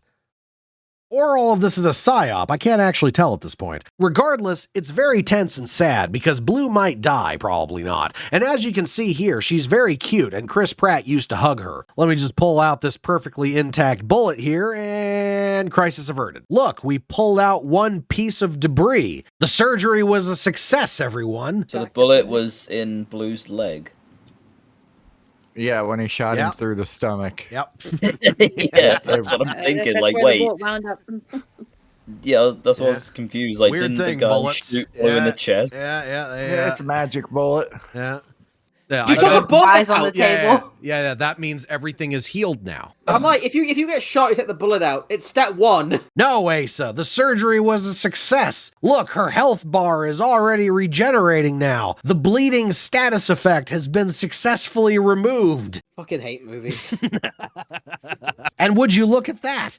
just in time for the boat to reach the dock and for everyone to start transporting the dinosaurs to the mansion. What amazingly perfect timing. Anybody sedate the T-Rex again? The what? There are dinosaurs on this boat. Dude, he's just been pissed off rocking out in there. Yeah. Need blood samples. I'm not here to help you reset the food chain, so take your own damn samples. God, it'd be so funny if he was like, "Did you fix her up? Yeah, she should be good to go. Excellent," and shoots her in the face. Yep. That was also a great chance for your put the samples in the basket. But lady with glasses, her continued survival hinges on being compliant and doing what they want. Yeah. Why would you keep her with Blue and not in like the secure area? Yeah. So proving that she's useful. So she would take the blood samples for them. Oh yeah, you want blood samples? I can do. Like, as soon as you are no longer useful, they are killed. Like,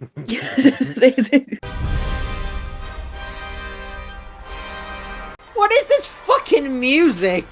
I don't know. The evil lair's getting revealed. Yeah. We must get the dinosaur to stop Hitler, y'all! It's like, what the fuck is going on? This is Lockwood's estate. That means... What does that mean? That means they're the villains. That means something. I love it. It's just like, didn't have any other bits of dialogue. It's just like, this is Lockwood's estate. And they look at each other like, yeah. Well, that means a thing. This is whatever. This is so irritatingly stupid, man. Like, because like they're still doing the. Like, it's relentless. Like, why are you tasing the T-Rex? Stop it! What are you doing? Yeah, there's no reason for Oh it. no, it's CGI go. Oh, Another remember CGI the first go. movie? No, another CGI go. Also, I love they do that. Like animals that are stressed that much usually like actually won't eat. It would probably ignore the goat in this situation for at least a bit. yeah. I own a snake. They do not like it when they're like upset. Look, they're They just will over. not Look, there are people over at that cage just sitting there shocking whatever's in that cage. Like, what are they doing? They're shocking it. They're evil. They have Yeah, to they're shock evil. Evil. Yeah. It's like, all right, Evil. your job, you need to stand at the cage with the dinosaurs and shock them. Like, oh, why? Like that because we're evil. Oh, also, You see, the animals will listen to him more if they're agitated, angry, and in pain. Will make They're about to like imply that all of the dinosaurs that are just in this room are going to be enough to repopulate the Earth by the end of the movie. Yeah. Yeah. Well, it's 11 species. Well, Yeah. I haven't seen this. Oh yeah. You're Good a point. villain. Sorry. You know how Sorry, Dan. invested I am. I know. I'm sorry. Jesus. I don't know what I was thinking. Sir Benjamin needs to see you now. I have villain things to do, though. Grandpa needs me. I'm the villain, you know. Lock the girl in there and don't feed her at all. Pick up that phone. I want you to call the police. oh yeah, because he's gonna do that. Yeah. Jesus Christ. Oh, I hate people so much. And by people, I mean Colin Trevorrow. He's telling the villain to call the police on himself. Yeah. Yeah, I'm he'll sure, do I'm that. Sure, I'm sure he'll do that. You like how the phone is resting on a pillow? Yeah. It's laid out there for you for some reason. what the fuck this guy thought was gonna happen here as well? Jesus Christ. Hey, you go over to that phone that's on that pillow. Don't take the pillow now. Take the phone. Also, why in the fuck is this phone on a pillow? It's a fancy phone. It is. It's not. You go on Also, over to the pillow phone there. Also, I don't It know looks why like he. a cheap phone you'd get in like I don't understand why. Walmart or something. It's like I've called now. Like 9. Oh, no. I'm calling it. Don't worry. 9 1. Oh no! Oh no! Why did that it happen? represents the movies. Symbolism. Yeah, it represents the movie quality. Oh no! Why didn't he just ring the police himself? I don't understand. Because the phone was over on the pillow, Asa. Here's the thing: we needed. Yeah, The pillow phone. I saw the pillow phone. Like, it's like when the remote control is like really far away and you don't want to get up to get it, and so you're just like, man, if yeah, guess I'm watching. I guess fucking Antique Roadshow now. we're watching Fallen Kingdom. Damn. Anyway, Claire and Owen need to get captured now, so some rando is going to immediately recognize them in the couple seconds it takes for him to drive past him. And even though this didn't happen when they were flying the car onto the boat, or when they were just openly walking around the cargo bay taking blood from other animals, or when they were just in the same vehicle as Buffalo Bill, or when they just casually walked up and got into another new vehicle and took off with the rest of the crew of morons, this 2-second interval of some dumbass we never saw before and will never see again realize, hey, those are those people that we technically betrayed, sort of, I think. And he immediately gets onto his radio to inform Buffalo Bill about it. You guys finally figured out they were there, huh? Oh, man. It's like, oh, we thought you guys knew. And thankfully, this will facilitate an evil villain monologue with minimal effort, since we then get to see Mr. Krabs go up to them and say, "You fools, you've fallen straight into my trap." You exploited a living thing in a cage for money. How is that different? Oh, sorry. Wrong stereotype. He's doing the "we're not so different, you and I" thing instead. The deepest of apologies on my front. Wouldn't want to misrepresent Mr. Krabs here or anything. You could have started a foundation, cured cancer, but instead you... What? Oh man, Chris Pratt's doing the things like, you could have cured cancer, but you want to, but you're gonna sell dinosaurs instead. How, Chris? How could they have cured cancer? But we both exploited these animals. At least I have the integrity to admit it. I have the integrity to admit I'm a villain. Yeah.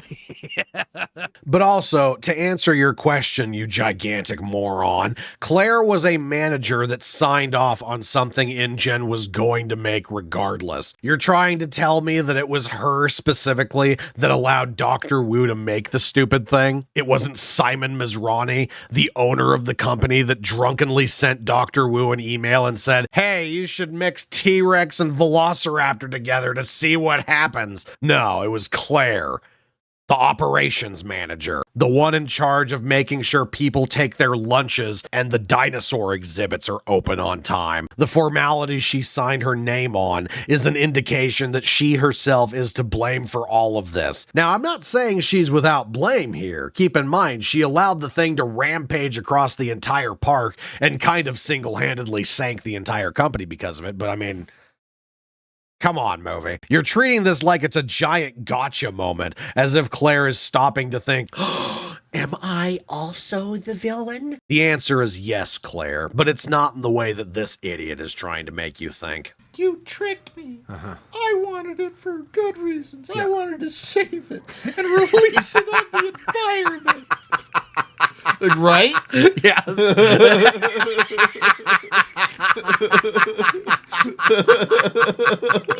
Like, you ain't the good guy here. He then goes over to Owen and does the same version of the speech to him, saying that he never caught on that he was part of the Raptor training project with the end goal of eventually using them in war. Basically, since Owen wasn't insane enough to decide that he was actually constructing super weapons for the government, he's more or less on the same level as Mr. Krabs, who wants to sell dinosaurs because money. Don't worry though, in the end, you're still doing better than Dotson was doing in Dominion. At least I know your stupid motivations. Say, how are we gonna end this? Well, as far as everybody else is concerned, they burned up on the island. Oh, okay. That's cool. Are you gonna answer the question there, Mr. Krabs? Hey, I have a gun on me right now. Should I just shoot these two? No, that'd be too easy. Okay. We put a raptor in there? Like, what do you want me to do, man? As far as everybody else is concerned, they burned up on the island. So therefore, we're gonna just leave Oh, him here. shoot them. No. I mean, if you're gonna say they're dead anyway, just kill him now. Like, get the army guy to shoot him. Shoot her! But fucking Shoot her! guys, like you know, before the auction, chuck the bodies in with the dinosaurs. They'll eat the evidence. It'll be fine.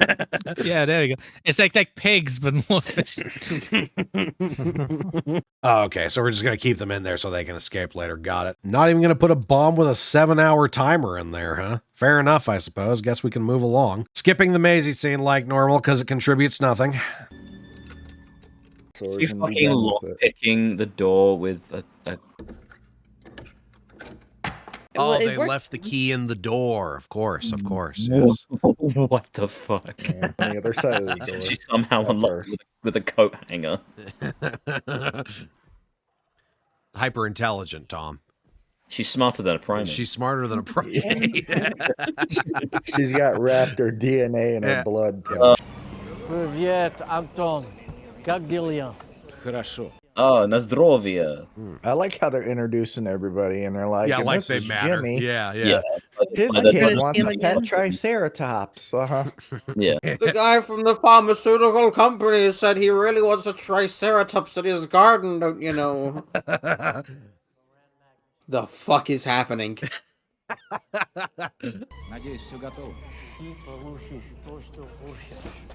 How often does this little girl do this? She's also acrobatic. Yeah. She's a gymnast. She's part gymnast, yeah. Spliced her with gymnast DNA. Yep. Yeah, Grandpa. Grandpa, are you pretending to be dead again? Grampy's gone. Sad. Sad time for the sad. Boom, boom, boom. Yeah.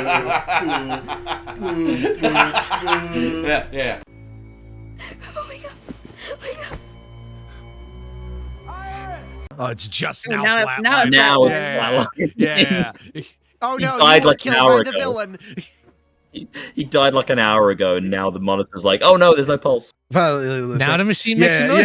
Yeah. Why did it start making a noise? Why you do that? Also, this Well, dude got up here real quick. Man, he was just you- downstairs, like introducing people. You must have sprinted up those stairs. Oh yeah, he was running. He's like, I sense a disturbance in the man's room. Like, oh my god, the thing is flatlining. Use a sonic hearing to hear it. Please, Mr. Mills. Goodbye, Iris. Goodbye, Iris. Do you think you're in the market for a dinosaur purchase? Let me know. Do you remember the first time you saw a dinosaur? Do you remember when Whimsical? Do you remember Whimsy?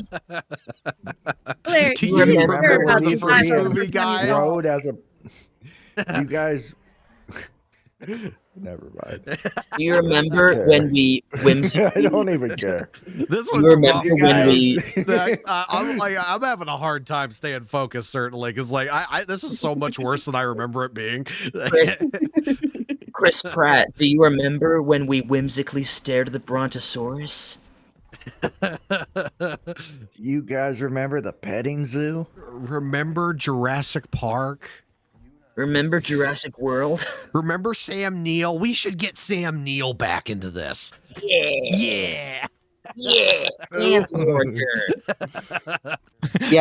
but she was on about like, you remember the first time you saw a dinosaur? And then I imagine the flashback being her just being like, so that's what we're marketing? Neat. But that was her job. Yeah. Yeah, so she's Pretty either much. lying or she's rewriting her own memories to make us seem like a better person.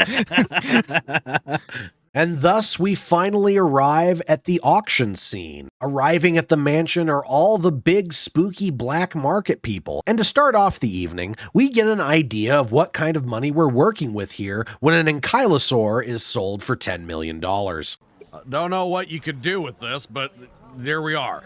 And here we have a spiky turtle. Any takers? He fits good in a pond. Keeps the ducks out. He'll do very well in your Zen garden. The cage is blocking the auctioneer. Guys, the cage is blocking the auctioneer's line of sight. Yeah. There are people he can't see. Yeah, that's true. It's An Ankylosaurus? Well, no, this is the Hamostego thingo. Oh. Yeah. Hamostego thingo. Yeah. Like I said, all of the spiky, all of the swingy tail things are stegosaurus. Yeah. That's a stegosaurus. This is a stegosaurus. That's a yes. stegosaurus, Yes. homie. So what's this one? This one that's hitting the wall right now. Oh, I don't know what they are. I don't know what the fuck they are. And I don't even know like what to relegate them to. There's like the hammerhead. Yeah. Like that. Like... Well, no. It's a Triceratops because you said if it has shit on its head, it is a Triceratops. It has shit on its head. Fair enough. So that is a Triceratops. That's not the shit I'm talking about. Nah, that's not the shit. Okay. Well, that's a T-Rex. We know that. No, that's a raptor. That's a raptor? Okay, that's a... So how do you distinguish a velociraptor from a T-Rex, then? Size. Okay. Fair enough. So by that logic, this is a pussy raptor. Okay. Got there. We got there. Yeah, we got there. Yeah. That's a raptor that eats grass. Known by paleontologists as a living tank. Well, yeah, you know it's even better than a living tank? A regular tank. Once again. Yeah. But that one doesn't have a dinosaur. Yeah, that one's not a dinosaur. It doesn't have a cool name. It'll keep 7 acres of lawn clear a week. Best lawnmower this side of the hemisphere. And it'll keep that little kid off your lawn. Mind you, this is a black market auction, and the movie has been beating us over the heads this whole time that these are the last remaining dinosaurs on Earth. They can be bred, yes, and more could absolutely be made from further cloning, and this may or may not affect the price in one direction or another. And honestly, I couldn't say. I would assume that they would be going for far more than just a simple 10 mil, not only considering their rarity, but also the amount of effort that was put forth to obtain them. But I'm willing to admit that there could be other factors that I'm not thinking about. Yeah, that's a Stegosaurus. Yeah, they're locking up the Stegosaurus. There it goes. Got him. We are out of here. However, with that said, for comparison, a mid-sized private jet can typically sell for around $30 million if you buy it new. So hilariously enough, these morons would actually be making more money by getting into the aviation industry. Oh, look at his eye! Look at his eyes bug out at the money. Yeah. $120 million money. You know, I feel like they would have made more money just from having the fucking park. Yeah. Juvenile Allosaurus. Great with kids. It'll kill you. Who wants to buy it? Right. No one hears Owen whistling. You could never come within 20 feet of this. Who wants it? Who wants it as a pet? And while all this is going on, Owen's been using this thing to escape. It's not as funny as the auction, so I've been ignoring it. Oh my god, it's a head Buttyaddon. Oh my god. Look Yo, at him go. oh god, I know the scene that's about to come up is gonna be fucking so dumb. What? But it's a head Buttyasaur. No, but a Stiggy Moloch would not be able to punch through bricks. You mispronounced that. Yeah. Thank you. I love me and Will said the exact same Stiggy Moloch, Digi Moloch. Oh, look at that mustache. Oh, we're so stupid. I love how he thinks that this is going to be helpful. It's just going to go in there with them. Yeah. Why would you 6 want million the for dinosaur that? to crash through into your cell? Yeah, I don't There's want to no wow bars. Yeah. You know what? I want this for dinosaur. It's going to these kill me to dinosaurs? come in here. What is the thought process there, Will? They're hyper intelligent, Rick. Here Yeah. Here is a cinder block built wall. I want this creature that can smash through that to come in here with me. Yep. Yeah. Nope. You're right. That is a small Triceratops. Okay. Yep. Nope. You're right. Okay. All right. Cool. Yep, Cool. Nope. I saw it closer. Yep. Yeah. Yep. You're right. Okay, now it broke through. Now what? Well, now they have a pet head Buttyaddon. Yeah. Look at the face. Yeah. It's a Triceratops. It's got the beaky thing. Yep. Yep.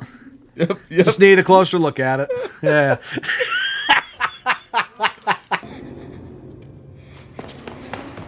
It's luring you into a trap. Don't listen to it. Why do you smell like sulfur? My name is Claire. What's yours? Clone 2. Beelzebub. My name is Legion. We're gonna randomly abduct this child. We're gonna trade her for a T-Rex. Ride it off into the sunset. Right. 19.5. Do I hear? Holy, 20 million they're at? 20 million? Yeah, I guess so. I guess For what? Last I saw it was a Raptor, so 21 mil for a Raptor, huh? yeah, big. It was a big Raptor. That's pretty cheap. That is pretty cheap, yeah. Think of it in regards to a private jet or a helicopter. Yeah, that's true. Yeah. But now that I suppose we're 30 minutes out from the movie's ending, it's as good as time as any to finally bring in the big bad dinosaur of the film. As onto the auction floor comes forth the Indoraptor. And don't let my apathetic introduction fool you. There was quite a bit of flair thrown up for this thing's entrance. We'd like to offer a special treat to our discriminating buyers.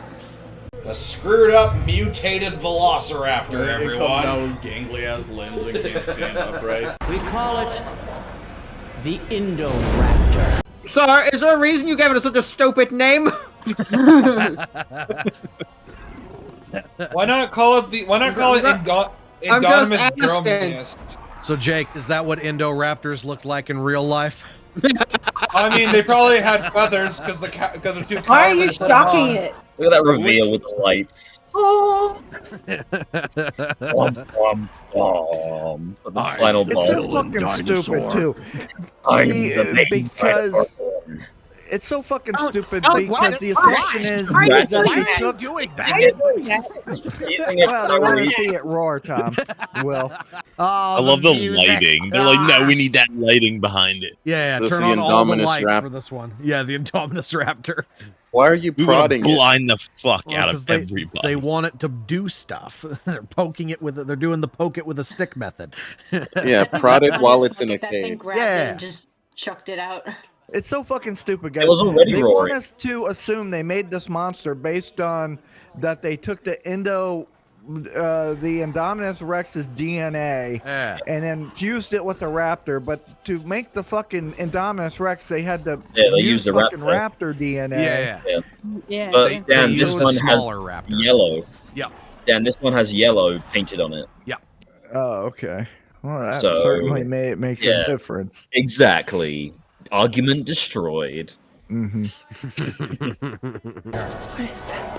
Bitch, like you don't know what they've been doing. Yeah. Are you out of your mind? Like, oh my god, how could these people do that? You did that. It's You an did this. abomination. You did this.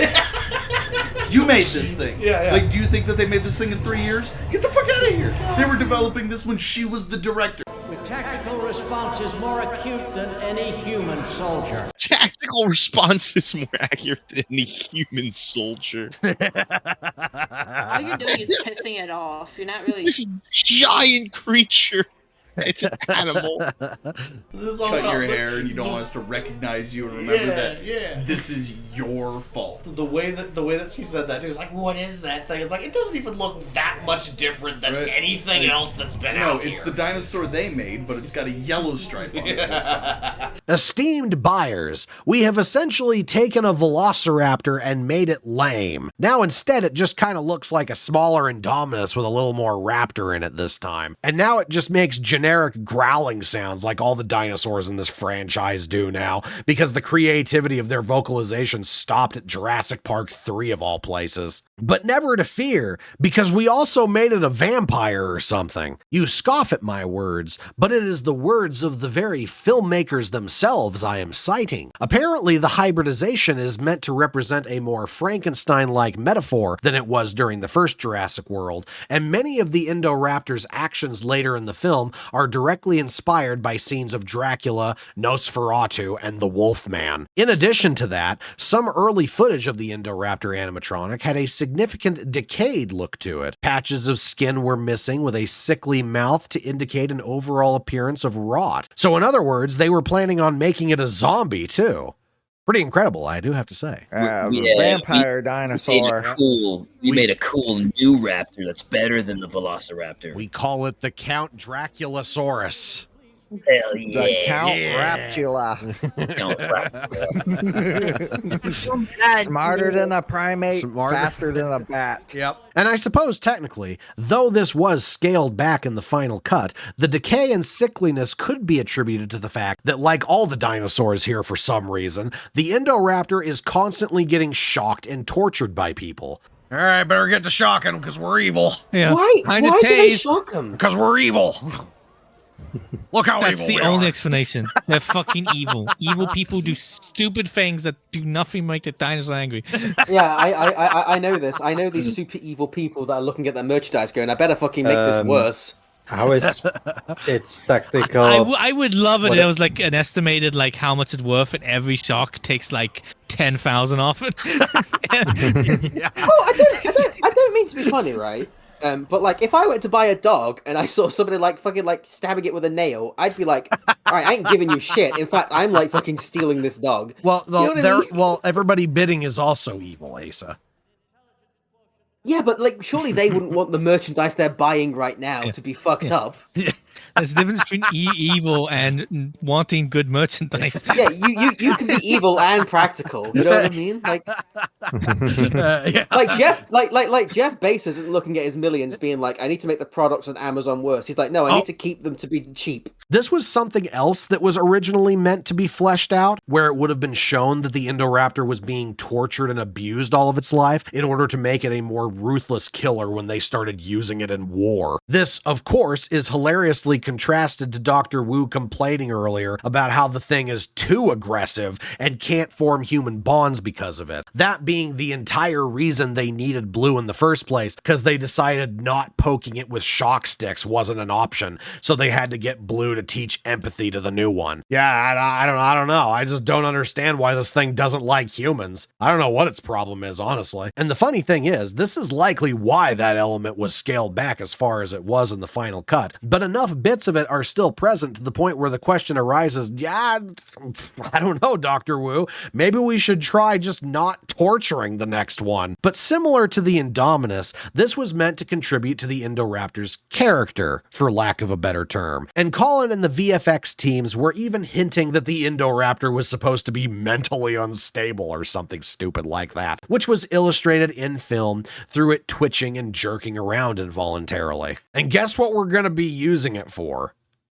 To take a guess, dear viewer. Unfortunately, the original idea was to use it for gardening, but we couldn't get Home Depot to buy it. So now we're just going to use it in war instead. If only Vic Hoskins could be here. He'd be shedding tears of joy right now. God, I so desperately want them to sell this thing, and then they use it in combat, and it gets blown up by an IED. Yeah, that's what They just said it would work in combat.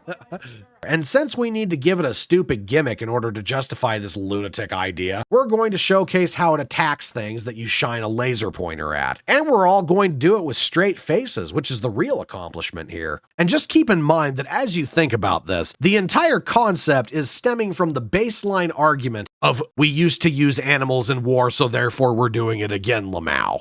He bites the guy with the laser on him. It's a house cat. It's a house cat. Yeah. He chases the laser. Meow. With the Russian guy immediately. 20 million. It's a laser-guided dinosaur. Excuse me? Like, yes, You I can see remember the when laser, it dinosaurs locks are the on. same as cats. Oh my god, fucking give me the cat!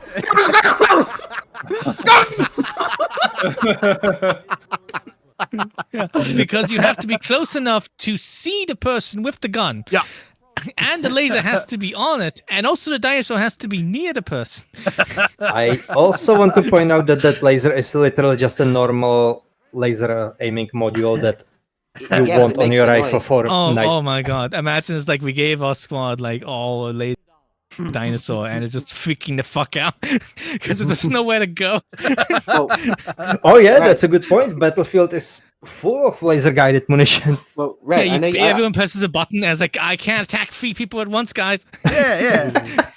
Or you just, No. pull the other trigger. Well, though. no, Just- because that's a better trigger. Because that makes the dinosaur go after you. It's a gun that shoots It's a gun that shoots raptors.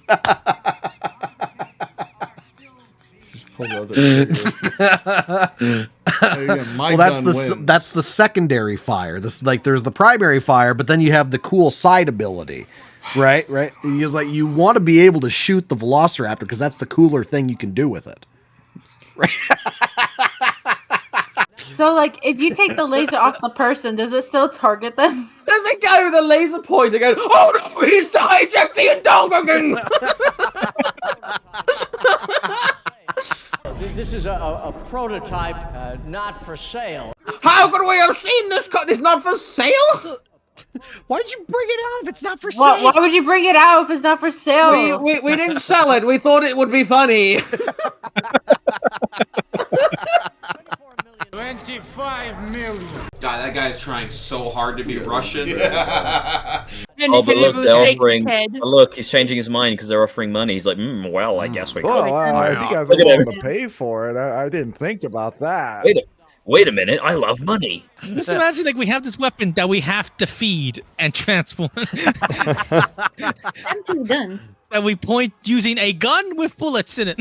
And also, we cannot control it for any length of time where we're not actively pointing a laser while going wah, wah, wah, wah, at it. So we can barely transport it. We can't have it near the troops at all. No. But we have to have it near the troops to be able to hear the laser thing. And again, I said this in the Jurassic World Dominion review about fire-breathing dinosaurs and flaming locust swarms, but it's one of those things that's almost too stupid to talk about. I mean, yeah, I could go into why none of it makes sense, and we're just full-on adopting Looney Tunes logic here, but at the same time, I feel it would be insulting to anyone watching this video for me to assume that I have to. I don't really think there's a single person who would watch this and think, no, I want to hear why you think this doesn't make sense. I'm not really seeing the rationale here. And honestly, if there is, I don't think there's anything I could say that would convince you. So with that in mind, please accept my very minimal commentary on the subject as I inform you that this is in fact really stupid. However, Claire and Owen sure as hell don't think so. They think the Indoraptor is really scary, and they have to make sure that they keep that thing from leaving this building, or I don't know, it might maim 2 or 3 people before someone shoots it. We are in California, I suppose, so maybe it could hit double digits before it encountered someone with a gun. Fair point to you, Fallen Kingdom. Maybe this thing is more dangerous than I'm giving it credit for. And so Owen temporarily becomes a tech nerd so that he can hack an elevator open for some reason instead of just calling it. And then he somehow gets the Stiggy Moloch to go inside of it so that he can go mess up the auction. So what they're going to do also is they're going to take like the cannons off of tanks now, and they're going to replace the cannons with dinosaur attack lasers. Also, a lot of combat vehicles. A lot of combat vehicles will automatically detect when they are being laser targeted, and they will react accordingly. Often they will show you where the laser is coming from. It's a really shitty idea. Oh, hi there. Yeah, but I'm actually like, we set the dinosaur after the tank, and while the dinosaur is chasing, the tank goes like, oh, there's a laser over there. Turns around, shoots the dinosaur. It explodes in the viscera. It's like, that was 40 million wasted on a dinosaur. Why is it randomly headbutting things? Yeah. Why because it wants to. Do you see 5 million. Did you see him trying to square up to that thing? He literally went fucking like it was gonna stop that thing. What an idiot! How did Chris Pratt get the dinosaur into the elevator and then hit the button to get it to the floor it needed to go to? Yeah. Detail's not important. Okay. Yeah. He used a laser well, and the dinosaur did it for him. Fucking randomly people flying for no reason. Indoraptor's just like, the hell's going on here? What the fuck? This is cringe. He's like, there's too much going on. I can't see the laser. Just having the time of his life. Just Freddie Mercury, You Can't Stop Me Now, playing as that thing's just fucking having a ball. Yeah. Dude, yeah, he's fucking having a good time. Oh man. It also feels like Colin Trevorrow fell asleep writing the script and let his like 5-year-old child finish it. My dog has come downstairs to check I'm okay. Oh, man, I wish I was a carnivore. That looked terrible. Yeah, that did. I'm the villain. I'm the villain. I'm also the villain. I'm the dinosaur villain. Damn, look at the tattoos on this guy. Yeah, right. The electric stick guy. He needs the Yeah, He needs the test. the designated dinosaur shocker. Yeah. Yeah. I wonder how you train to prod a dinosaur. That guy also had a gun. Yeah, but Chris Pratt doesn't, so they're trying to be fair. This guy also had a gun. Yeah, but he doesn't, Red. Come on. Well, there's no dinosaur out to attack him right now, so the guns aren't working, Red. Red, all those guns aren't loaded. They all connect to a different dinosaur on different levels for them to point. Okay, why?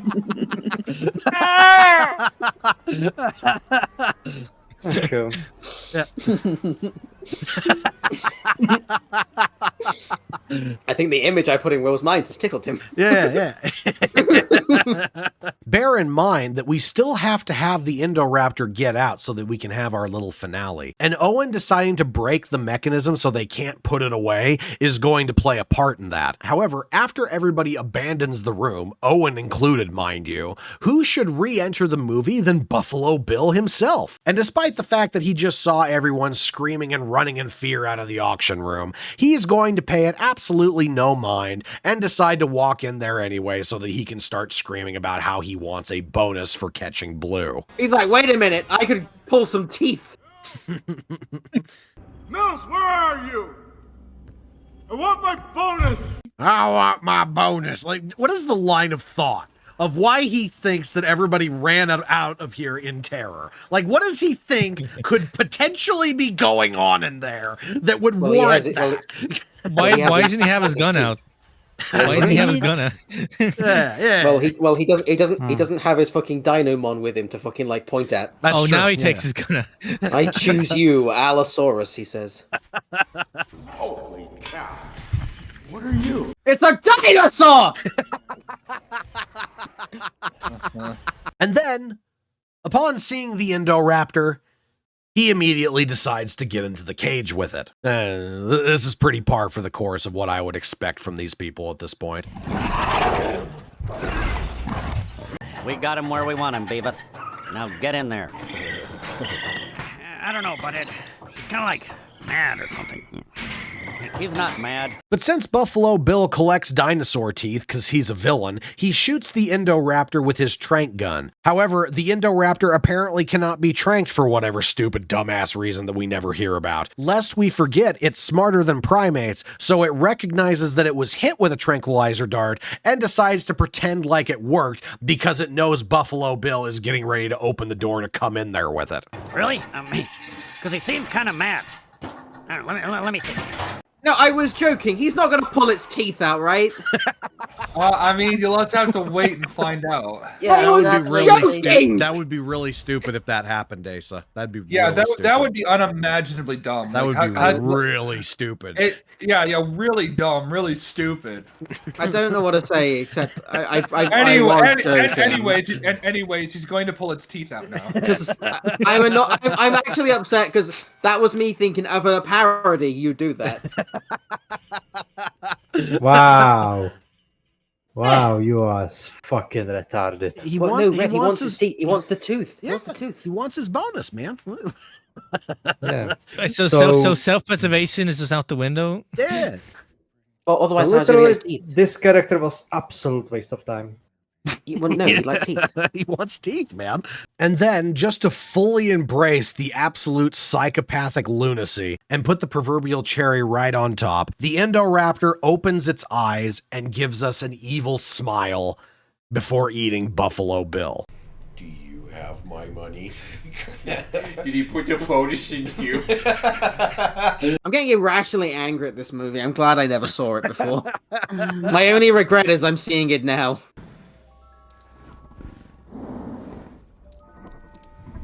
What's Scooby doing right now? Really? Okay, it smiled. Really? Did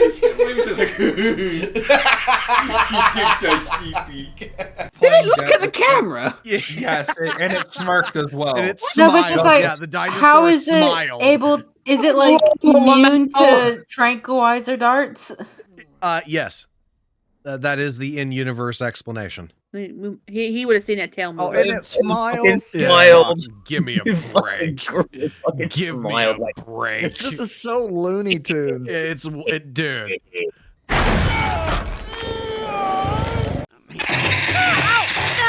Okay, Beavis, get in there and gain his trust.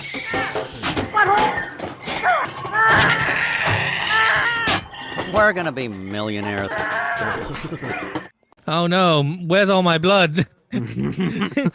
It's all right. We need to find a 5-fingered mammal to transfer, and then you'll be fine. Yeah, he's not bleeding or anything. This really fell off. Was it ever on? Jurassic Park in general, I mean. Oh, yeah. Yeah. Man, it fell. I do have to say, there is a level of courage that's needed to put something like that into a movie like this. And there was also a level of surrealism when I watched that the first time. I watched this movie when it was in theaters, mind you, and there were people chuckling at this bit. I'd like to believe it's because they recognized how stupid it was and they were just having fun with it, but the feeling nags at me that they were just doing it because tee-hee Buffalo Bill's about to get his comeuppance. It would have been equally fitting for the tone being set here for the Indoraptor to pull a carrot out and say, what's up, Doc, before it proceeded with ripping his arm off. Actual insanity. Anyway, the Indoraptor got out because, life found a way or something to that effect. Just needs to make a trip over to its coffin real quick so it can put its cape on, and then it can proceed to start terrorizing the local village. Starting with these idiots who didn't leave for some stupid reason and are just hiding in the elevator instead of using the elevator. An evil dinosaur auctioneer guy is going to hide in there with them because he also didn't leave for whatever stupid dumbass reason. Also, how the fuck did this guy not get out with the horde? Yeah, right? Why didn't he leave with everyone else? Why didn't these people leave? The fuck? They're just hiding in the elevator. Why didn't they just close the elevator? Yeah. Why didn't you just use the elevator? And none of these idiots responded to Buffalo Bill when he walked into the room and started shouting for Mr. Krabs. Nor did any of them think to maybe say, hey, moron, don't open that. No, they were content to just watch the whole thing unfold while cowering in fear about it. And once the Indoraptor finds out that they're in there, this is going to happen. Why she scream? She knew it was there. Scream, she knew. Stupid bitch. Why didn't you? Done. Play this music.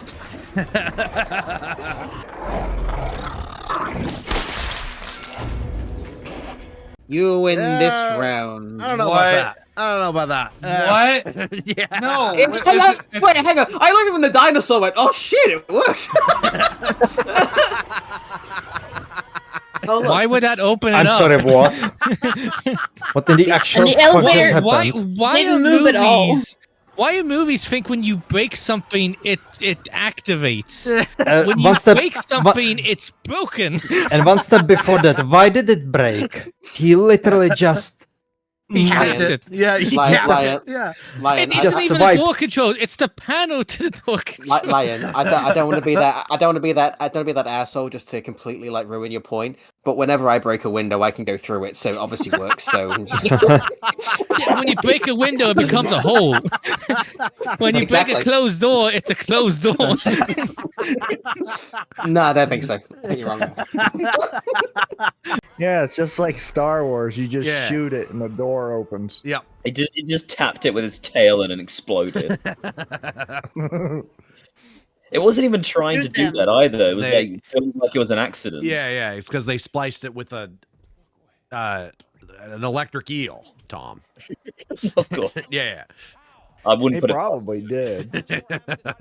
Knowing this fucking movie. Can there be beauty in madness, some will ask? The answer is no, but the eyes of the mad cannot discern the difference. Anyway, Maisie's a clone. Neat, huh? So then Dr. Wu gets knocked out so that he can be carried to safety and brought in for the next movie. Oh, sorry, did that seem jarring to you? Well, welcome to the club, dear viewer. The movie didn't exactly hand it to us with grace. On the contrary, it came right the hell out of nowhere. Like Colin Trevorrow forgot that he wanted to include it in the movie and just hastily crammed in a scene where it gets revealed to us. There is absolutely zero rhyme or reason for the execution of how this information is delivered to us. Because basically, Claire, Owen, and Maisie are just running in the tunnel thing, and Mr. Krabs shows up with a couple guards yelling, "Wait! I have evil exposition to give you." Since Claire and Owen have assumed custody of Maisie at this point, and she isn't going over to Mr. Krabs when he tells her to, he basically says, "Ah, you fools. Don't you know that," insert giant paragraph of exposition here, "Maisie's a clone. She's not Benjamin's granddaughter. He cloned her because his daughter died, and that's why John Hammond doesn't like him." The end. I mean, in fairness, that would really drive someone apart if they kept telling you about their imaginary daughter. That was always, important to them. You'd be like, bruh. And then the movie just moves along like nothing happened after that. The absolute epitome of, oh wait, I forgot this was a thing. Let me reveal it to the audience real quick. There's a vampire out eating everybody, but we need to take the time to stop and explain this because based on the way we wrote this, there is literally no other point in the movie where this conversation could reasonably take place. Oh, so those demon voices in my head were right. Okay, That's all right. why all the dinosaurs like me. Yeah, okay, yeah. That explains why they can telepathically communicate with me. This all makes sense now. I thought I was just really hungry. Yeah. Everything just saying, "Feed me." And Mr. Krabs tells this story as if he's expecting Owen and Claire to be like, ew, and shoo Maisie away so that he can go get her again. But obviously this doesn't happen. The two of them exchange horrified looks with each other as if this information would matter in the absolute slightest to them. Oh my god, genetic technology was used for something other than dinosaurs, and the little girl we've known for 20 minutes as a result of it. Oh my god, this changes absolutely nothing and has basically zero relevance going forward. What a burden and a curse knowledge can be now. Why did you tell us this now? Sorry, critique's starting to devolve a little bit here. I guess that's kind of going to be a symptom of this being the longest video on my channel right now, since this movie has more stupidity to talk about than Dominion even did. That's a wild thing for you to think about, isn't it? But like I said, this reveal means absolutely nothing. It changes absolutely nothing. She would have let the dinosaurs out at the end even without this reveal, let's be real. And they retcon it in Dominion anyway, so there's even less of a point to talk about it. But it is worth noting that the Indoraptor holds within it a keen sense of drama, since it waited for the precise moment that Mr. Krabs finished giving the reveal to actually do anything. So we can kind of just assume it was hanging in the adjacent rafters in its bat form while it waited. I'd like to think it also covered its mouth in shock when it heard the news. Lockwood never had a grandchild. He just wanted his daughter back. Oh, she's a clone. She's a clone, guys. One more. They had to end the scene. Yeah, like so exposition funny. over now. Why are you telling us this? Because he's evil. Evil. Evil. Listen. We have to reveal this at some point. Why not now? Why do we have to?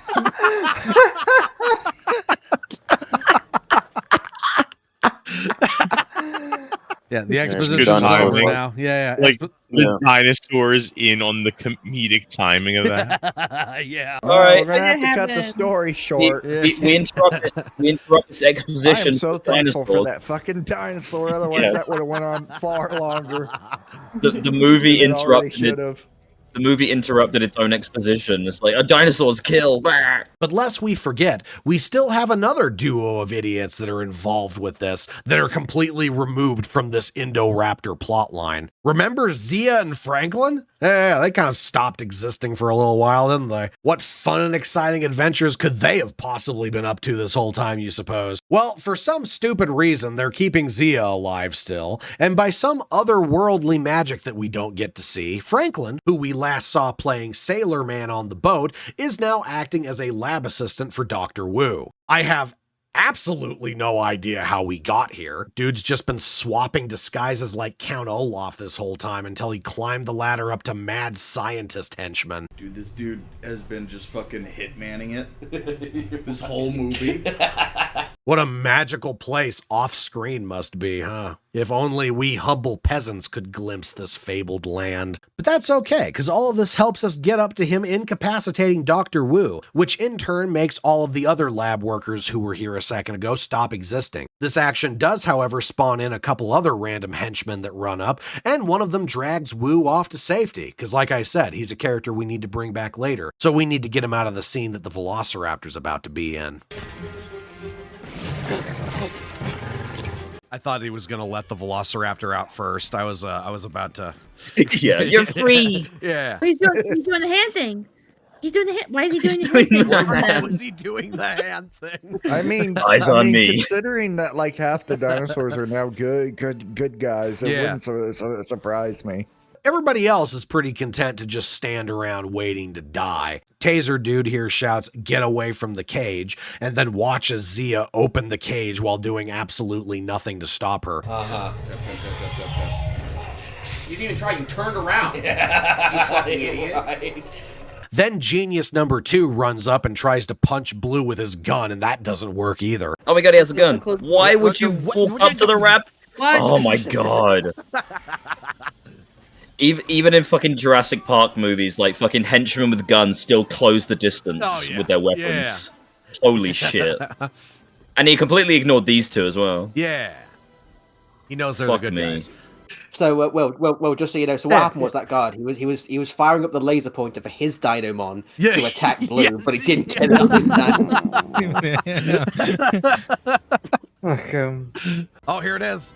Oh no, he smelled the gas. Oh my god. Oh my god. Fuck this movie. That's an impressive spectacle, Will. Yeah. Ew, yes. What? Wow. Oh god. Cool raptors don't look at explosions. Yeah, cool raptors don't look at explosions. I'm thoroughly impressed. Hyper intelligent. Yeah. You mean he was like, see that thing where he paused and was like, he's like, there's gonna be an explosion. Yeah. 3 seconds. I hate this. Dude, this movie is so boring. Yeah, Blue could tell it was explosive gas. He didn't like the smell. All right, incredible. Yeah. The Velociraptor. Oh my god. Yeah, the Velociraptor knew to jump away from the explosion before it happened. Yeah, that's ridiculous. That's fun. That's goofy. That's good fun. Yeah. That's like a thing that's hard to talk about. It's so goofy. That's like approaching chicken soup on the helmet. Like, like no shit, he couldn't get away from the explosion. Like, like they're being macabre with how fucking like outlandish like intelligence this thing has.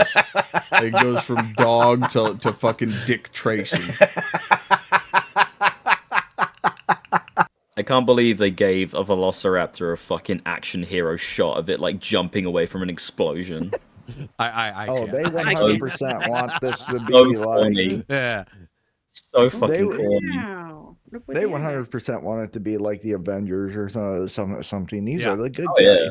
But with that, we've actually arrived at the spooky horror portion of the movie. The bit where we get to pretend like this is Dinosaur the Orphanage. We already had Dinosaur the Impossible back on Isla Nublar, and so now it's time to live up to that marketing label of this being a horror movie. And what better way to facilitate that than for Chris Pratt to switch all of the lights off? Because, you know, that's what you do in a horror movie. The dinosaur has better night vision than you do. No, they forgot to breed in the night vision. Yeah. The super predator that was handcrafted by the world elite evil people with top chimera research. They didn't include night vision to the murder monster. They didn't breed in the Sam Fisher part, okay? He has no low light vision. It's not that hyper intelligent. Yeah, It's no. not smart enough He doesn't to have the see thing dark. that he doesn't have the things that dinosaurs actually had. The greater majority of this is pretty much just a chase sequence of the Indoraptor running around the entire mansion with them. They play Ring Around the Rosie with it. It doesn't smell them, even though Evil Dinosaur Auctioneer guy said that was a thing it was really good at. And then for whatever reason, it begins fixating on Maisie and going stupidly out of its way to kill her specifically. And keep in mind, when I say for whatever reason, I really mean because Nosferatu. Because again, I jest, but that is still what they're going for here. Wait, could I give my emu T-Rex blood? That's a real question. That's true. Yeah, that's the question. That's the important question right now. Yeah. Okay. Okay. Like the Indoraptor was just hiding behind that podium. Yeah, fucking scrunched up good. Right, yeah. Like, he's perfect weaponry because he packs into the size of his tail. Yeah. Just scoots around. Very compact. Slithers around like a snake and then just fucking like pops out. It's like a slinky. Yeah. A demon Jack in the Box. I'm the villain dinosaur. I was hiding perfectly behind that podium and you didn't notice me. For some reason. He's got camouflage, Will. I'm smarter than a primate. Just like the Indominus. How did it get up Which, here? to be honest, if they didn't give it the camouflage shit, like, what was the point of using the Indominus Rex DNA? Yeah. Remember, it like had all those superpowers. If this thing does not have them, then what the fuck was the point of using that DNA when it was just like frogs and raptor DNA? Yeah, that's the thing. Like all the DNA that's like, yeah, all the DNA that's still like readily available for other animals. Yeah, right. When they were describing this dinosaur downstairs, they said it had a heightened sense of smell. Well, not now. So, it should be able to find them very quickly. It has a cold right now. It's stupid. Yeah. It's this thing's made for war, huh? Yeah. Causing a nuisance, I suppose. Yeah. It would promote chaos amongst enemy ranks for sure. It would be a distraction if nothing else. Yeah. Like, oh shit, it can't kill us, but we can't kill it. And that's kind of a problem. It's just destroying everything and chasing us around, wasting our time. Like, it can kill us, but it's retarded. Yeah. Like, it would be devastating to troops. Like, Yeah, all comes full circle. Like, oh shit, I guess we could. You drop that in an Afghani tunnel. Good. How does this thing work? God darn this gated staircase. Smarter than a primate. Yeah, the Indominus Rex never would have made that mistake. As soon as I figure out how stairs work, I'm gonna get up there. Oh, I'm gonna eat you so hard. I'm gonna eat you.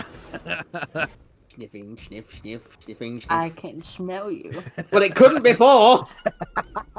Oh, look, it's doing the tappy thing like the Velociraptors in the first Jurassic Park Oh my movie. god, I remember. Just hear it echoing in the background. I'm smarter than a primate. And it's going to be smiling too, Tom. Yeah. Smiling and winking at the camera. Oh my god, look at it go. It's going to put its claws up to its mouth and like start giggling. Throw his hands up to the sky like and you laugh. Why would you want to give such a dangerous creature intelligence? That doesn't make any fucking sense to me. Right.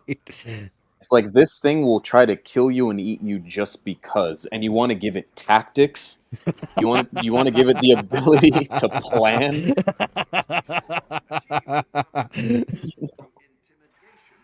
Because dinosaurs in war, Isaiah. Yeah, true. Yeah. Yeah. They're so intelligent, right, that they can plan and do all that shit. They can pretend to be asleep, but they still need to see a fucking laser to know what they're supposed to with that. Yeah. I didn't think this through. God damn it. Hang on. this fake plastic tree is This me. Indoraptor sucks. Like, it can't get to them right now. He got a thingy in. He did. She's in trouble. That hurts a lot. Also, I know a guy that had one of his pet falcons hook into his hand once. Yeah. And he was stuck there for like 3 hours until the raptor decided to let fucking go. Damn. He had no option. He came home drunk and he was just decided to play with his bird. Normally doesn't if he ever drinks. Yeah. Because they're really big on reading and connection type shit. I guess. I don't know. This guy's kind of weird. Yeah. And he was holding it and it sank in here, like in the meaty part of the hand, and just like you can't do anything. Even if you kill the bird. Yep. It's still gonna be because they ratchet. Yeah. And so even if you kill that thing, like it's still gonna I'm still gonna die here. Mm-hmm. So you just have to wait for it to let go. Damn, that sucks. Just fucking brutal. Yeah, very. Anyway, she'd be fucked. Yeah.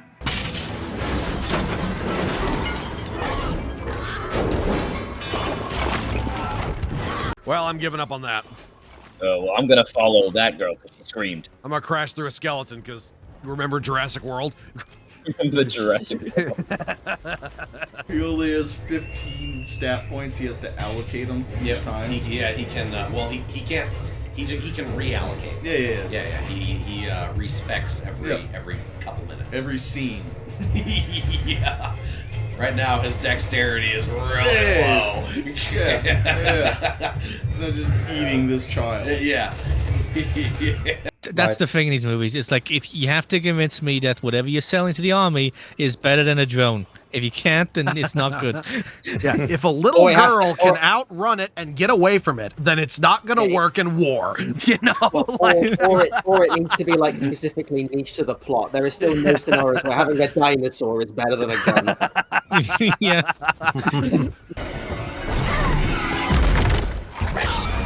Like we did the first movie again, but it looked infinitely worse. So the Indoraptor can't break through that. No. But it could break through all of this shit. Yeah. all the steel bars. Yeah, that was a wooden door, Tom. Like, bro, how big is this facility? Like, this looks like a hotel. Yeah, right? Yeah.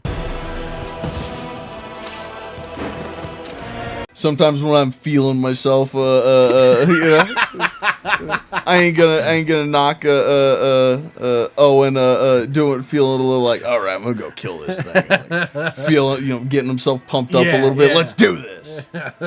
He's established himself as not an always serious guy. Yeah.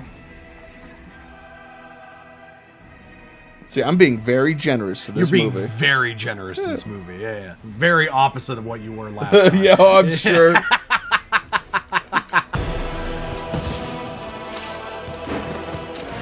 thought that was a dinosaur getting the gun. That's why we're telling you guys it was the raptor. Dude. Some motherfucking thing on it. But this movie was just going full tilt for a second. I am getting deliriously tired. Oh, God. Go full face with it. Bro, is this almost over? It is. Yeah. And after we get our remember the first movie bit, the Indoraptor proceeds to go outside, and instead of leaving like a wild animal probably would do in such a situation, it just poses for the camera before going back into the mansion so it could continue chasing Maisie, who at this point got into bed for some reason. Yeah, there you go. There you go. Good night. Yeah, hide in the blankets. All right, it's bedtime. Yep, I can relate. I would also rather go to bed instead of being part of this. I'm sleeping for this shit. Look at this stupid fucking head. Why are you lying in your bed right now? Why did you go to bed? Did I miss something? No, she just jumped. She's hiding in bed? She's hiding in bed. Yeah, that's hyper intelligent. Hyper intelligent. I had a ferret that knew how to open a door. Works out very well for the Indoraptor, who gets to not only play Dracula/Nosferatu at the balcony, he also gets to play Velociraptor opens the door and does the toe clicky thing. Yes, it's an all-around good day for our new buddy, Mr. Indoraptor. And soon he'll be biting Maisie, which will turn her into a dinosaur. And then our heroes are going to be really screwed. Why did it go outside? Because we gotta get a cool shot in the rain. Oh, the choir! Look at it, so fucking cringe. Listen to the music. I'm a villain. Jesus. Werewolfosaurus. Dude, it's a completely different movie right now. Yeah, this is fun. I'm enjoying this one.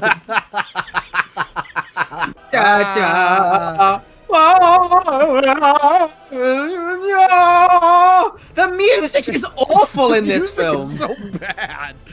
It's like it thinks it's so impressive, but this feels like it's taking the piss.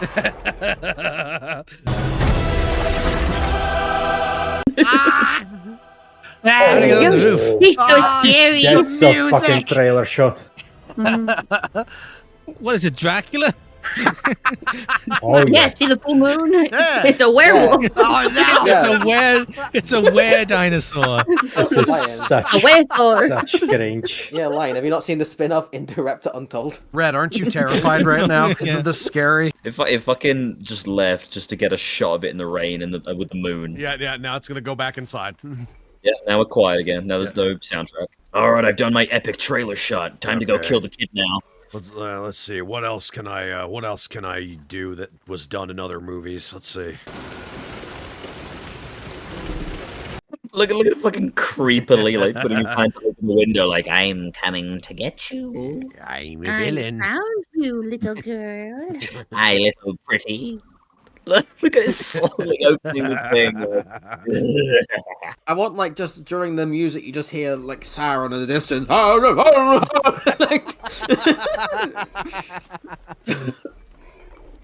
Okay, so it's able to smell them through. So it's able to smell her through the I guess through the rain and the roof, but it couldn't smell them while they were in the hang on. No expense. Hang on, it's upside down. Spider Dino, Spider Dino. Spider Dino. Whenever a Spider Dino does. Can he you swing from a tree? It's just the fact that she decided to go and hide in her bed instead of here is the Spider Dine. You didn't even finish the word. Remember the first movie? I do. Yeah. I don't remember. Oh yeah. You are right. Come on, Dan. They did. They did. The raptor opened the door. But it was by accident, wasn't Yeah. it? Yeah, Like it was. they were just jumping at the door like fucking animals. Remember. Oh my God! It went tap tap. It went tap tap, Dan. Tap tap tap. Tap tap tap, little girl. Your door may have stopped me, but the window didn't. It's like, where are you? Why did she get into bed? Like, why did she do that? She's tired. Yeah. Well, I'm trying to sleep. When you're scared of monsters, where do you go? You go to your bed. Yeah. You fool! You didn't pull the covers all the way up. Your shield is depowered. Go to sleep. So you gotta be careful. There could be monsters out there. This CGI looks so shite. Oh, it's gotta do. I'm sorry. evil- This. Yeah. Yeah, this dinosaur's getting on my nerves, bro. I'm sorry. What a cocksucker of a dinosaur. Bullets do jack shit to these things. Maisie, stay down!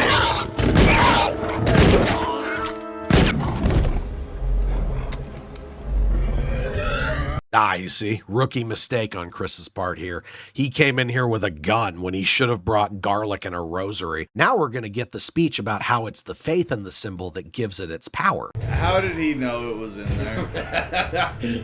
Why are you? How did she know? How did he know she was in there? What are you doing? How did he know any of that? What are you doing? How did they get up there? Just shoot it. He was. It wasn't doing anything. Guns don't work. Well, yeah, it's hyper intelligent. Yeah, Guns no. don't work. It's got Kevlar body armor. Yeah. Yes. No, never mind. Blue spawned in out of literally nothing. Scratch that. Nope, no evil monologue today. Just a dinosaur fight. One that Owen and Maisie are going to stick around and watch for some reason. Yeah. Make sure you stay there. Keep that camera on the action. There you go. Hey, that's my human. Oh my god, where the fuck did you come being from? set up. Where the fuck did you come from? How did he get in the house? Raptor boss fight. You guys have been Hey, mistreating Blue hey, all Maisie, movie we should with the leave. girl. We should leave. We should leave right now. We should leave this room. You should get head out to of the this window. room right now. Why are you just sitting on the bed? Coming, Daddy! The thing is trying to get them when being attacked by Blue. Fuck off. They would just go Oh, for no. Blue. Why is it trying to kill her instead of fucking Blue? It acts like the laser pointer was pointed at the little girl. At least that would make sense, like in its own rules. That would have been really fucking funny if like Yeah, they but accidentally pointed it at the child. Yeah, but wouldn't that would at least have been a reason, even if it's still stupid. There wasn't a reason. It's just going, I want the child. Why hasn't Blue dead already? Because it's an evil dinosaur, Asa. Because Blue has plot armor. And because dinosaurs are invincible, Jake. These are all very obvious things that the movie has laid out for us. Right now, Jacob, it's because they've made it clear that this thing wants to kill the child and doesn't care about Blue for some reason, even though Blue's trying to kill it. Anyway, once you do finally decide to leave, make sure you go for the balcony instead of the door. Yeah, you know, the roof. That's the quickest escape route I can think of. And thankfully, the fight is going to follow you outside, because of course it is. And during this time, Blue is going to randomly disappear again. That way we can get our big finale showdown on a glass roof. I knew that was gonna happen. Yeah. I was actually about to say, like, wow, I'm surprised nothing busted through the window, and then it happened. We're going through the haunted house maze right now. It's all this is.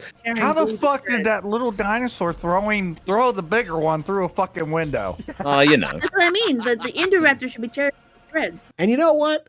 It's a whimsical day, so we're gonna randomly spawn Claire up here too. Where did she come from? Where was she before? How did she know to follow everybody onto the roof for some stupid reason? All excellent questions, dear viewer. But don't you worry, because you'll get answers to none of them. Oh, Star-Lord, you thought you could escape, but you don't understand. I am the apex wait a minute, that's a loud noise. Hang on. How did you know up, they're bitch! out here? How does everybody know where they are? Where did you come from? remember her leg was stabbed as well. How did you walked up here? You knew where you're meant to be here. Yeah, you got onto the Also, roof. Lion. Also, she walked up here. We saw her get stabbed through the leg. Yeah. There's more. She must have teleported. The only thing that makes sense. Why? If you had But a she's gun, injured. why did you distract it? Why didn't you just shoot it? You dumb No, bimbo.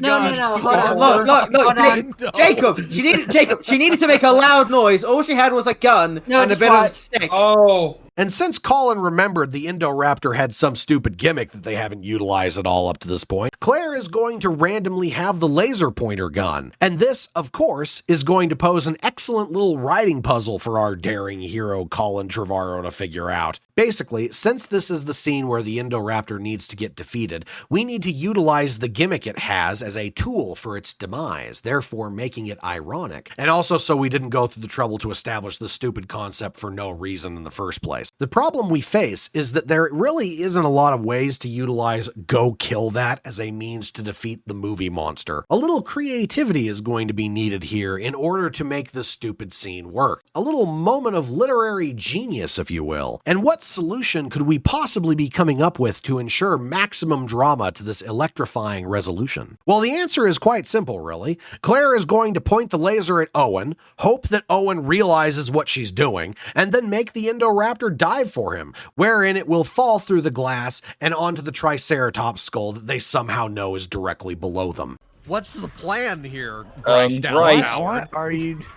Bryce, are you trying to kill me, Bryce? I'm not filled in on the plan, Bryce! I'm not filled in on the plan! Oh no! Like, what the fuck? Well, I guess that worked out. I guess. Well, no way that could backfire horribly. None. No. Zero chance. No. The perfect plan. Oh, Red, but look, there was setup. Wow. It was. Good thing everyone knew what that was. Oh it's no! so Oh brilliant. no! The spike! No! It's a classic villain death. Long live the Chris. Oh no, it's fine. You think you got me with that?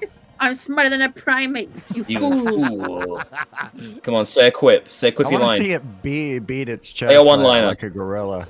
Say a one-liner. I don't get what the plan here was. Truth be told, I don't like that would happen. That this would happen. They would anticipate specifically this. Yes. That they would run and Chris Pratt would be able to dodge it. Yes. They telepathically communicated that. Yes. That's what's up. Yeah. You know. The dinosaurs can do it, so they can do it. Yeah.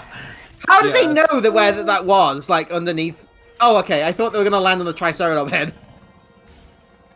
That'd be really stupid if that happened, Asa. Come on. Yeah, yeah. Oh, I hate you.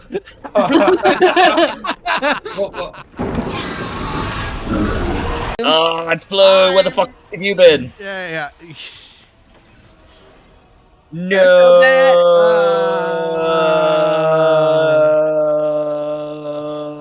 This is like how Modern Warfare 3 ended. Blue's gonna be completely fine. Yeah. Wow. Yay. Oh no, the slow-mo! There's no way you could have planned any of. Wait, hang on. Did we miss a deleted scene where Claire went to Blue and went, "All right, Blue, this is what we're gonna do." Or what if the Indominus didn't even fall onto the Triceratops' head? Like, it just goes back up and they just do it a few more times? Yeah, they'll die. Yeah. Keep trying to get it to fall. Yeah. Onto If the it falls horse. enough times, its health bar is going to deplete each time. Yeah. You know? It's like a video game final boss where you have to like go through the stages of beating their ass before they actually die. Thankfully, it was on its last health bar, so. The fucking music, man. It's so stupid, dude. This is so fucking when is this lame. even happening? It's so lame. You don't have to keep doing that. This movie thinks it's so cool. It's so embarrassing. Fucking shut up. That's so cool. That's hard fucking the zoomer version of the T-Rex at the end of the first one. Yeah. Like they did everything but put fucking like skating shoes on that fucking raptor. It's so lame. So, yeah. Good thing Lockwood decided to make that the centerpiece of the room and not literally any of the other skeletons, because otherwise it wouldn't have worked since you can only kill a vampire with stakes. Also a good thing it was the Indoraptor that hit it and not Blue. That probably would have made things a touch more on the difficult side. But yeah, there we are on that. That Indoraptor sure did a lot, didn't it? Man, we could have had an entire video of me making vampire jokes with this stupid thing. Could have been hilarious. But in the most brilliant of moves, they decided to kill the thing off 20 minutes after introducing it. This thing was built for war, huh? Couldn't even handle 2 drooling idiots and a single little girl. Provided there was some kind of temporary psychic link between Owen and Claire here, because otherwise I have absolutely no idea how to explain the logistics of how they planned this. That Indoraptor sure did do a lot, didn't it? Yeah, you sure fucking did. Bred for killing. Bred for Kill killing. fucking, like, it killed one guy. Yeah. That walked into its cage. Yep. What a shit existence. But that's okay, because now that that problem's been dealt with, a new stupid issue is going to instantly pop up. Like, good God, this movie will not end. But basically, since an explosion happened earlier, it let out a bunch of poison gas or something stupid like that, and therefore all of the dinosaurs that are still trapped below are dying to the exposure of it. And since all the people in this room are complete idiots, they have absolutely zero idea on how to handle this problem. As such, the only options they can think of to solve it would be to A, let all the dinosaurs out, or B, let the dinosaurs all die. Any of you who've seen the Dominion video, you know what's coming. Let's roll that clip. The blast damaged the ventilation system. We did everything we could. Except open the vent. Like, all vents can be opened manually. Like, all of them. Yeah. Fucking stupid. You better let them all out then. There's nothing we can do. We can't ventilate a space. Yeah. No, the dinosaurs are going to die. Well, it's the only way Fuck, who cares? All right, good. All the dinosaurs are gonna die. We're gonna go extinct again. Yeah. Except for the pterodactyls. Who know where the pterodactyls fucking went? Well, yeah, we'll worry about those later, but yeah. Look how that's not even addressed at all. Like, all the dinosaurs on the island died, except for the ones that were taken away, and the pterodactyls flew away, and nobody cares. Yes. Never brought up again. This ain't Kansas anymore. That's fine. Just unlock them all. Who cares? I didn't know we weren't on an island anymore. Why not? All of these How about dinosaurs. we just unlock all the cages and we have a battle royale of these Hell yeah. dinosaurs? Let's get ready to rumble. Now, only now that when they're about to be poisoned by the it, cat, you know? that Who they cares? don't care. But no, impossible. There's literally no other way. Either dinosaurs take over the world, or every single dinosaur ever dies right now, and there'll never be another Jurassic Park movie after this. A terrifying concept, I know. Colin Trevorrow is teasing you with that kind of hope when Dominion already had its release date announced at this point. Absolute retards. We're the heroes! Clear. You press that button, there's no going back. What are you talking about? They all have trackers. Dude, just open the vent! Yes, Oh. we can. But Yes. we can't because the computer's broken. We go up there with a goddamn wrench and open the vent. It seems like God is trying to get rid of these things twice now, and Yes. everybody just keeps Like, what the- denying him. He's like, do these "God humans- damn it." Yeah. Like, why won't these humans listen? It's like the first time it was just, what would you say, divine intervention, that there was an asteroid that just decided to like hit No, Earth. this is what happened. God's like, you know what? I need humans to live here. They can't live with dinosaurs. I gotta kill these bitches. That's what happened. Be careful. We're not on an island anymore. Be careful now, Claire. You might accidentally let out these 20 dinosaurs into Northern California that would be... Yeah. Yeah, they will instantly take over the world if you do this, Claire. Yes. Look, I see 2 stegosauruses. Yeah, there's a triceratops. Yep. Yeah. Baby triceratops. Baby triceratops. There's another triceratops. Yep. Swiss cheese one. Yes. Was Yeah. Because, like, think about it, right? It just happened though on the island where you had like 2 predators try to attack the group, and now all of a sudden, like, look at that. That's Yeah. a T-Rex. That's a Carnosaurus right there. Yeah, no, that's the motherfucker that got his ass beat for the $5. Yeah. Like all these dinosaurs, like when they were running away from the volcano, they were willing to have fights with each other. But now that they're in a gas chamber, it's gonna be. It's like, no, we're dying. We gotta band together. We gotta stick together, Us guys. dinosaurs gotta stick together. Predator and prey are as war one. I love how there's like just this giant red button that is specifically made for like opening the main gate, even though it probably would just be like a switch or something. Oh yeah, this is yeah. This button. Yeah. These buttons are safety stop. Like Yeah. this would shut everything down. Yeah. This would log her indefinitely. Oh yeah, I love that they love the big red button, but they forget in any construction what red is actually used for. Yeah, red's right. Well, wait, in reds, the button means start. You know, so. Yeah. Oh yeah. The big That's red true. button that means let all the dinosaurs out to take over the world. Even though there's what, like 15 of them here. Yeah, there's about. It's like all these dinosaurs have tracking systems in them, but because of the fact that the tracking system on Isla Nublar was destroyed, they can't utilize them anymore. Yeah. Right. Okay. I guess you're talking about that nerd's iPad that got wet. Yeah. Yep. Oh, no. We can't make another one of those. And so it is with heavy hearts that everyone decides that no, we won't be saving the dinosaurs today. And they all look on, forlorn and deep with sadness, as they ensure that they all have their backs turned to Maisie and can't see what she's doing behind them. Are you gonna let them all die? They're gonna let them all die. Oh, cool. Yeah. Good idea. Could have just opened the vent. Could have just opened the vent.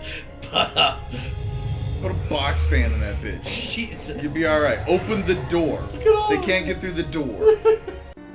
Oh, we're all dying. Oh, it's so sad. They all know what a door looks like as well.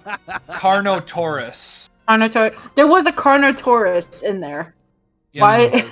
If I'm correct, judging from this film, that thing should be tearing apart all the other dinosaurs because true. it's retarded. They don't actually. So, important question here. Is that a Triceratops?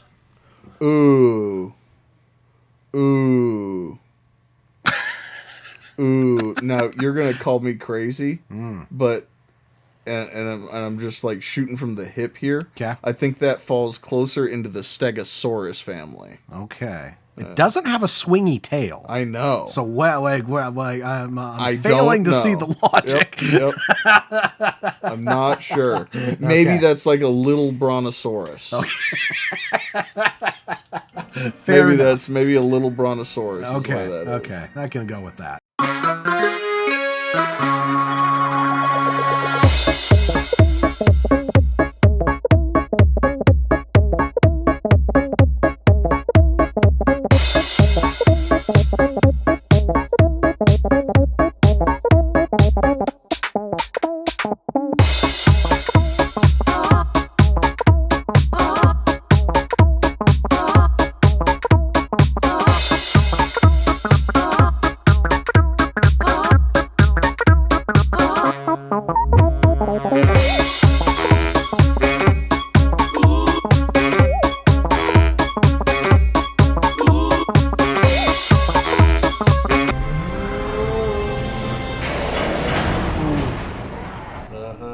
Who did it? Oh, she did it. Because she's a clone too. How could you? They're alive. Chimeras are real people. There it is. They're alive like me. Yeah, they're chimeras like me. They walk up, deserve human rights. You shut the door and then you shoot her in the head. Yeah, you stop the opening door, you close it. Yeah, and you fucking... Bad clone. Bad clone. They didn't clone you smart enough, I see. Back in your cell with the others. Yeah, now you get to go play with the dinosaurs in the gas chamber. Bitch. No. Dinosaurs deserve human rights, Isaiah. Like Animals don't even have human rights. You know what? Most humans don't even have human rights. Also, those two in the back just watched her do that, and they didn't do anything about it. Yeah. Well, in fairness, they got these guys up rather than just dealing with themselves. They obviously didn't give a shit. Yeah, true. Go dinosaurs, ravage the local town and kill a bunch of people. It'll be funny. You fucking stupid bitch, you've killed us all. No, they deserve human rights, Tom. They're alive. They're alive like me, they deserve human just rights. like her. A human being. Look at Chris Pratt's face. He's like, you idiot, you've doomed because us. they're clones, and she's a clone. Yeah. And They're the clone lives same. matter. Like the actual explanation. Oh my god, Oh, here it's we the go. villain, Yeah, it's the villain comeuppance scene. Well, congratulations, Maisie. You've doomed us all. You have created a level of imbalance in the world's ecosystem that is usually only seen when a mass extinction takes place. These things will not only cause the countless deaths of the people they will encounter, they will cause the countless deaths of livestock, pets, children, other species that can't compete with them. A global famine will arise as a result of the decimation the herbivores will unleash upon crops and forests, destroying our modern agriculture and natural vegetation. Our economy and trade will grind to a halt as dinosaurs disrupt our supply chains. An environment that is no longer built for these creatures will be destroyed, habitats lost, wetlands and grasslands trampled into oblivion. Massive population displacement will occur. Coastal and rural areas will become uninhabitable, driving mass migration to urban areas, placing further strain upon an already collapsing system. You have destroyed our very way of life, and you don't even have the cognitive range to realize it. But not really. Let's be real now. There were what? Maybe 50 of those things in there? Max. 11 species. 11 species, huh? Oh, okay, so even less than I thought. There was like about like a dozen dinosaurs. It's not going to change the world. Fuck off. Which, by the way, even if all the dinosaurs die, their bodies would still have DNA inside of them, so you can still clone them. So impossible. No, the gas makes it unusable. These are all of the dinosaurs that currently and will ever exist ever forever, Jake. Actually, how long after this film is Dominion set? Like, what the fuck? 4 years. There's no way Yeah. after 4 years. Yeah. Yeah. But mind you, there is actually a piece of information I can pull from to find out roughly how many dinosaurs Maisie let out here. Because as we know, the dinosaurs that were captured were, for the most part, ones that were captured with the help of Claire's magical tracking system that only she can access. And lo and behold, the movie showed us how many dinosaurs had tracking chips in them once Claire turned the thing on. Yep. You're damn right I'm going to be this pedantic about this. Firstly, because it's funny, but also because the entire foundation of Dominion was built around this finale. We are now being told that since Maisie did this, in combination with the couple people that got away with buying dinosaurs before the Indoraptor got out, the entire world got taken over by dinosaurs. Yeah, not just America. Everywhere on the planet. It is absolutely absurd in and of itself, but now we're going to take out the old tape measure to see just how absurd it is. I don't think anyone has ever done this before either, so you are witnessing history with this one, dear viewer.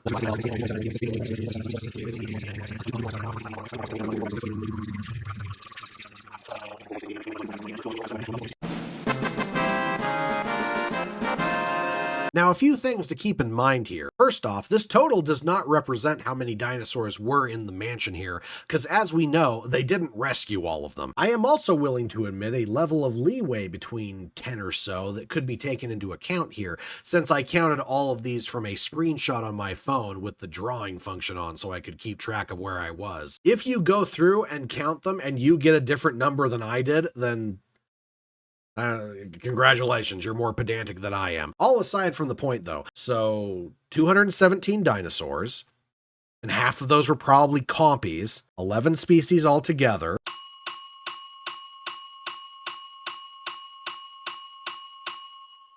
Okay, so that was a lie. Never mind. Yeah, sure, Colin.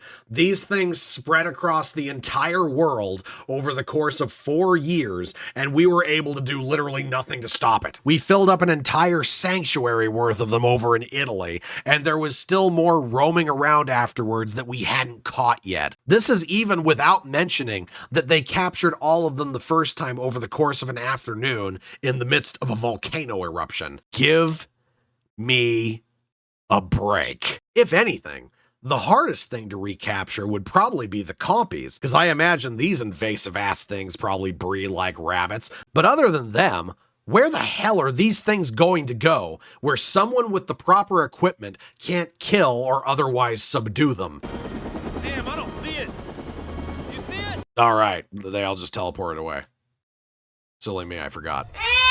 Doses. Where were you keeping that? Yeah, don't worry about it. Dude, I need a snack to take home with me. Fuck, I miss. Where was that? Where were they keeping the pterodactyls? Where did pterodactyl come from? How did they even catch one? Look how many pterodactyls there are. How did they catch those? Well, they had like a crane and they just like snatched it out of the air. Why on earth would you just not have gotten in your car and driven instantly? What the fuck? Or just run off to the side? Yeah. What? I meant when he first heard the noise. Has this happened in a movie? Killed by his luxury vehicle. I feel like I should be remembering something right now, but I can't. But I can't remember. So it's like, just say the first movie, just to be safe. Yeah. Okay. Yeah, that's fair. What kind of car was it? A Mercedes, probably. I mean, that's what they So always is this are a in these Mercedes movies. commercial? Probably. He stands up triumphant. I survived. Look at that. They can't beat me.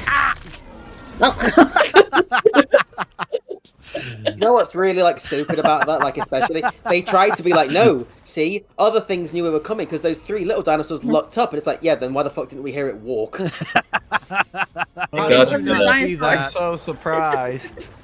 Oh, jeez, okay. Go away. That's mine. That's my food. Give it back. Son of a bitch. This is the happy ending. The fucking monsters that eat people are now loose. Yep. Hooray. We still have Will, 20 is it minutes over left. now? We still have No! 20 minutes. No. No, it's almost over. She won't hurt us. It's okay. Thank fuck. Now, velociraptors aren't dangerous. It'll be fine. No, he doesn't have a clicker. He doesn't have the clicker. Bite his hand off, bite his hand off, bite his hand off, bite his hand off. This is where they're cowards and they just didn't commit to, like, Blue is just now part of the family. Which would have been, like, it's stupid, but you know what? Fine. At least that would have been consistently stupid. Yeah. Would have been like, okay, so Blue is friend now. Yep, put a collar on her, give her a cowboy hat. And It's we're our good to friends, go. not food. Yep. And in the next movie, they're both wielding revolvers. No. Like Chris Pratt is teaching Blue how to read by Dominion. Join me on my I'm Dynamon building a adventure. house. You want to help? No, Lion, he needs more Dynamon so he can take on the gym challenge, and then he can join the Dino League. Oh, Claire, you thought I was building that cabin for you and I? No, I was building it for Blue and I. That's my true love. Yeah. And to close the movie out, we return once again to the marketing stunt that is Jeff Goldblum's inclusion in this film, as he narrates to us that we done goofed, and now dinosaurs are going to take over the world. Here we go. You remember Jeff Goldblum? You remember, yeah. Humans and dinosaurs are now going to be forced to coexist. No, they're not. What are you We're gonna talking kill about? them. There's like 20 that got out. They're all Get the going to fuck get outta shot. here. They're gonna get they're going to get hunted by the people that were willing to pay $25 million. They're gonna go scrounge them up at a discount. They're like, oh, this is mine now. Can't imagine. Bro, they're lizards. I'll just shoot it. They all have Kevlar. I'll get a tank. Dude, I will put my 454 Kasul up against any dinosaur. Oh my god, that's embarrassing. Yeah. I think the lion would run, honestly. Yeah, I don't think the lion would stay there. Yeah. There aren't enough dinosaurs to establish. Congress is any probably kind like, of... dude, I need you to make your fucking point. Yeah, there's not. It's You've been rambling for like 10 minutes. It's absolute horseshit. They're setting up like this world of dinosaurs. It's like, no. Yeah, no. Like the only thing that's gonna be alive is probably the pterosaurs and the mosasaurs.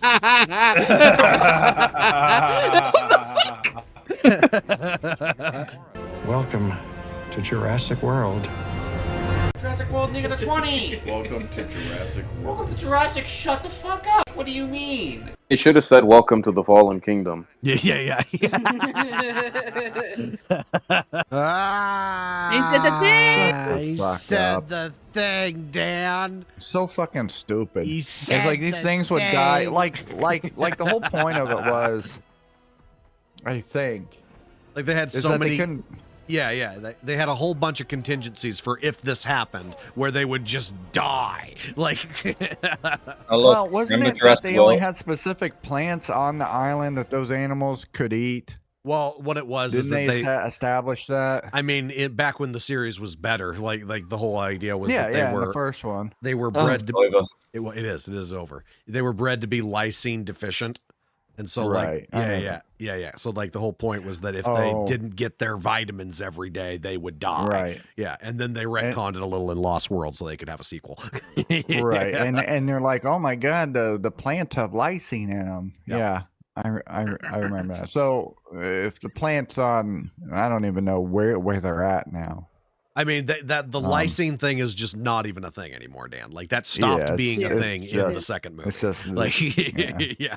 30, 40, 50 max that got out in Northern Dude, California. All of those billionaires are Yeah. fucking like salivating because they're Yeah. fucking excited. Now they get a hunt. Yeah. Put it ahead all the Thank wall. God it's over. Like, Jesus Christ.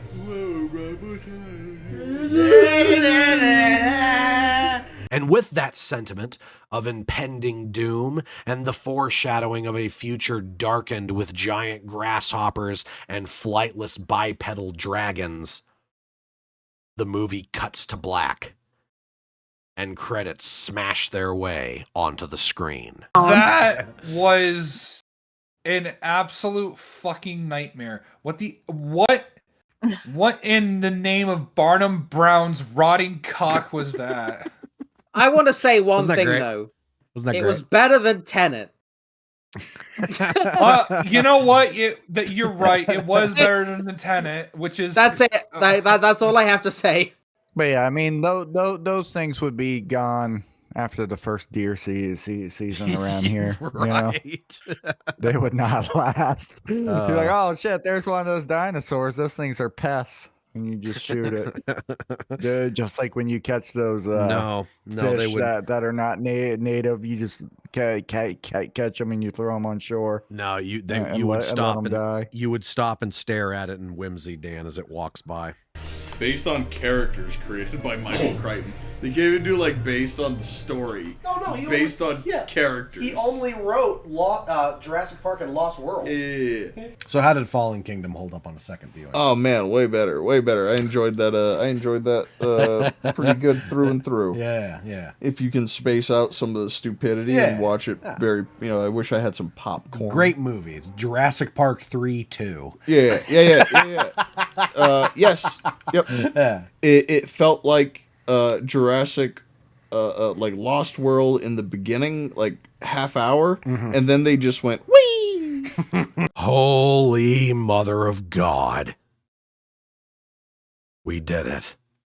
If I am mad, it is mercy. May the gods pity the man who in his callousness can remain sane to the hideous end. Come and be mad, whilst he still calls with mercy. Yeah. So now, like, the good news is now we don't have to watch another Jurassic Park movie until July. Oh boy. Ew. Jurassic World Fallen Kingdom. Yeah, that was a weird one, wasn't it? Like normal, there's pretty much nothing to talk about regarding the characters. Zia and Franklin especially. I don't even know what the intention was for including these idiots. Initially, it almost seems like they're supposed to fill the role as the kid characters that are always along for the ride, but that was apparently filled by the presence of Maisie. Zia's entire presence is purely for the sake of being Blue's personal doctor, and Franklin's entire existence is purely for the sake of opening a door on Isla Nublar so he could let a dinosaur in. Otherwise, these idiots have absolutely no significant impact on the story, unless you count Zia also opening a door so Blue could get out in the end. Yeah, as if Colin Trevorrow, who was content with the idea of the laser pointer being used to trick the Indoraptor into death, couldn't have found some kind of alternative way to accomplish that. Following the string of logic this movie has, we could have just had some lab worker open it thinking it led to the bathroom. Speaking of the Indoraptor, what the hell was that supposed to be? This thing was introduced in the last 20 minutes of the movie, and it's supposed to be the big bad of this film. What was the logic behind that, Colin? I don't know, man. It's almost like when you're working with a narrative this grand, taking the movie and splitting it into two different stories isn't the best of ideas. We wanted to have a big disaster movie that also doubles as a run from dinosaurs on an island movie, but then we also wanted to have a haunted house Monsters in the Darkness movie, and Colin couldn't decide which one he wanted to commit to. Or more realistically, it was just a compromise between him and Steven Spielberg. But because of that, the main dinosaur bad guy, who up to this point of the franchise had been a movie-wide threat, is allocated at the very end for one chase sequence, 20 seconds of CGI dinosaur fight, and a standoff on the roof. Because in the end, this is the most radically different Jurassic Park movie out there. There is no other that comes even close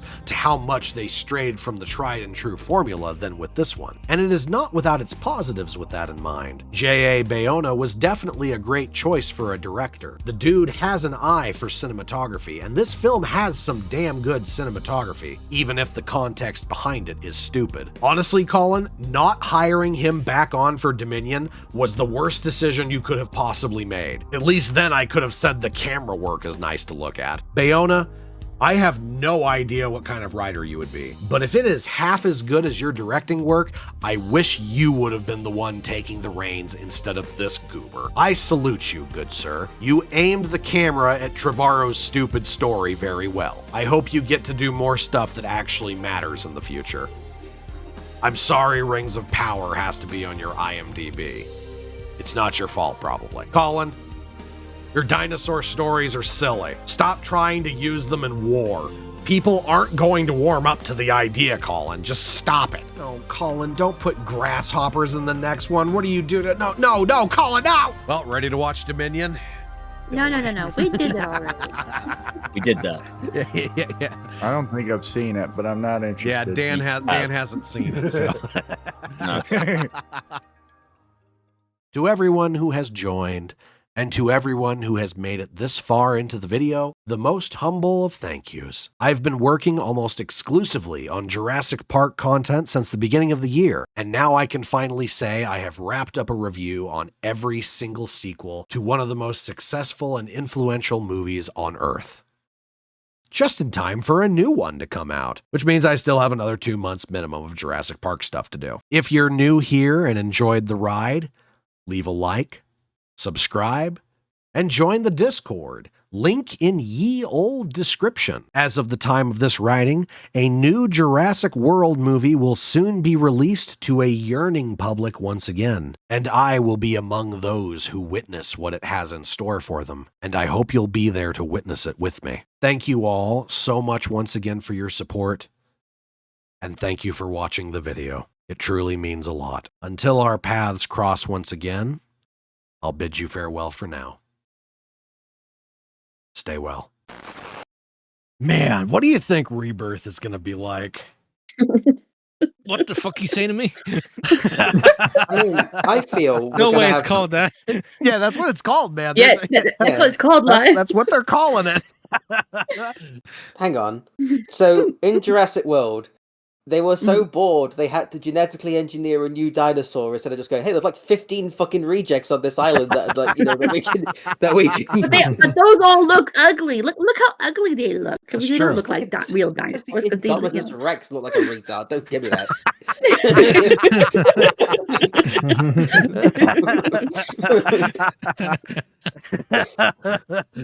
Are they just going to keep expanding? Is it going to be like? Yeah. No. This this Rebirth is supposed to be the beginning of a new trilogy, man. Like that's what they said. What are they going to? I don't know. If that's the case, they should have called it Jurassic Universe. Scale it. Like I don't even know what they're going to do in this movie. To world to universe. That's what I was thinking. When are they going to do like a thing where they're going to be like, man, they didn't realize. Back in the 1800s, we were experimenting with dinosaurs on the moon. Yeah. 3 movies, like in another 3 movies. Through Transformers and say like back in the Middle Ages, Transformers came and did some stuff. It's gonna take, and then they're gonna go full circle, and then there'll be a thing like, did you know 65 million years ago? I swear, if this is the trend, there's going to be one in like Antarctica or something, and they're going to be like, "My God, it was these frozen dinosaurs. This hotel." Oh my God, it's like the thing of dinosaurs.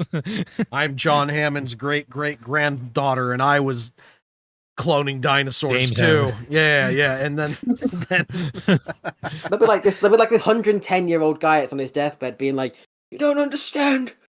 I was Hammond's roommate and he stole my research. That's why I made this dinosaur park under my house. That's why you need to go to this other island and there's dinosaurs on that one." Oh my God, dinosaurs built the pyramids. These and then it's going to go full circle. We're going to go, oh my God. These dinosaurs were actually the Vanguard Force, came from a space alien race. They're just the drones. They're actually going to invade with that dinosaur. It turns out the dinosaur culture is from this alien species that traveled through these gates. Oh my God, we're dinosaurs! We're descended from dinosaurs. They ruled the earth until the sun destroyed them. And then Vin Diesel says it's all about family, and then all the dinosaurs drive off into the sunset. It's gonna be great. Yeah, I can't wait. Great. That's how we coexist with cars. I can't wait. I can.